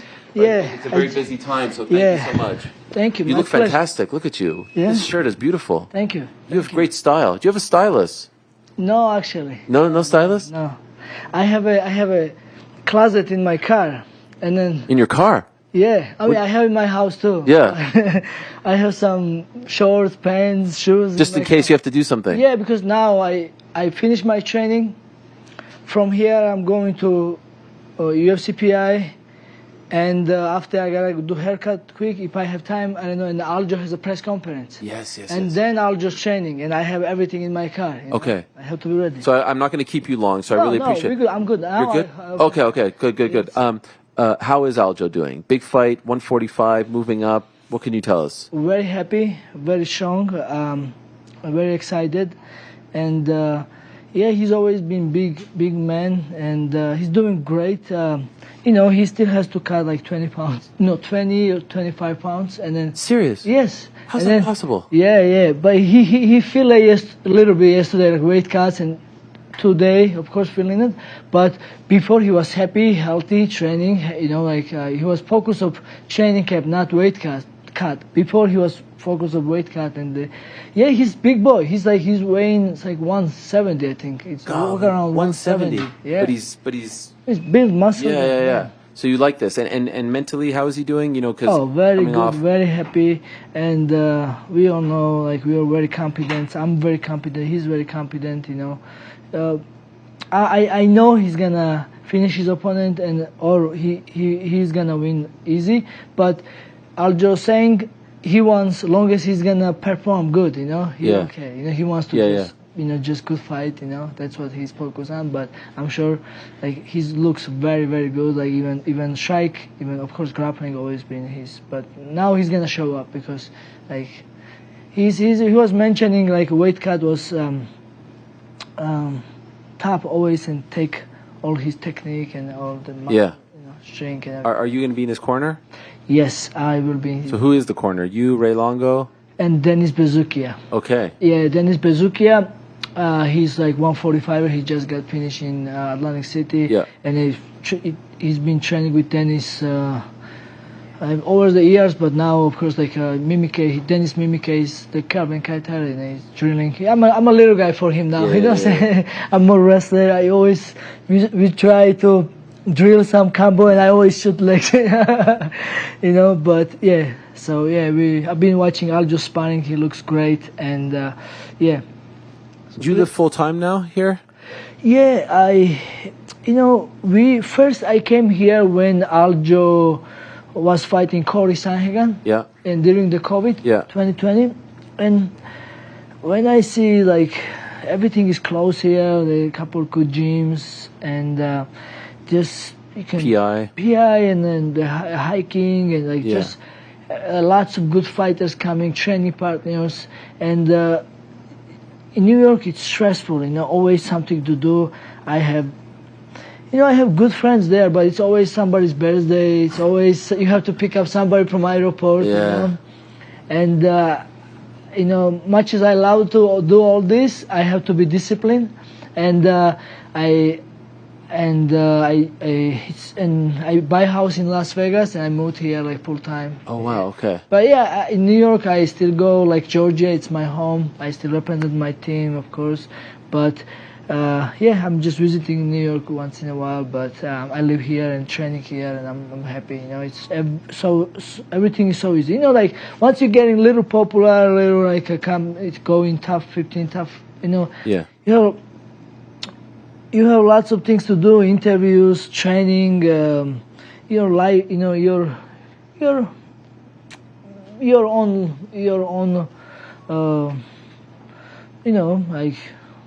Family, whatever, you're busy, what I'm saying, and same time you have to be disciplined. And like some people leaving family and they're going for training camp. Me, I don't like go training camp somewhere like Mexico or somewhere. Right. I'd rather be one place, So Vegas is best place for me. Stay here, live here, training here. Because I have lots of training partners. Everybody's different. Me, I'm growing when I have a good training partners. I'm sparring, wrestling. Right. Because I never used to be like one-on-one coaching or something. Do you have a home gym here? I build the gym in my garage. Oh, but like where you go like to a gym like. Yes, Syndicate MMA. Okay, that's where you consider it. Okay. Yes. Yeah, first. So when you fight for the belt later this year, will John Wood be in your corner? Yes. Okay. Yes. But thank God for the belt. When I will fight for the belt, I will be able to have a 5 corner. Oh, 5? Not 4. Maybe 4. But even 4 is good for me because this way I can have a Ray Longo, Metzera, Aljamain Sterling, and John Wood. What a squad that is. Yes. Incredible. So last time we spoke was right after the Cejudo win. I didn't get your thoughts yet on Sean's win over Cheeto. It's been a month. Yes. Were you surprised by how dominant he was in that fight? Actually, I was surprised. Yeah, I was. I knew that I said before it's going to be a 5-round distance fight. I thought it will be more boring fight, but it was excited fight. But because of Sean was doing like a very, very good, I was surprised how good he looked, and he really dominated Chito Vera. He looked good. Were you surprised that he couldn't finish him or didn't finish him? No, I wasn't surprised because Chito Vera is top, and they both striker, and I was. Okay, let me ask you this: were you surprised that Cheeto couldn't quite figure him out? It was, 50-45. It seemed like in the end, 5 rounds to none. Maybe there was 144, but like, were you surprised that Cheeto didn't? Yes, I was surprised that because he don't have nothing game plan. He don't even kick because that's how he win first time, right? He should just cup kick or just close the distance or make ugly fight. And he go hard in fourth round, and then in the fifth round, end of couple of seconds, he go hard. But like, why he was waiting all his time? Like, you gotta, when you see that you are getting beat up, you gotta just go killer instinct. Sure. Either everything or nothing. You may get knocked down, but you gotta go wabunk. Like you gotta just, you are a fighter. You gotta just go crazy. I think. Have you been told yet? So here we are a month later. Have you been told by the UFC, your management, anyone that you are without a doubt next? It's happening. You don't have to worry. It's all good. Nothing official, nothing yet. But I know I'm the next, just nothing from UFC. But there's no part of you that's worried, that's afraid that they go in a different, or Sean's like, you feel confident you're next. In your mind, you're next. Yes, I'm confident because after my fight, Dana White said I am the next. Yeah. And also, I heard like some inside talk, from UFC. I'm the next. Okay, good. And also, I mean, who else will be? I know. Well, crazy things happen, but it has to be you, right? I mean, it has. Yeah, I'm very confident. It's okay. Me. It's me. In what time frame do you think? As you know, I'm ready for next week. Because you can fight on Saturday. Yeah, 300. After my fight, I make weight in 3 weeks again. I was ready, and even this Saturday. You could do it. How much do you weigh, by the way? Like, what do you walk around at? Actually, I was eating a lot, and I'm not checking now. Okay. Usually, normally I walk around like 20 pounds over, like 156, like usually this is my normal weight, but I can be a little heavy now because I'm just eating, not checking, but I can make weight, no problem. So what do you think? Like summertime, maybe June, July? So Sean mentioned September. Okay. And I know he wants at the spare. I would love to fight there for my Mexican people. Yes. And, I would love to represent Mexico again, and maybe this time I will bring my Mexico flag and Mexican flag, maybe. But I think yes. So because of Sean wants September, and Sean has a Mexican wife. Yeah.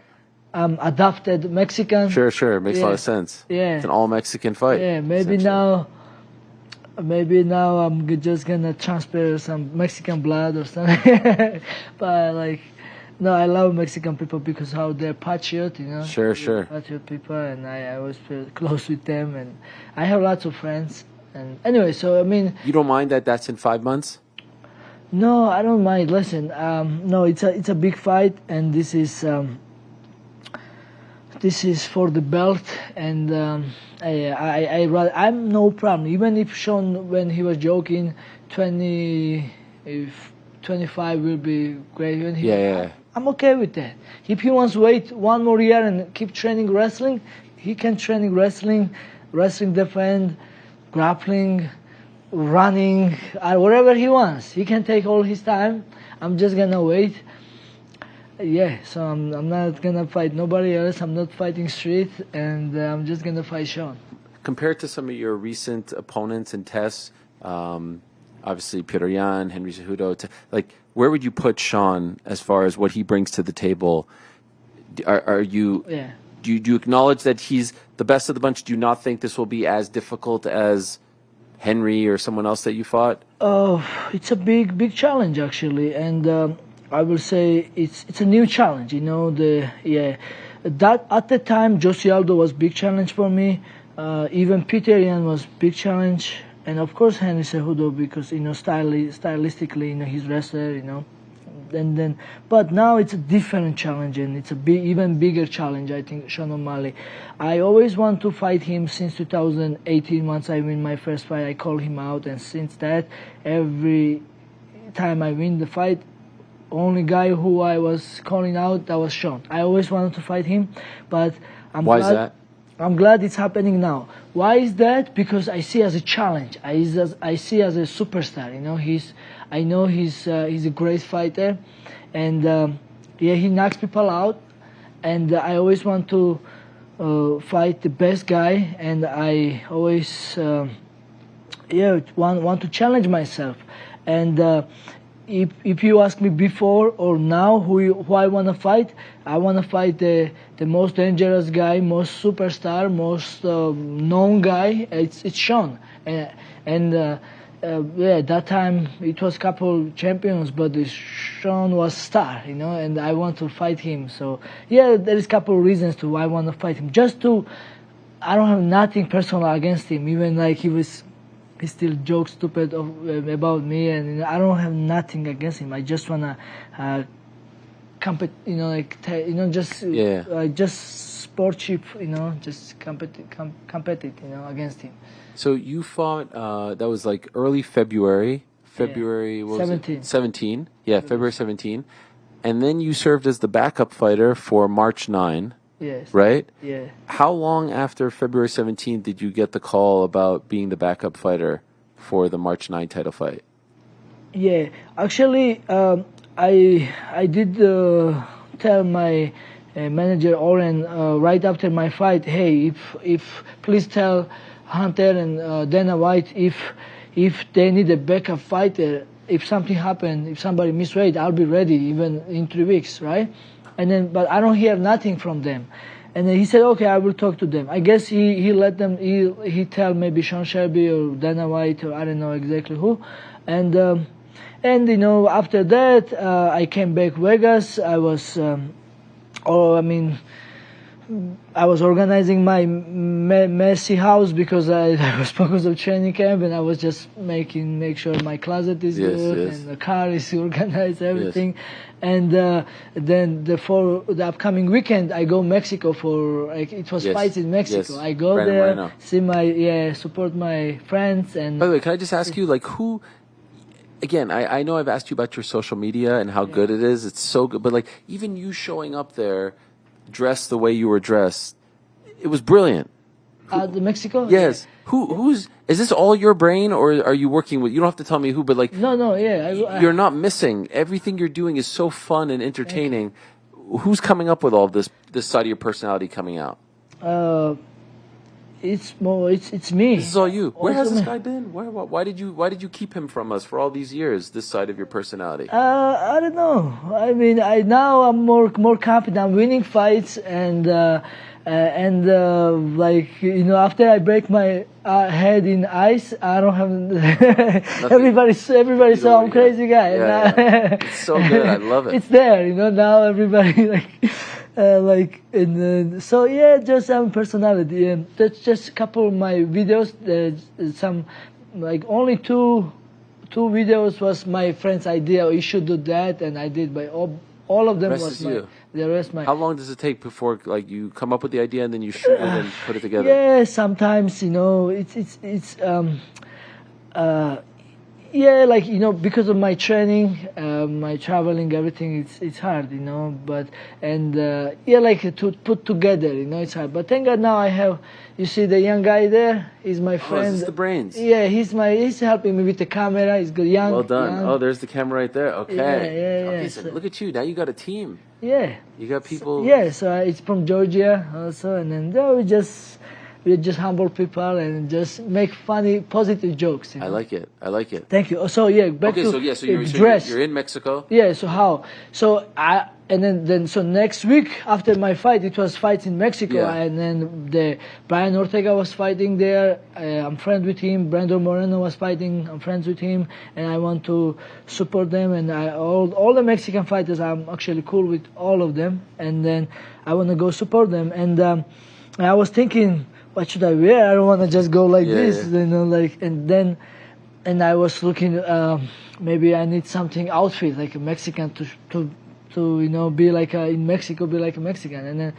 And I was, and my flight, you know, I don't know in Mexico City, where I can find this store and, you know, the language barrier, whatever. And I Google here, the Mexican store, whatever. I find it big big Mexican the outfit, and then I go and I choose I buy some clothes, some hat, shoes, pants, everything, you know. It was amazing. and I take a flight, I go Mexico, and I was like Mexico, real Mexican. Did the fans show you love? Yeah. Oh my God. They loved it. I feel the energy. Yeah, they show me big love. Yeah, and yeah. So I was at the fight, and from Mexico, I wanna. I fly to back New York. I see my team. You know, I go to gym a little bit. You know, my team Seralongo, and I see my close friends and family members. And I eat with them. I eat some hachapuri, hinkali, Georgian food in New York. We have lots of restaurants, and I came to Vegas, and 2 weeks gone already. And then my manager told me, "Oh, be ready. Maybe it's 1 week left. Oh, maybe you should. You will be backup fighter. I think I'm confirmed now with them." They said yes. Oh, I said it's 1 week left. Okay, I'll be ready. And I signed the contract Saturday. And then from there I start weight cut. Wow, so what was 1 week? 6 days. Come on. Then when they come from. Yeah. How much did you weigh when you signed it? Actually, okay, what I did, I don't eat. Oh God. I don't eat all Saturday, nothing, and I don't check weight until Sunday when I work out, and I check my weight, and I was like 152 because I skipped the food Saturday, I skip food Sunday and training Sunday, and then I check weight, and I was. Do you drink? I drink, yes. Okay. It's now I learn, but I used to very old school, like how wrestlers was doing, like no eat, no drink. But now first 3 days I drink, and the last 2 days no drink, no food. Wait, what do you mean? When you're cutting weight? Yeah, you gotta drink water. Okay, so first 3 days you drink, but then the last 2 days? No water, no food, nothing. What, is that Wednesday, Thursday, or Thursday, Friday? Or Wednesday, no food, no drink, and then Thursday, no food, no drink. And then Thursday night, I'm just, like I have usually 1 pound over, and I'm just dead in my bed, waiting morning to wake up. 1 pound I have extra because I'm thirsty, I'm hungry, I can't sleep, I'm just moving in my bed. Is it miserable? Trying to sleep is miserable, it's always hard. And when I wake up, I hope I can pee a little bit, and then the 1 pound I have extra, it's gone because of no eating. Yeah. How hard is it to do all the media stuff on Wednesday, Thursday in that state? That's the hardest part. Yeah. Like when you drain and you don't have even water and food, and same time you have to work out and sweat out. Yeah, it's hard. But this is how I cut. I don't want to try new style, like I know everybody doing new style. I mean, it's maybe better, but I don't want to test it because it's just, I don't want to test because it's always hard. Like without fight, I don't want to test it, but I don't want to risk. When I have a fight, I don't want to risk do new style. I know I'm making my own style weight. You know what I'm saying? So I mean, works out. And you think is it healthy? Is it safe? Or Yeah. No problem. Yeah, like next day I'm gaining 20 pounds back, and I'm strong, and I never have 20 problems. pounds, great. Yeah. What do you eat on the Friday? Friday, once I make weight, first UFC PI people, they are giving us it's a special water with mixed Pedialytes and lots of vitamins. First, you have 10 minutes to finish one shake water, and another 10 minutes next water, and they give you one gallon water. Also, you can start after. After you finish, after you can stop eating. My first food is watermelon and fruit, because my stomach is not ready for like a real food, because I last 6 days almost no food, and then my stomach is weak. I don't want to just go bread or pizza or cheese and something. First, blueberry. Watermelon and the raspberry. Yeah. Those first I eat those. Yeah. And then after I don't care. I know little by little. Maybe pasta is good. Yeah. It's good. You were in Atlantic City, right? Second. Did you go? You were in Atlantic City, right? Yeah, I was there because I support my friend Dennis Bezuki. And Chris Weidman. Yes. Yes. What did you think of his fight, of his performance? Chris looks good. He was winning. He dominated first round. He win second round, and then third round. But that guy was complaining. I mean, respect. But he couple times complained, and I agree what Chris say. You know, when you get eye poked, we don't see it. It looks like knockout, right? How Chris poked him. Of course. But when you get eye poke, at least you have to just give, like down, no drop, like you get knocked down, because the guy make me big mistake, he dropped down, and Chris follow up, because that's your fight, you're a fighter, you're ready, you know what I'm saying? And then what I think, I'm so happy for Chris, he looks good, I know how good person he is, and good fighter he is, and I'm just my mind blowing up at how unlucky he is, and how injuries he has 30 surgeries on all his career back to back, and they break his leg. He was supposed to dominate Uriah Hall. He was supposed to dominate, because I know Chris was training his wrestling, and Uriah Hall's wrestling we all know is not that good. Chris just should just do like Khabib, just shoot wrestling, take him down, make him tired, and choke him out. But he throw kick and break his leg. It's crazy sport. But I'm happy for him, for his family. He's a good guy. Were you nervous before this one? Because he said after he would have maybe retired if he lost, and obviously the last fight wasn't. No, I wasn't nervous. I'm a fighter, and I want to him just go and have a good fight there, and I was just maybe try to I see him before the fight in the lobby, and I Chris has a lot of experience, but sometimes you still need to remind this. I just tell him maybe just. Because we spoke before, and usually before he never studies,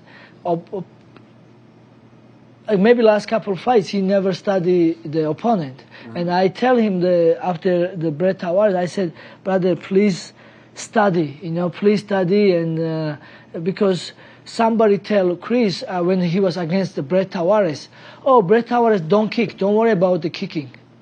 And Brett Tavares, you can take him down. But if Chris study Brett Tavares, I love Brett Tavares. He's a great guy. But it's when you fight, you gotta be smart, right? And then so Brett Tavares, he defends takedown against the wall very good. You can take him down, but inside, against the wall, he's very good. So somebody tell him, you can take him down, easy, no problem. And Brett Tavares is not kicking. But Brett Tavares kicking hard, cap kicks, which is terrible. And especially Chris was coming from leg injury and big, and then Brett Tavares was kicked the shit out of him, and then they changed the game, everything. And after this, I tell Chris, please study your opponent. And when I see him again, I said, maybe just follow your game plan, And he's my big brother, everything. But I'm happy for him, and he did very good. He was winning fights, and then they cancel TKO, and they give him decision. So on Friday or tomorrow, there's an announcement about gloves, and so we think, with no confirmation yet, that maybe they're gonna make some changes to the glove. Right. Have you heard about this? And if not, yes. Okay, what can you tell us about this? The UFC glove has to be changed. Okay. Always, every time I wear gloves, or Aljo or my friends, it's either Ariel Quinta or Dennis. We all get stressed out. Even Ilya, Ilya said I let them cut in me also. It's always every time I put the fingers like this. Every time, because after wraps. Yeah. Like this. Yeah. It takes energy and like this to squeeze like this. It's gloves like this, and every time you squeeze, it hurts here. It's tight, and it's so hard to bend. We never used to. We training like normal gloves, and it's like, and then it's very hard, like stressful first when you're locker room, you're getting ready for fight, and you have these gloves staying like this. You know, every time you squeeze like this, we try to break down. We give them coaches, whoever has the big fingers, go in like stretching. We call cutman. They have something like this, and then they, you know, like a big, like a, you know, the jump rope. Jump rope has like handles. The handles they put in and just make them, you know. Yeah. And we go like these You things. have to do this on Saturday. 2 hours before you go locker room, you do USADA, and then after USADA they bring the gloves, and then once you try on you have to try before, because if you try 15 minutes early and then, oh my God, it's stressful. You gotta try before. You have 2 hours to warm up, do USADA, maybe you know, like get ready for fight, you know. And then it's very stressed out. You know, everything hard work's done. You're ready for fight, and these gloves always stressing you out, man. You know. So what do you think they're gonna? Okay, then now about what I think about gloves. So like the gloves, other gloves, like the gloves, for example, I have now. The gloves, it's like this. You know, when you put in the fingers, it's like this, and it has a power here, like, you know. So and I was excited to like see what's and then. And I think, I hope it's a good gloves now, and more round. Yeah, more round and less, more loose. Yes. Less stiff. Yeah, I mean the Pride glove. Do you remember the Pride gloves? They were a little bit more round.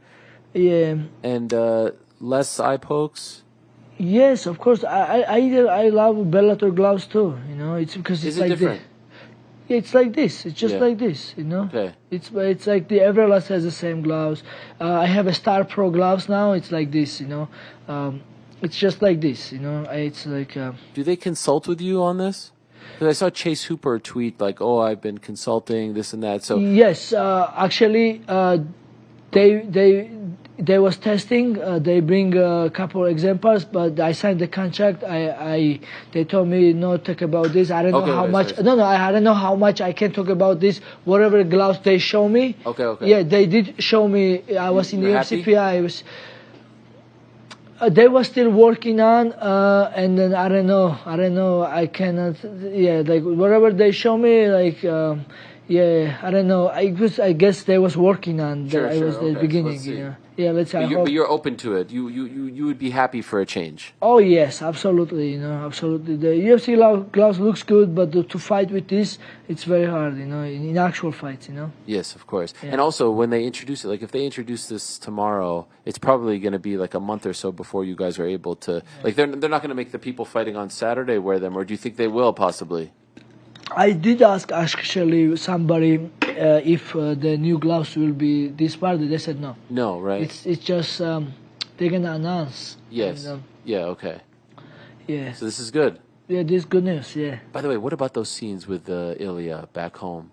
This is crazy. The people. Yes, right. You see, right, Georgia, stuff. right. Everybody. What is going on over? And also, Georgia made it to the Euro in the soccer. Yes, thank you. What a time! What a time! Congratulations! Thank you. Congratulations to Georgian soccer team. Really, really proud of. Incredible! First time, I think, right? First time ever. Unbelievable! It's crazy. Yeah. So you, them, him. When you see that, are you like, oh, I can't wait till I get to experience that? I know you get love already when you go there, but you're right. I get so much love and so much support from Georgia. I'm good. Like now, I'm planning to after I'll just fight. I'm planning to go Georgia. I'm not gonna say exactly when, but because they'll come and they'll wait at the airport for you. Because I wanna keep a secret, because I wanna go quiet, and I just wanna go like with the hoodie. Okay. If you go on the street there, everybody crazy. You know what's the difference? Like in America, whoever watch UFC, they know me. Of course, you have to know me, but in Georgia, everybody know me because. First, it's a big deal that somebody from Georgia, as a small country, represent Georgia in United States, and big organization like UFC, and doing good, and this is big deal. But because of that, and they show me in national TV, every newspaper, all the social media. but everybody support me. But also, like like every even comedy show, talk show, drama show, everybody talks about me. You know what I'm saying? Yeah, here, like I said, UFC, the people who ever watch UFC, they know me, but over there, mainstream. Everybody. Yeah, it's because it's I guess I will say, I'm like everybody know me. Yes. The guy, I forget his name. Connor knows his name. Number 77 for Napoli, the striker. The Khvicha Kvaratskhelia. Yes, he's incredible. Have you ever met him? Yes. Is he a fan? Yes, we are friends actually. Wow. Yeah, we are friends. He after I win, he did give me before his jersey. Yeah. But after I win, he sent me the boots, the shoes, and then the jersey with the signature again. For Napoli or for Georgia when he From Napoli. Both of the times so he sent me Napoli the jersey. Okay. But yeah, so now I'm gonna bring some maybe my gloves so he can beat somebody up. I love it. You see Ilya with Leo Messi? Yeah, I did. Yeah. It's unbelievable. Yes. This guy. Yeah, this guy. He exploded. You see him when he comes out on the field at Real Madrid. Yeah. Listen, let me tell you what. I'm friends with Ilya, and then he even 2-3 years ago he showed me his Instagram inbox text, and then all this like celebrities, like the DMs, and then so many unopened text message because he's busy with the training too. Like even 3 years ago, I cannot imagine now how many connections and how many celebrity he know. But let me tell you about something, Ilya. He's special. We all know he's a good fighter and how he dresses and how he looks, how he talks and how he speaks. He speaks Georgian, he speaks Spanish, he speaks English, and he speaks wherever he from Georgia, Megrelian. Okay. They have dialects. I don't know those dialects. We have same language, Georgian, but they have other language also. He even speaks this dialect. Wow. You speak German too. He speaks, and then he speaks a little bit of Russian, and very smart guy. Incredible. And then also, when I visit him, he was his closet, everything the clothes, organized, the shoes and always high level quality and everything looks good and everything. Me, of course, I have sweatpants, running shoes. I rather me in sweatpants and comfortable. But if I don't have to come here, it's you're wearing sweatshirt, hoodies and I want to. But Ilya, even his home, he's like he's like a model. Yeah, either Louis Vuitton flip flops or Valentino flip-flops or something. High level, you know what I'm saying? I saw he's with, I think, is it Dolce & Gabbana now? The cologne. Yeah. Is it what? Who is it with? Someone, is it Dolce? He did something with him and his wife or his fiance like a campaign for a cologne. I was like, this is like super high level stuff. Yes, he's the guy, man. He's really high level. I don't know, he's something special, he's always mission. Even, when I, because I know his parents too, and then they said, even he was 16, he was living independent, he was trying to always, I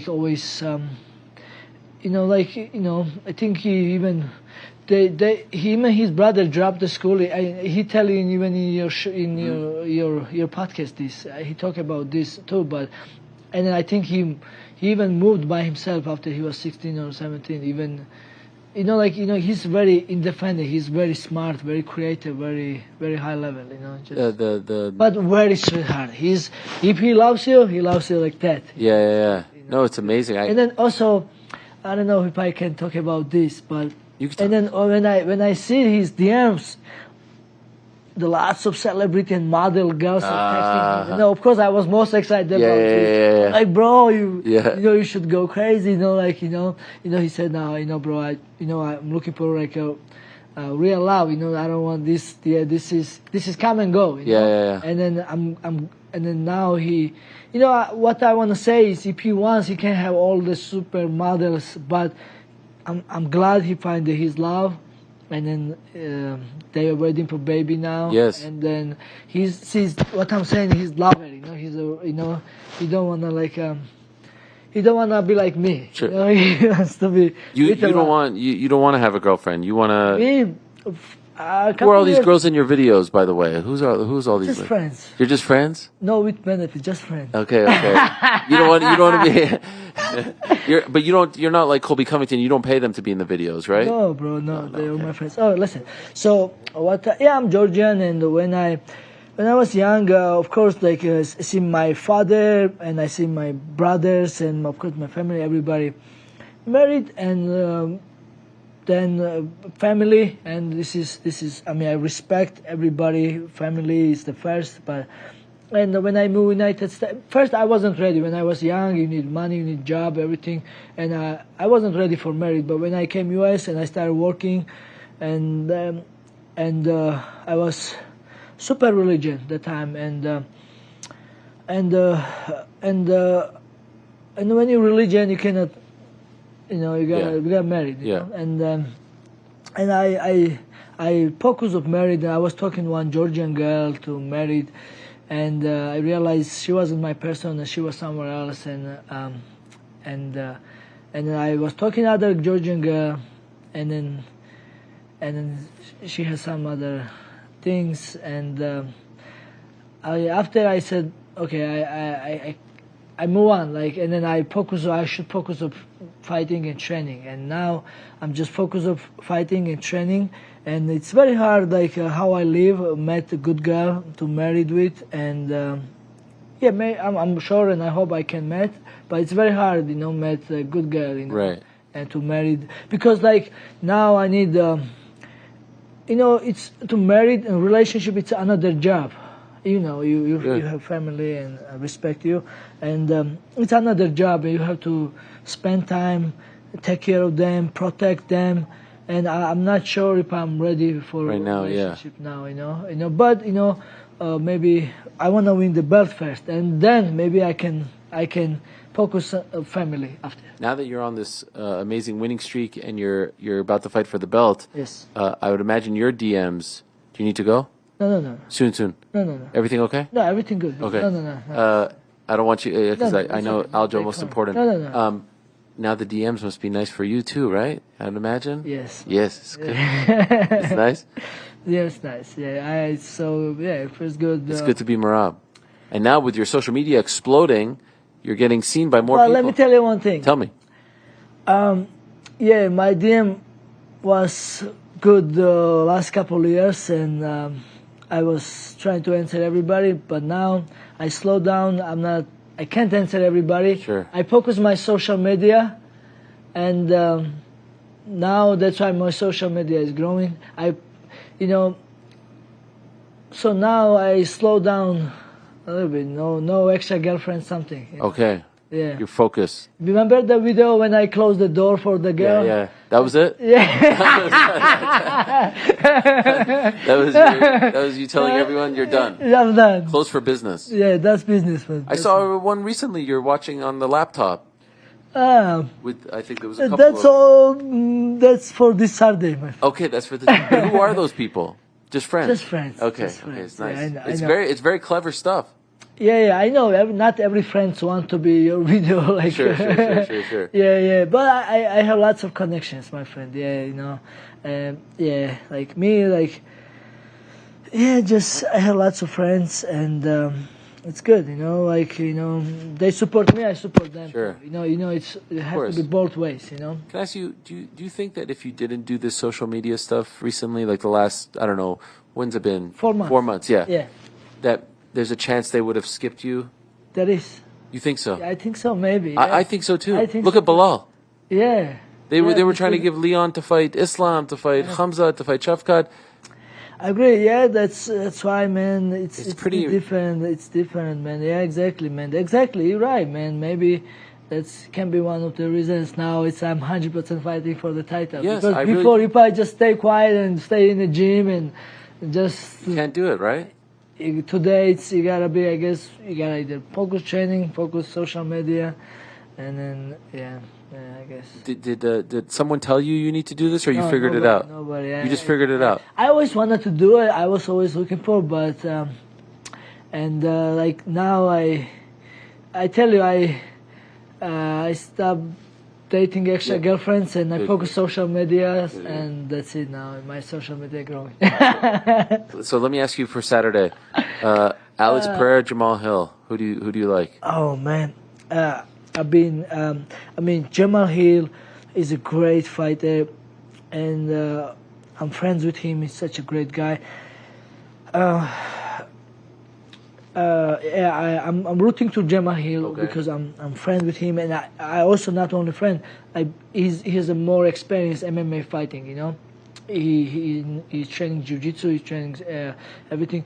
Alex Pereira, he kicks hard, and of course like he's like left hook good. I would say Jamal Hill. Okay. Jamal Hill win the championship. Gaethje, Holloway. I will say because of a size different, maybe Gaethje, because he's big, and how he fights. I think Gaethje. I would say Gaethje. What about Cody Figueiredo? Oh yeah, that Cody fight. Garbrandt, that's your weight class. Yeah. I don't know the fight. Yeah, I don't know this fight because I don't know actually. Why? Yeah, no comment. You know, I don't know. Why no comment? I don't know. Of interest to you. Actually, yeah. When I'm thinking, I don't know who's gonna win because we all know Figueiredo. He was fighting 125. Now he changed weight class. He looked good in 135. Yeah. Cody Garbrandt, he has couple losses before. He looked good last fight, but the guy was coming from big surgery from the neck. Brian Kilher, he had very big surgery on his neck, and Cody Garbrandt, he looked good, but I don't know how really he's in good shape now, and he's been training. I watch he trains in Las Vegas UFC PI all the time, and. I don't know. I can't really tell who's like because stylistically, they both can strike. They can both grapple. I don't know. Like I heard Cody Garbrandt, he's training wrestling and he's grappling, but I don't know how good he is and how good Figueiredo is. Sure. You know? By the way, one last thing. You ever have any drama at the PI? Like, because I'm always shocked. All the fighters are there together, and there's like a lot of personalities, a lot of egos. And not a lot of drama. Like, you ever see something, I don't like this guy, I don't want to be there. We saw Khamzat and Paulo. I know something happened with the women recently, but for you, has there ever been any issues there? No, never You're peaceful. Drama. Yeah, always, never, any, no problem in UFC PI, no problem. Yeah, only guy, like, I was just trying to, like, not trying, like, only guy I have a little bit problem, a little bit, like, it was Peter. Yeah, a little bit. So I'm there. I did see Peter in UFC PI, but of course I'm a professional. I'm not gonna, before fight, I give my opponent respect. Or even I see Peter before Aljo, when Peter was fighting Aljo, and I tell him, bro, you focus to your opponent, focus to Aljamain Sterling. Don't focus on me. You have a big fight, and I give him respect. And did you see him in Miami? Peter? Yeah. No, I don't see him. If I see him now, I did see him. Now I was supporting him. Yeah, like now, like I want to him win. You know what I'm saying? Why? I think after my fight, I see him. He's more humble. Yeah. He's not bully anymore. Like he was bullying before, like everybody. Even I see him 4 years ago. Even. He don't even know who I was, and he was bullying me. I'm like, bro, like it was how he looked me, like how he's like, bro, like chill. And then, how he talks and how he thinks. Like I don't know, like even now he wants rematch with me. But anyways, I think he's more humble now, and also every time I fought somebody, if I beat them, even they beat me, I always wish them best, and I want to next fight they win. I always rooting for them. I kind of come like more friends with them. Saying like shows the kind of person that you are. I mean, you're the man, Merab. Thank you so much. My I pleasure. really appreciate it. Again, I know it's very busy with Aljo, and he's your top priority, and that says a lot about you as a friend and teammate. But thank you for making some time for us. Of course. And so happy that you're going to get this title shot. Long overdue. Yes, if I'm being honest, it probably should have happened a couple of fights ago. But Thank you. But it's like it's same expression like here in Georgia. It's better. Late than never. Yes, That's right. Yes. That's right. So it's finally happening. I'm so happy. My country so happy. And Which country, Mexico or Georgia? You're talking about Mexico, Georgia, America, everyone. Brother, you know. Like, are you showing me the Mexican flag? Okay, wow, there it is. Yes, there it is. But maybe on the other side you get the Mexican flag. Maybe American flag, Mexican flag. Yes. Let's go. Amazing. Yeah, I love Mexico, and then I'm trying to. Now I'm gonna fight Sugar Sean O'Malley Mexican style. Yeah, I wanna strike with him. You want to strike with him? Oh yeah. No takedowns. I mean, yeah, of course. It's always it's my in the back pocket. Yeah, you have it, but you want to go stand in the middle of the cage, toe to toe, yes, sir. and see how good his striking is. He's a great striker. He's a great very striker, smart fighter too. High IQ, right? Of course. But yeah, I'm ready. You like his skits too with his coach too. He does some fun skits. You don't like that? Yes, the skit is good, but coach. You don't like that? He was talking shit about me, and then he was talking trash about me. Joe make his coach team. Yeah, what did he say? He say my nose 8-inch, and I'm 5'3". Bro, it's not coach job. I'm not fighting coach. But if coach wants to fight before I fight Sugar, I can fight coach too. I mean, no problem. Okay, so you don't want that. I mean, maybe before it's coach versus you and Ryan Garcia against Sugar. They want to. No. Fuck his coach. If the guy has a long tongue, like I'm gonna cut his tongue, like I cut Frank. I cut like Henry's tongue. Yeah, man. Listen. I'm not fighting a team. I'm fighting Sugar Sean O'Malley. And it's about me and him. The coach should not talk about. I feel a little bit disrespect. I don't care. I get it. Yeah. By the way, are you surprised Henry's sticking around? He said he's sticking around. And I'm glad he's sticking around. He's a good fighter, good sportsman. Has a good family, and I'm happy. Then yes, of course. Listen, we are fighters, and this is make us happy fighting, make us happy, and keep it going and. And it's good. It's good. What I mean. This is the best, man. We can fight, and as long as you love fighting, you gotta keep it going. Thank you so much, Merab. I really appreciate it. Thank you, sir. You and the team. Thank you. You're always the best. I told people when you came on my other show, the New York one, you were there 2 hours early. Remember that? Really? Yeah. Remember when you came on the live show? I don't know what happened because usually I'm always late. No, you were great. You were great. Thank you so much. Thank you. There My pleasure. My pleasure. Merab Dvalishvili. Thank you. I'm going to keep talking here, but they'll help you out there. Merab Dvalishvili, the man. Thank you, my friend. How do you say thank you in Georgian? Madloba. Madloba. Yes.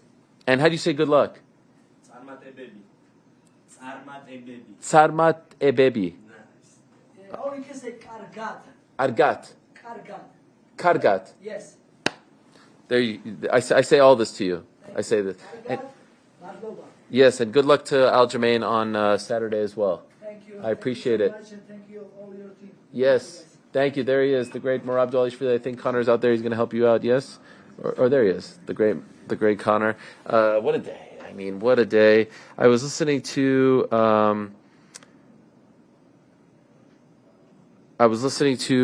an interview with the great Bobby. Wait, did I talk about this on air or off air? I think it was off air. It's been a long day. Bobby Hurley, who's the coach of Arizona State, the Sun Devils. He was doing a halftime interview. The Final Four, because his brother Dan Hurley won the national championship. Shout out to Dan. I did the Real Sports story on him. That was incredible.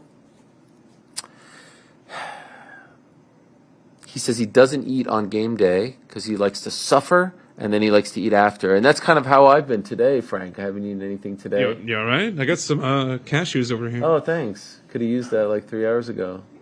No, but I'm good. I did want to mention before we bring back New York. Is New York Rick still here?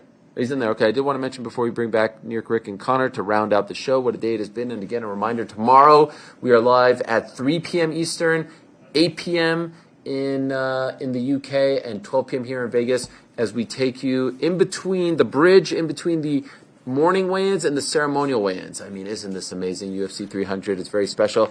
I did want to mention that right before we went live, I found out the unfortunate news that Gary Shaw had passed away. Gary Shaw, longtime boxing promoter, and was the brains behind Elite XC. Had a brief but very impactful and memorable run in mixed martial arts. You'll recall Elite XC with their deal with Showtime, with their women's MMA fights. They were ahead of the game, and then of course the historic card in May of 2008 on CBS, the one in Newark at the Prudential Center, Kimbo Slice versus James Thompson. Gina Carano was on that card as well. And, of course, his son, Jared Shaw, a.k.a. Scala.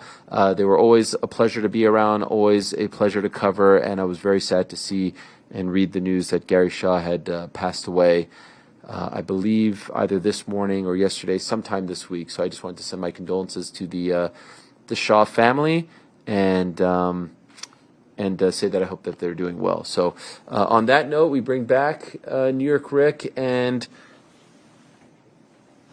GC. I was having some trouble here with this microphone. It was tilting over. Did you see that? Yeah, I see that. Yeah, can you rotate the microphone up so you're facing... Yeah, sure. I just felt like it was covering my face. Yeah, but that's how it picks up the sound. What is different? I don't know. It's 4.5 hours later. Yeah, it's so bright here. It was so dark in my little house. Oh, yeah. It's warm in here, man. It's actually kind of nice. I was so cold out in the hallway. Where were you sitting? No hat. I don't like to have my feet up, but I lost the hat. I've just been stuck in this chair. I had to snag a pic with Merab, but I had to do it bald because the Grom comparisons. Did he say something? I said, first we were chatting Khachapuri and Georgian food, obviously, Old Tbilisi Garden. He's been there a couple times. Oh, he had. You know, I had my brain. I actually was in my mind. I was like, I'm going to call you to sit down and show him the video, and he then. That would have been great. I was literally thinking about that, and then I just forgot. That would have been great. But I mean, we still got to talk about it. He gave me some recs for the next time that I go. Yeah, because when he mentioned the Georgian food, I was like, I wonder if he saw the video. Had he seen it? No shot. You gotta send it to him. Yes, yeah, maybe we'll DM him. I mean, in the sea of DMs, never gonna see it. Yeah, in the sea of DMs that he receives. All right, what a day, guys. What a day, man. You tired? Lights getting. No, this is actually quite. If I may say, this chair is more comfortable than the one we have in the studio. We'll bring it home. We'll bring it home. I like it. Ship back. I mean, it's like a little lazy use it as a carry-on. How's the stream? How are we looking? It looks great. Everything good? Went down 3.5 hours ago. It went down perfect. No, this has been amazing. Has anything happened while we've been live? Oh yeah, here we are, right here. There we are, man. It looks fantastic. It looks great. Can I once again say thank you to everyone back there? Andy, Alex, Mysterious Frank, Joe, Spencer's over here looking great. I mean, this is amazing. It is. And everyone back home as well, back in New York. I just show up. Like, I can't even imagine what it takes to put this on. What does it take, Frank? Tell us. 10 minutes. 10 minutes. And Frank, what's it like sleeping in the studio? Oh, it's great. That's a grinder right there, man. That's a grinder. What do you mean? Sleeping in the studio. Can I say something? Can I make an observation? Oh, God. I think that... Why, oh, God? I don't know where you're going with this. I think Frank really likes the separation of church and state on the show. I don't think he likes when I'm looking at him here, because I notice him like...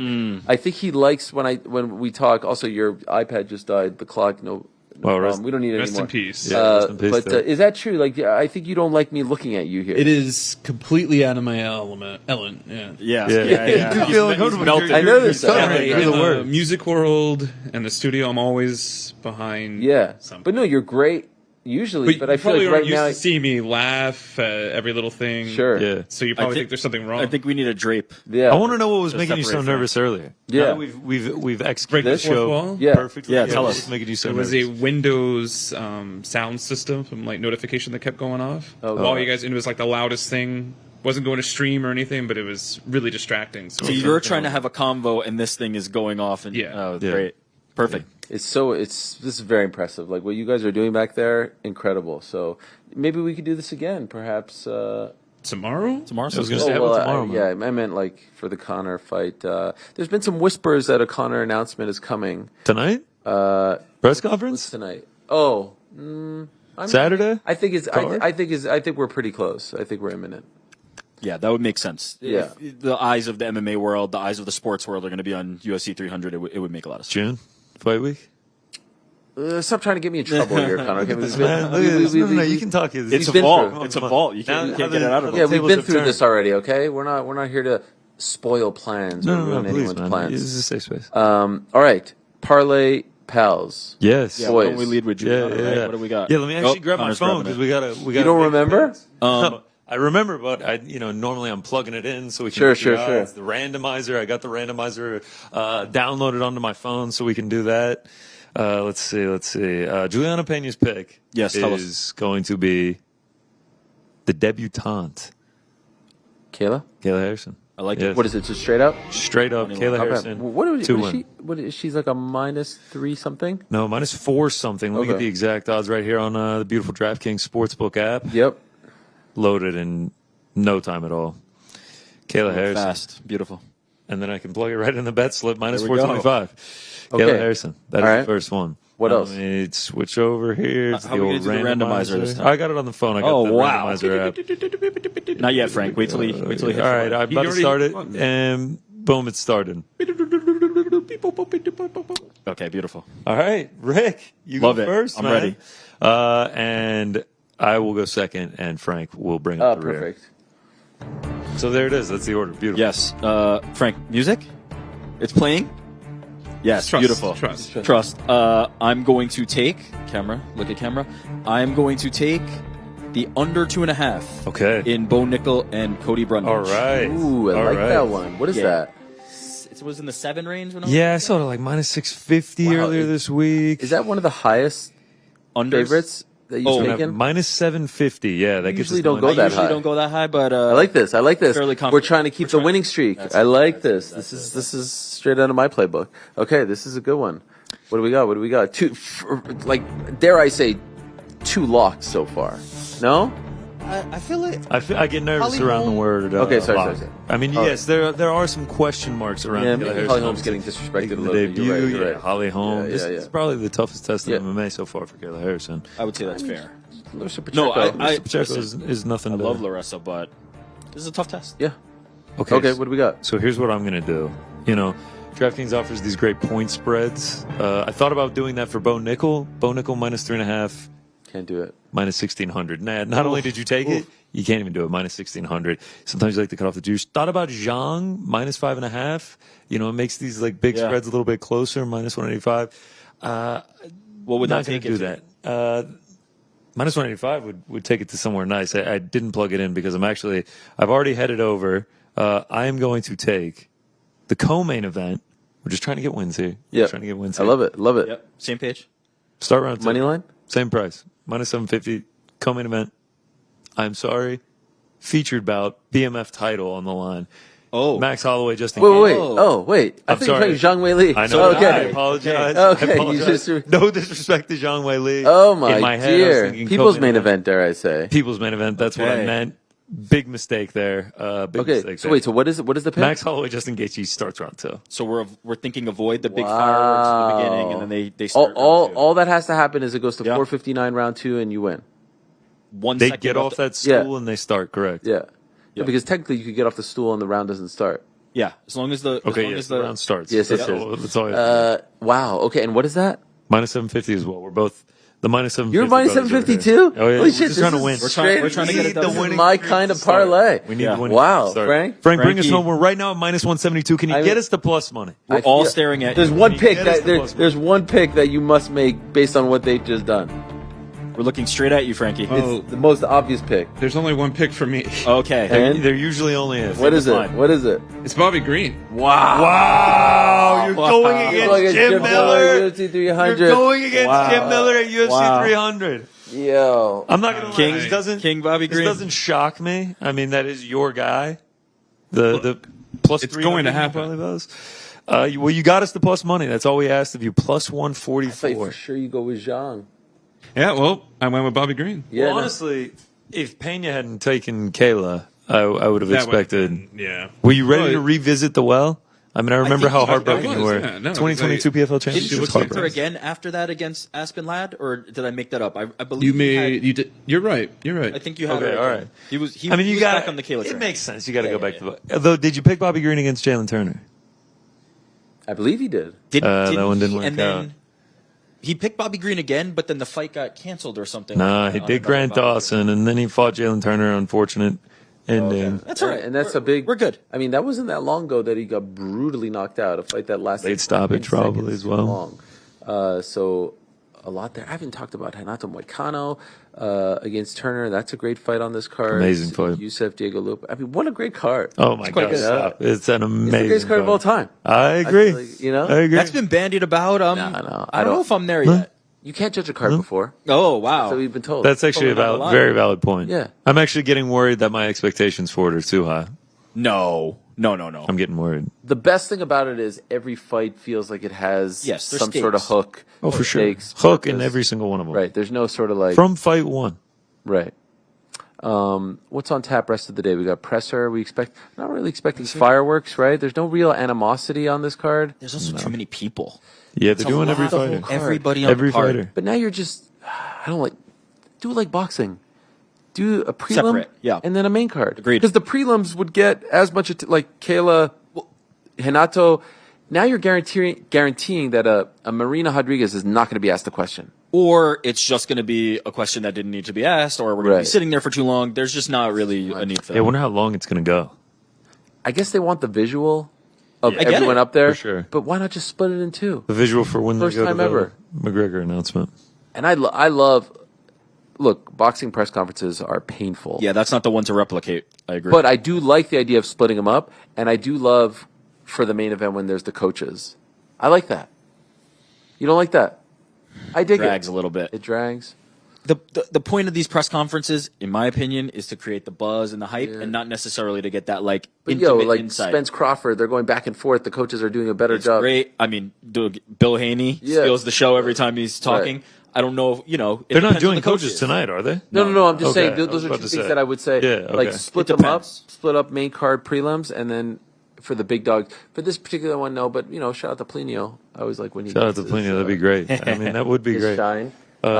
Shout out to Rick, man. He asserted the. I mean, earlier in the show, I came here. I asserted the arm space That's a great dominant. shot right he there. came. He came right in and asserted the dominance straight. We're doing from the Tom opening bell. Aspinall testing. Yeah, range that was. I mean, thing. that was great. Great that was move. a great It is photo. comfortable. It's a good way to get in there. I've been locked in that dungeon. Like, I don't blame you. tight. I'm This just trying feels to like the sun. stretch It's out a gonna be little great bit. to get out in that Las Vegas sun after this. Tom Aspinall at the Yankee game on Tuesday with Damian Priest. Yeah, Shout out. big time. Our guy, Damian Priest. Our guy, yeah, the pride of Puerto Rico And New York's own. and New York. Fan of the and, MMA Hour. He saw what happened to oh, yeah, Reserve he List. mentioned it. Don't forget that. backstage, and I guess I don't. We're not asked to mention this, but I guess I feel weird just not mentioning the fact that O.J. Simpson passed away. Yeah, significant event. Yes, in history.